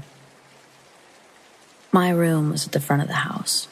It had a weird wall in front of the window, some stylistic mid-century modern thing that didn't make a ton of sense, but did block out some of the light from the headlights when cars would pass. Ours wasn't a high-trafficked road, but cars driving by and a square pattern of lights on the upper part of my wall wasn't an unusual sight. What was unusual, though, were specific beams of light bouncing around the upper part of the wall to the ceiling, and I stared at them for a moment before realizing they were flashlights. That was highly unusual, but I figured it was kids. I wasn't the sort of kid that other kids bullied or pranked. We never had our house teepeed, and I couldn't imagine anyone would want to now that we'd all graduated. I really needed to sleep because I had college finals the next day, and yet flashlights around the house was super weird. My friend told me to call the police, but for a variety of reasons, I'm just not a fan. Besides, carrying flashlights in my front yard isn't a crime, so I couldn't imagine what the police would do. I see well in the dark, and besides, the lights in the living room were still on. So, still on the phone, but without turning on extra lights, I got up with the intent to check the front door. I really don't remember how long my friend and I were on the phone rambling. It had to be a while for what happened next to have happened. I get to the living room, but I hear something in the kitchen. It's this weird metallic slapping sound that makes no sense at all. I tell my friend, and she continues to caution me to call the police. But for what? Flashlights? Metal sounds? The kitchen lights are also on, so you have to picture it. A brightly lit living room with a woman passed out on the couch. The TV is on, the kitchen lights are on, but not the dining room. But for all intents and purposes, this looks like a house where people are awake. Except for my mom, who is very clearly dead to the world. So I head toward the sound. At the very end of the kitchen, there's a smallish window with metal blinds. The blinds are closed, but they're rattling, making that weird metallic slapping noise. And I think, is the window open? We are not a window-opening people. I know some people in the South open their windows on a nice evening, but that is not us. Sometimes windows are open temporarily when Mom would pass out while cooking dinner and something burned, but it was always for a fixed amount of time. It was possible that she left the window open, but unlikely. So I just stood there, staring at it, head cocked like a curious dog. And then I saw the front of a shoe on the sill. I screamed. Actually, just saying that I screamed way understates the noise that I made. I'm a notorious low talker, and I assume that I'd been saving all of that volume for this precise moment. I wailed. I cried. I keened.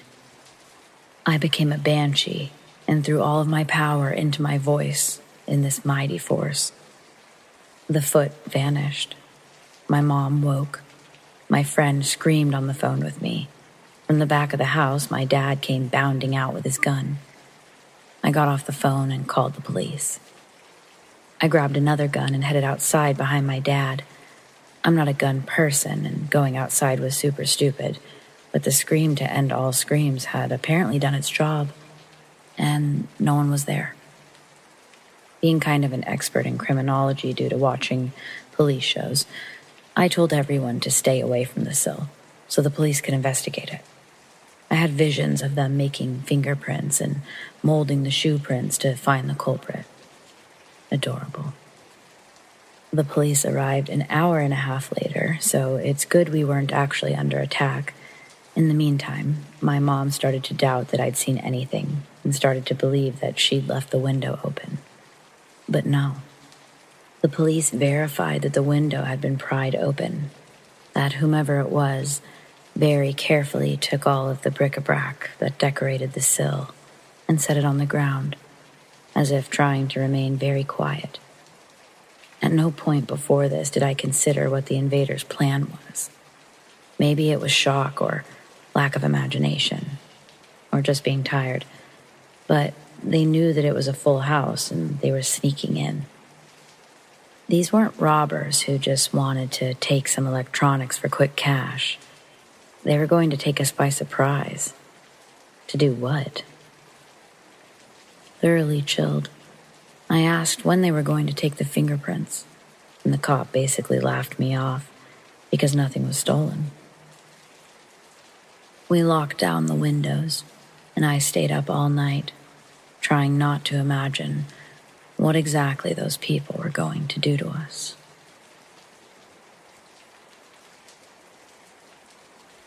I lost my mom when I was 17.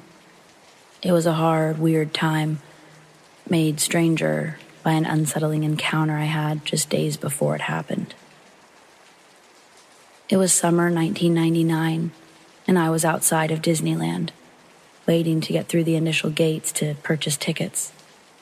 I had to pee so bad, and at the time, the only solution before you got inside the park was to lose your spot in line and walk to the temporary bathrooms along the gates.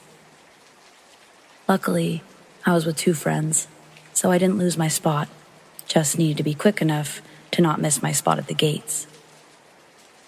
I use the bathroom, and as I'm leaving, I hear a woman's voice. It sounds almost just like my mom's voice. Nisi, Nisi. My name is Denise. Nisi is what my mom, and only my mom, called me. I turn around and I see a lady standing in the middle of the bathrooms. A woman who is not my mom, staring at me. She's dressed like a normal woman. Brown hair, middle-aged, jeans. Yellow Disneyland t-shirt, white visor. It was normal for the time period anyway. But her face was off. Her eyes were. Like they were staring in my direction, but almost looking through me. Previously, this woman was not there. Maybe she was, but if she had been, she was hiding. And that was unsettling. But even more unsettling was her speaking again while staring at me. Nisi, I love you. I love you so much. Hey, what the hell? Who are you? Why are you using my name? It's Mama, Denise. It's Mama. And I love you. Okay, lady, fuck off. I stormed out of the bathroom. For some reason, I knew I was gonna cry. And then I did. Not a full ugly sob, but tears were just falling from my eyes as I tried to gather myself and head back to my friends. I had an overwhelming urge to call my mom, but this was a few years before I had an active cell phone. Walking away, I heard the same woman yell out. This time her voice was slightly different. I'm sorry, miss.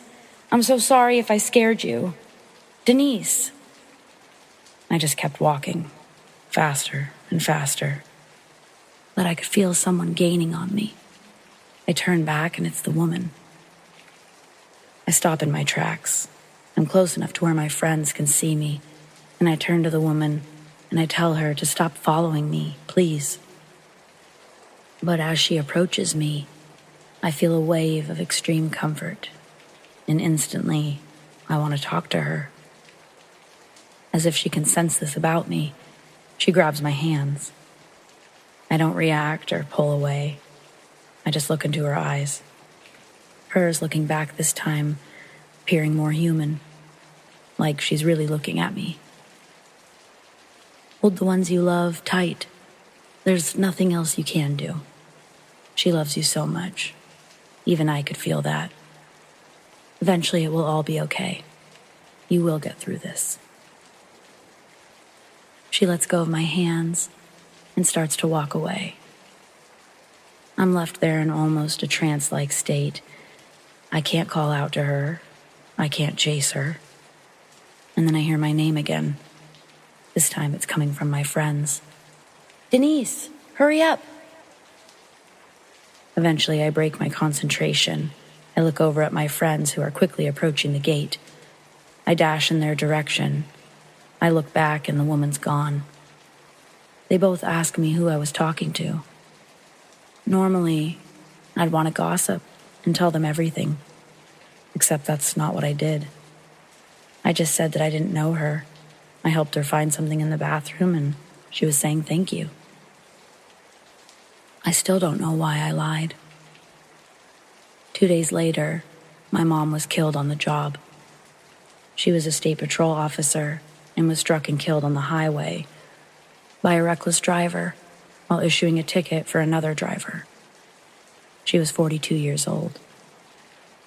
At her vigil, the paramedics on scene, who also happened to be friends of my mom's, told me that I was the last thing she spoke about, calling out, "Nisi, I love you. I love you so much." I've missed her every single day, and that never changes. But I've never once questioned how much she loved me, and I know I'll see her again, like I do in my dreams. I guess the only thing I've been trying to figure out is, what exactly is this woman? An interdimensional being? A psychic medium? I can't decide if what she possesses is a gift or a curse. At times, it feels like she gave me a gift, but what a burden for her to carry, to know, to communicate. Whoever or whatever she was, thank you.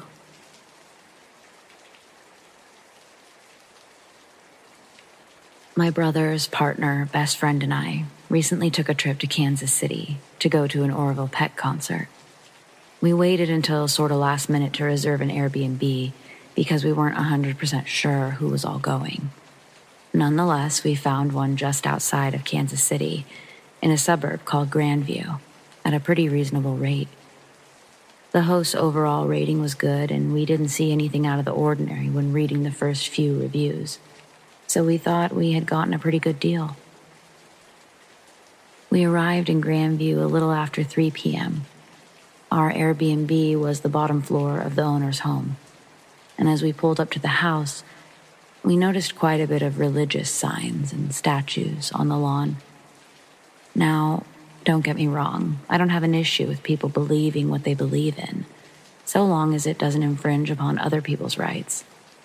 But here we were, a group of very visibly queer folk about to attend a gay country concert, blindly walking into someone's home that we'd be staying at for the next 2 nights. We decided there was nothing to be worried about, and that after all, we technically were in the Bible Belt, so we shouldn't be surprised that we were staying in a home of someone who was religious. My brother and partner called the host and met her at the door of our guest suite. She showed them around while the rest of us got our suitcases unloaded. When they came back to meet us, they said that she was super nice, and again, our minds were at ease.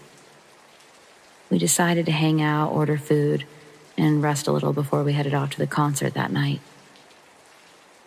Our comfort didn't last long, though. While we were getting our suitcases unpacked and laying around in one of the bedrooms of our guest suite, my youngest brother was casually looking through the drawers and dressers and side tables, as anyone would.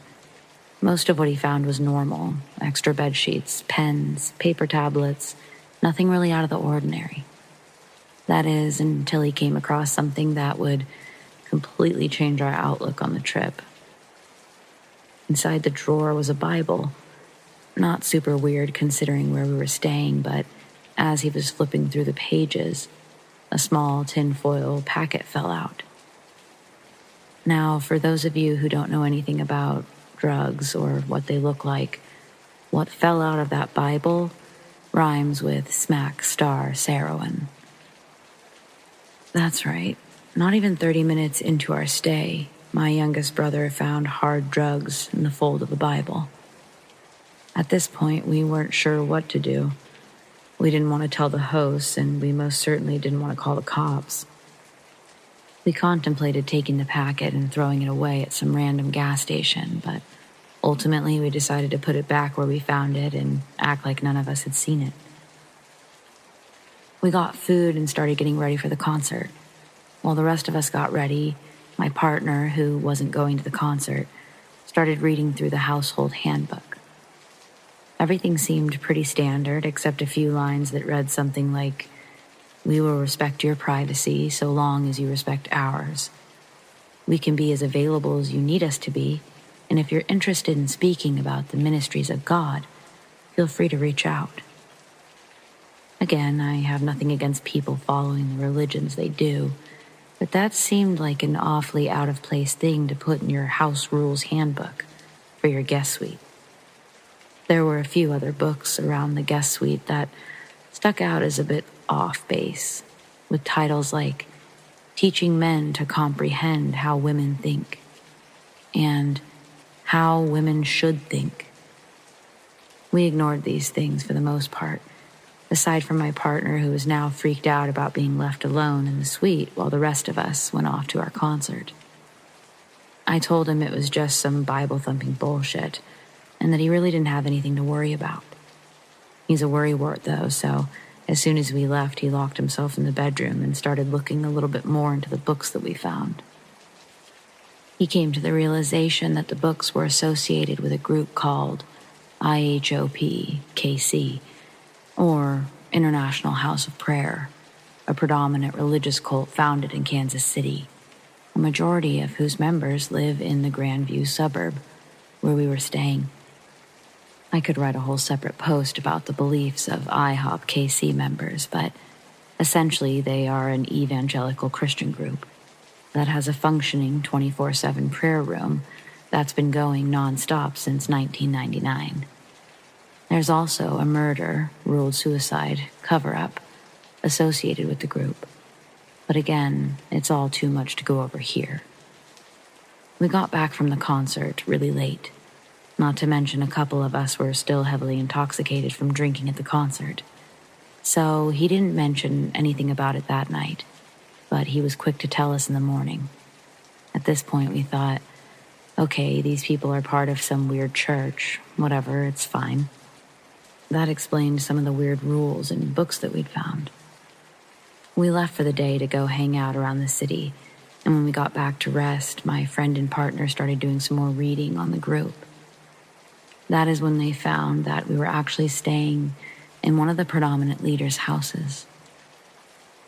We figured this out by cross-referencing the names of our hosts with the names of important members on the International House of Prayer University website. After this, we started to snoop a little bit more in our suite. We found large barrels of dried food, a jug of some liquid that we later found out is what they drink when they fast, and lots of IHOP-KC teaching materials. Basically, it seemed like they were completely prepared for some sort of end-of-times rapture. Eventually, we did go back and read more thoroughly through the reviews, and we found a few that would have set off some red flags. For example, one review stated how the male owner brought out a gun in front of the people who were staying there. Yikes. Not to mention, if there was even a hint of negative review left, the host would leave a snarky reply. Needless to say, we spent as much time away from the Airbnb as we could for the remainder of our trip. And although we were never in any direct danger, we did feel very uncomfortable with the whole thing.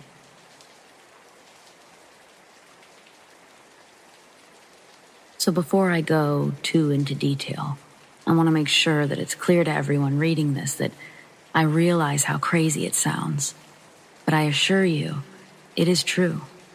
Every word. I would think that someone was on something if they told me this, but I lived it. So, sometime back in 2004 or 2005, I lived in some apartments in North Austin called International Residence. I had a small efficiency apartment by myself, and at the time, I was trying to become a world-famous rapper. You can still find some of my stuff on YouTube. Anyways, I had more beer in my fridge than food. My neighbors were the strippers that lived across the way, and they wanted to hang out with me every single day. I had no complaints, of course. Well, on New Year's, I decided that I would go to my cousin's in Sealy, Texas, about 100 miles away, for a New Year's bash. I arrived in Sealy, and everything was great. We partied down, had a good old time at this huge, fancy ranch.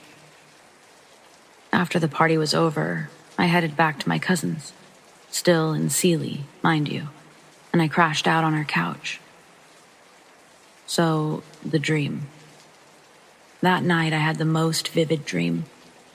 Now, when I say vivid, I mean it was so real that I thought it was absolutely 100% real. I remember I walked up to my neighbor's door, the stripper neighbor, and I knocked. They were having a party. They opened up the door and had a house full of people. Everyone was happy to see me. I remember taking pictures with people. In particular, one of me and the stripper neighbor kissing at midnight. I remember taking shots and everything that you do at a New Year's party. I remember everything but leaving. I do remember walking out the door and then nothing.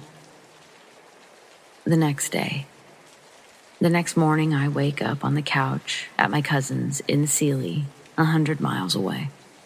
I had to catch a bus that morning, so my cousin dropped me off, and I headed back to Austin.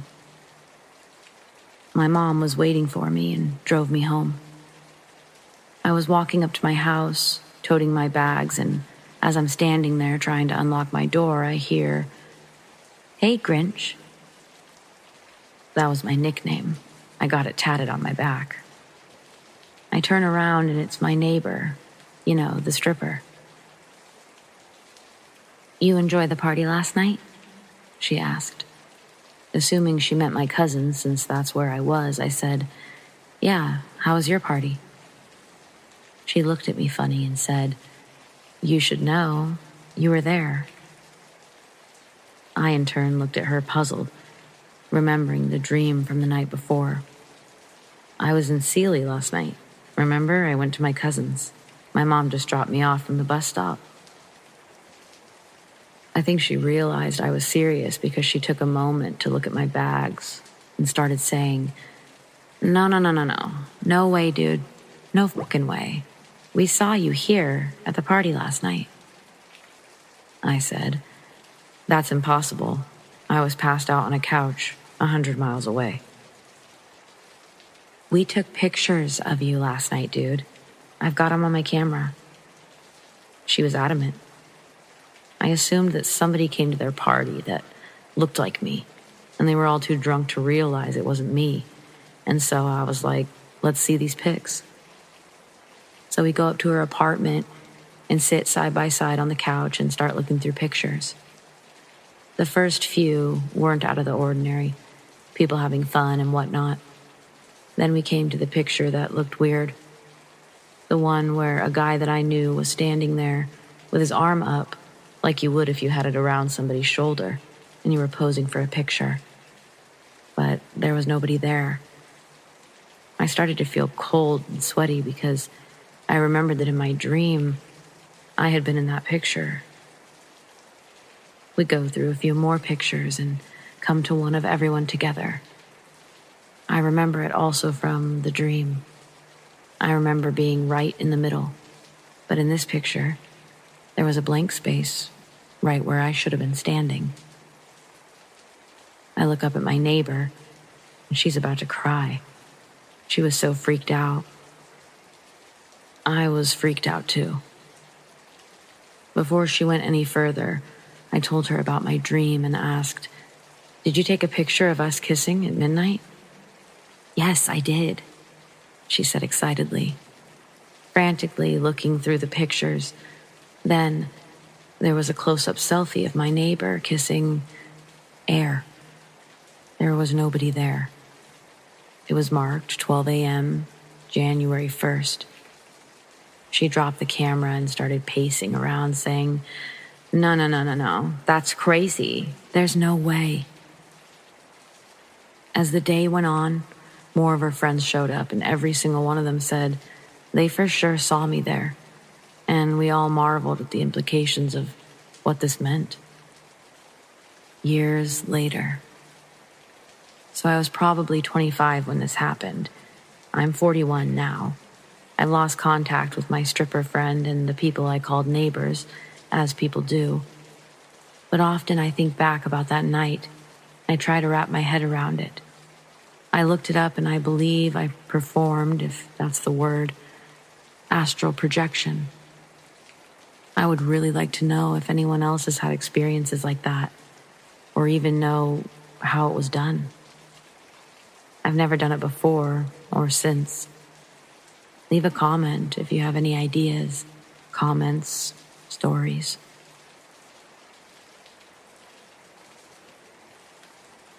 I'm a single male, 33, who lives alone in Denver. My apartment complex is not what you would call a nice building. I'm on a road close to Colfax Avenue, which, if you're familiar with the geography of this area, is not the safest boulevard in town. I'm a few streets away from it, but close enough that I wouldn't consider this an up-and-coming neighborhood. This evening, I was watching Netflix on my couch. My 2 cats were cuddled up against me as I lay under a comforter. The night before, I had watched a horror movie that was scary enough to leave me in an unsettled mood, making it hard to sleep. So this night, I decided to watch a stand-up special instead, keeping it light so I wouldn't have trouble getting some shut-eye. I have classes early the next morning, so I was surprised when I made the conscious decision to turn on a second stand-up special and let myself fall asleep on the couch.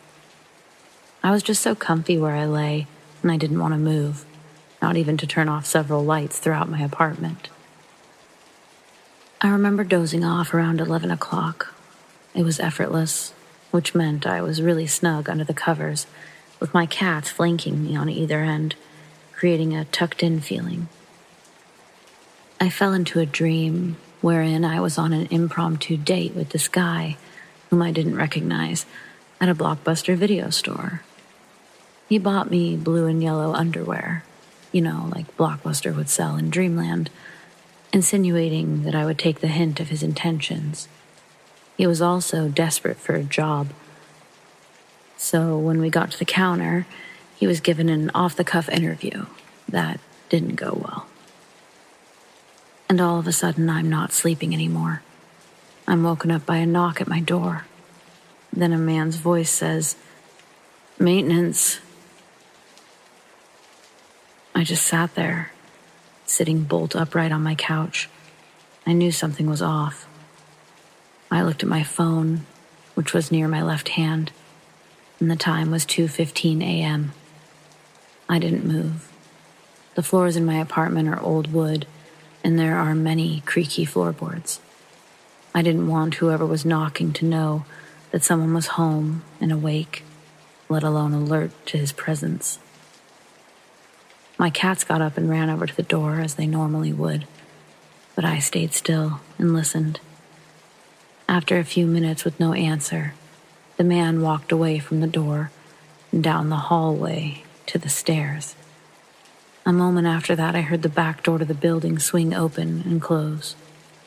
I have one window where I have a partial view of that door, so I break my paralysis and race over to it. I saw an old-looking green SUV sitting in the no parking zone just in front of the back door. It must have been running the entire time because I didn't hear it start up, and the brake lights were glowing red. Someone, presumably the maintenance man, got in that car and drove off. I don't know what his intentions were, but no one knocks on someone's door at 2:15 a.m. claiming to work for the landlord with good deeds in mind. Had it been a true emergency, wouldn't he have just knocked again, used his service key to get into the unit? What did I just avoid here? I can only assume that it was an attempted robbery at best or abduction at worst. When I was watching the SUV drive off, I surveyed the other apartment windows. They were all dark. I can see every unit except the 2 other corner apartments below me from that vantage point. I think because my apartment sticks out from the building and has many windows, I was targeted because my lights were visible, noticeable from the street. However, I don't know how this individual got into the building in the first place, as he'd need a key to do so. I've never been so legitimately afraid as a single person living alone. I'm grateful I installed a security chain on my door when I moved in. I'm also so glad that, even in my disoriented state, I had the presence of mind not to move from the couch or make any noise. As I recount the event, I can't stop my eyes from leaking tears, though I wouldn't call it crying. My nerves are definitely shot. I don't think I'll be going back to dreamland anytime soon. I've turned off all of the lights save the lamp by my bed. I usually can't sleep with it on. Tonight, I don't think I could sleep with it off.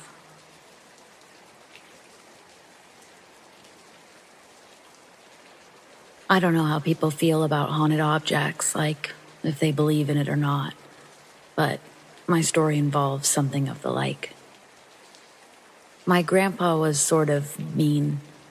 There's grumpy and then there's mean. Most family members were afraid of him, or at least catered to his mood.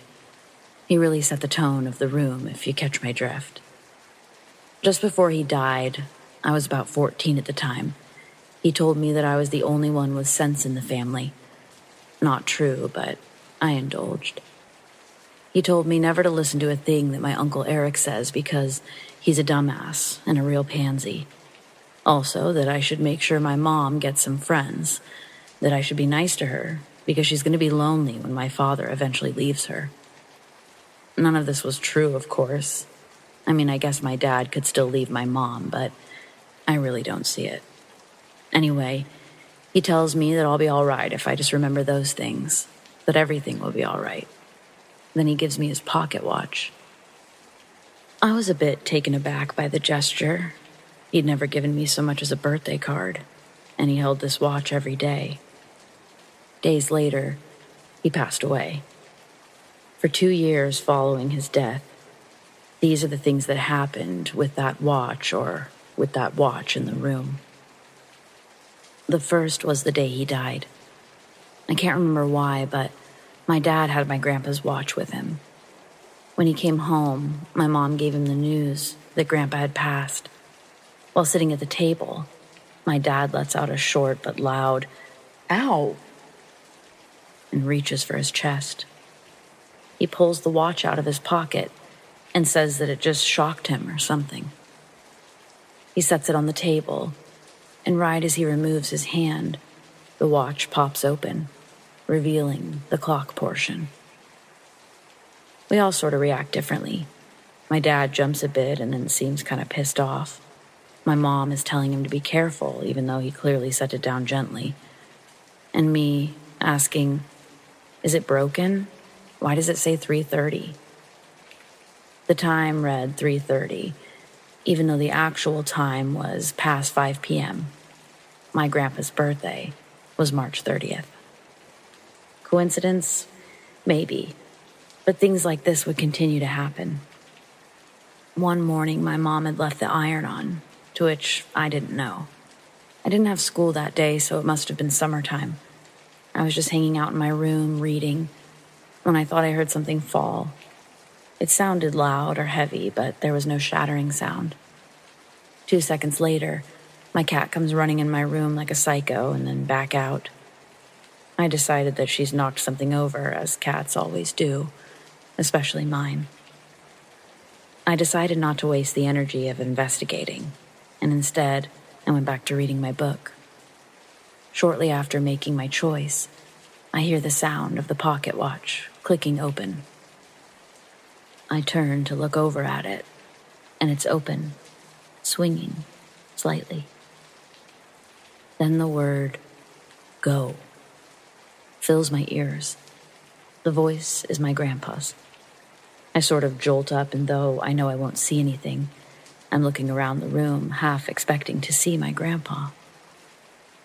I considered walking over to the pocket watch, but the only way I can explain what happened next is that I felt willed to walk away, to walk out of my room. And so I did.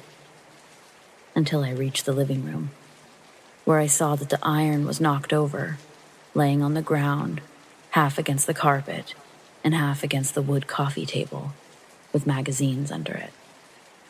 It smells slightly like burning, so I run over and I note that the iron is on, and it's already started to burn its surroundings. I just stood there with the iron in my hand, and I said, "Thanks, Grandpa," as I unplugged the damn thing. One of the last times I remember anything happening like that was when I was 16. My parents were arguing one night, nothing serious, but I could hear them from my room, and I was half listening to what it could be about. Money, big surprise. I suddenly heard the familiar clicking sound of the pocket watch opening. I look over to where it's hanging, and sure enough, it's open. As I get up to go look at it, I hear my mom yelp. What the fuck? That's unusual, I think. So I open the door and I head down the hallway. My parents are standing in the home office, just looking at each other. "What happened?" I asked while looking at my mom. But it was my dad who answered. "We just heard your grandpa." While arguing, they both heard my grandpa's voice consume the room saying, "Shut up already!" To which they both listened, apparently. I basically started carrying it around with me wherever I went. I still do, actually. Has its own compartment in my purse.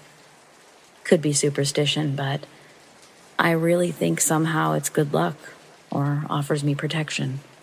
And I definitely feel my grandpa is connected to it, somehow. Okay, warning.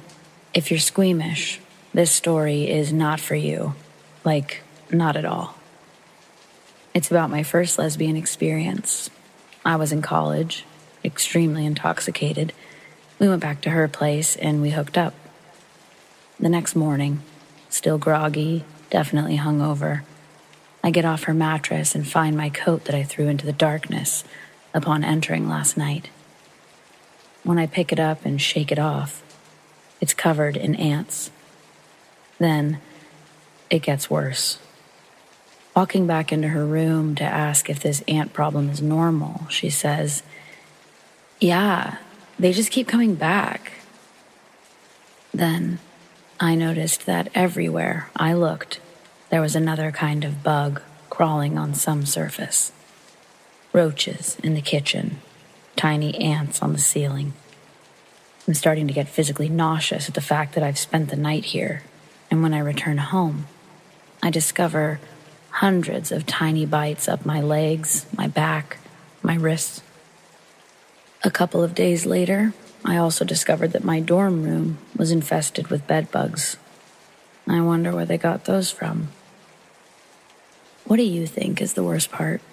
Actually having the bed bugs or being humiliated by your RA in front of your dorm mates who now have to strip and wash every piece of fabric they own and find temporary housing because you had a one-night stand with a real dirtball? I'm surprised I didn't get a UTI or worse. Ladies, glamour tip number 246. Don't hook up on a mattress infested with bugs. And to Bug Girl, let's never meet again.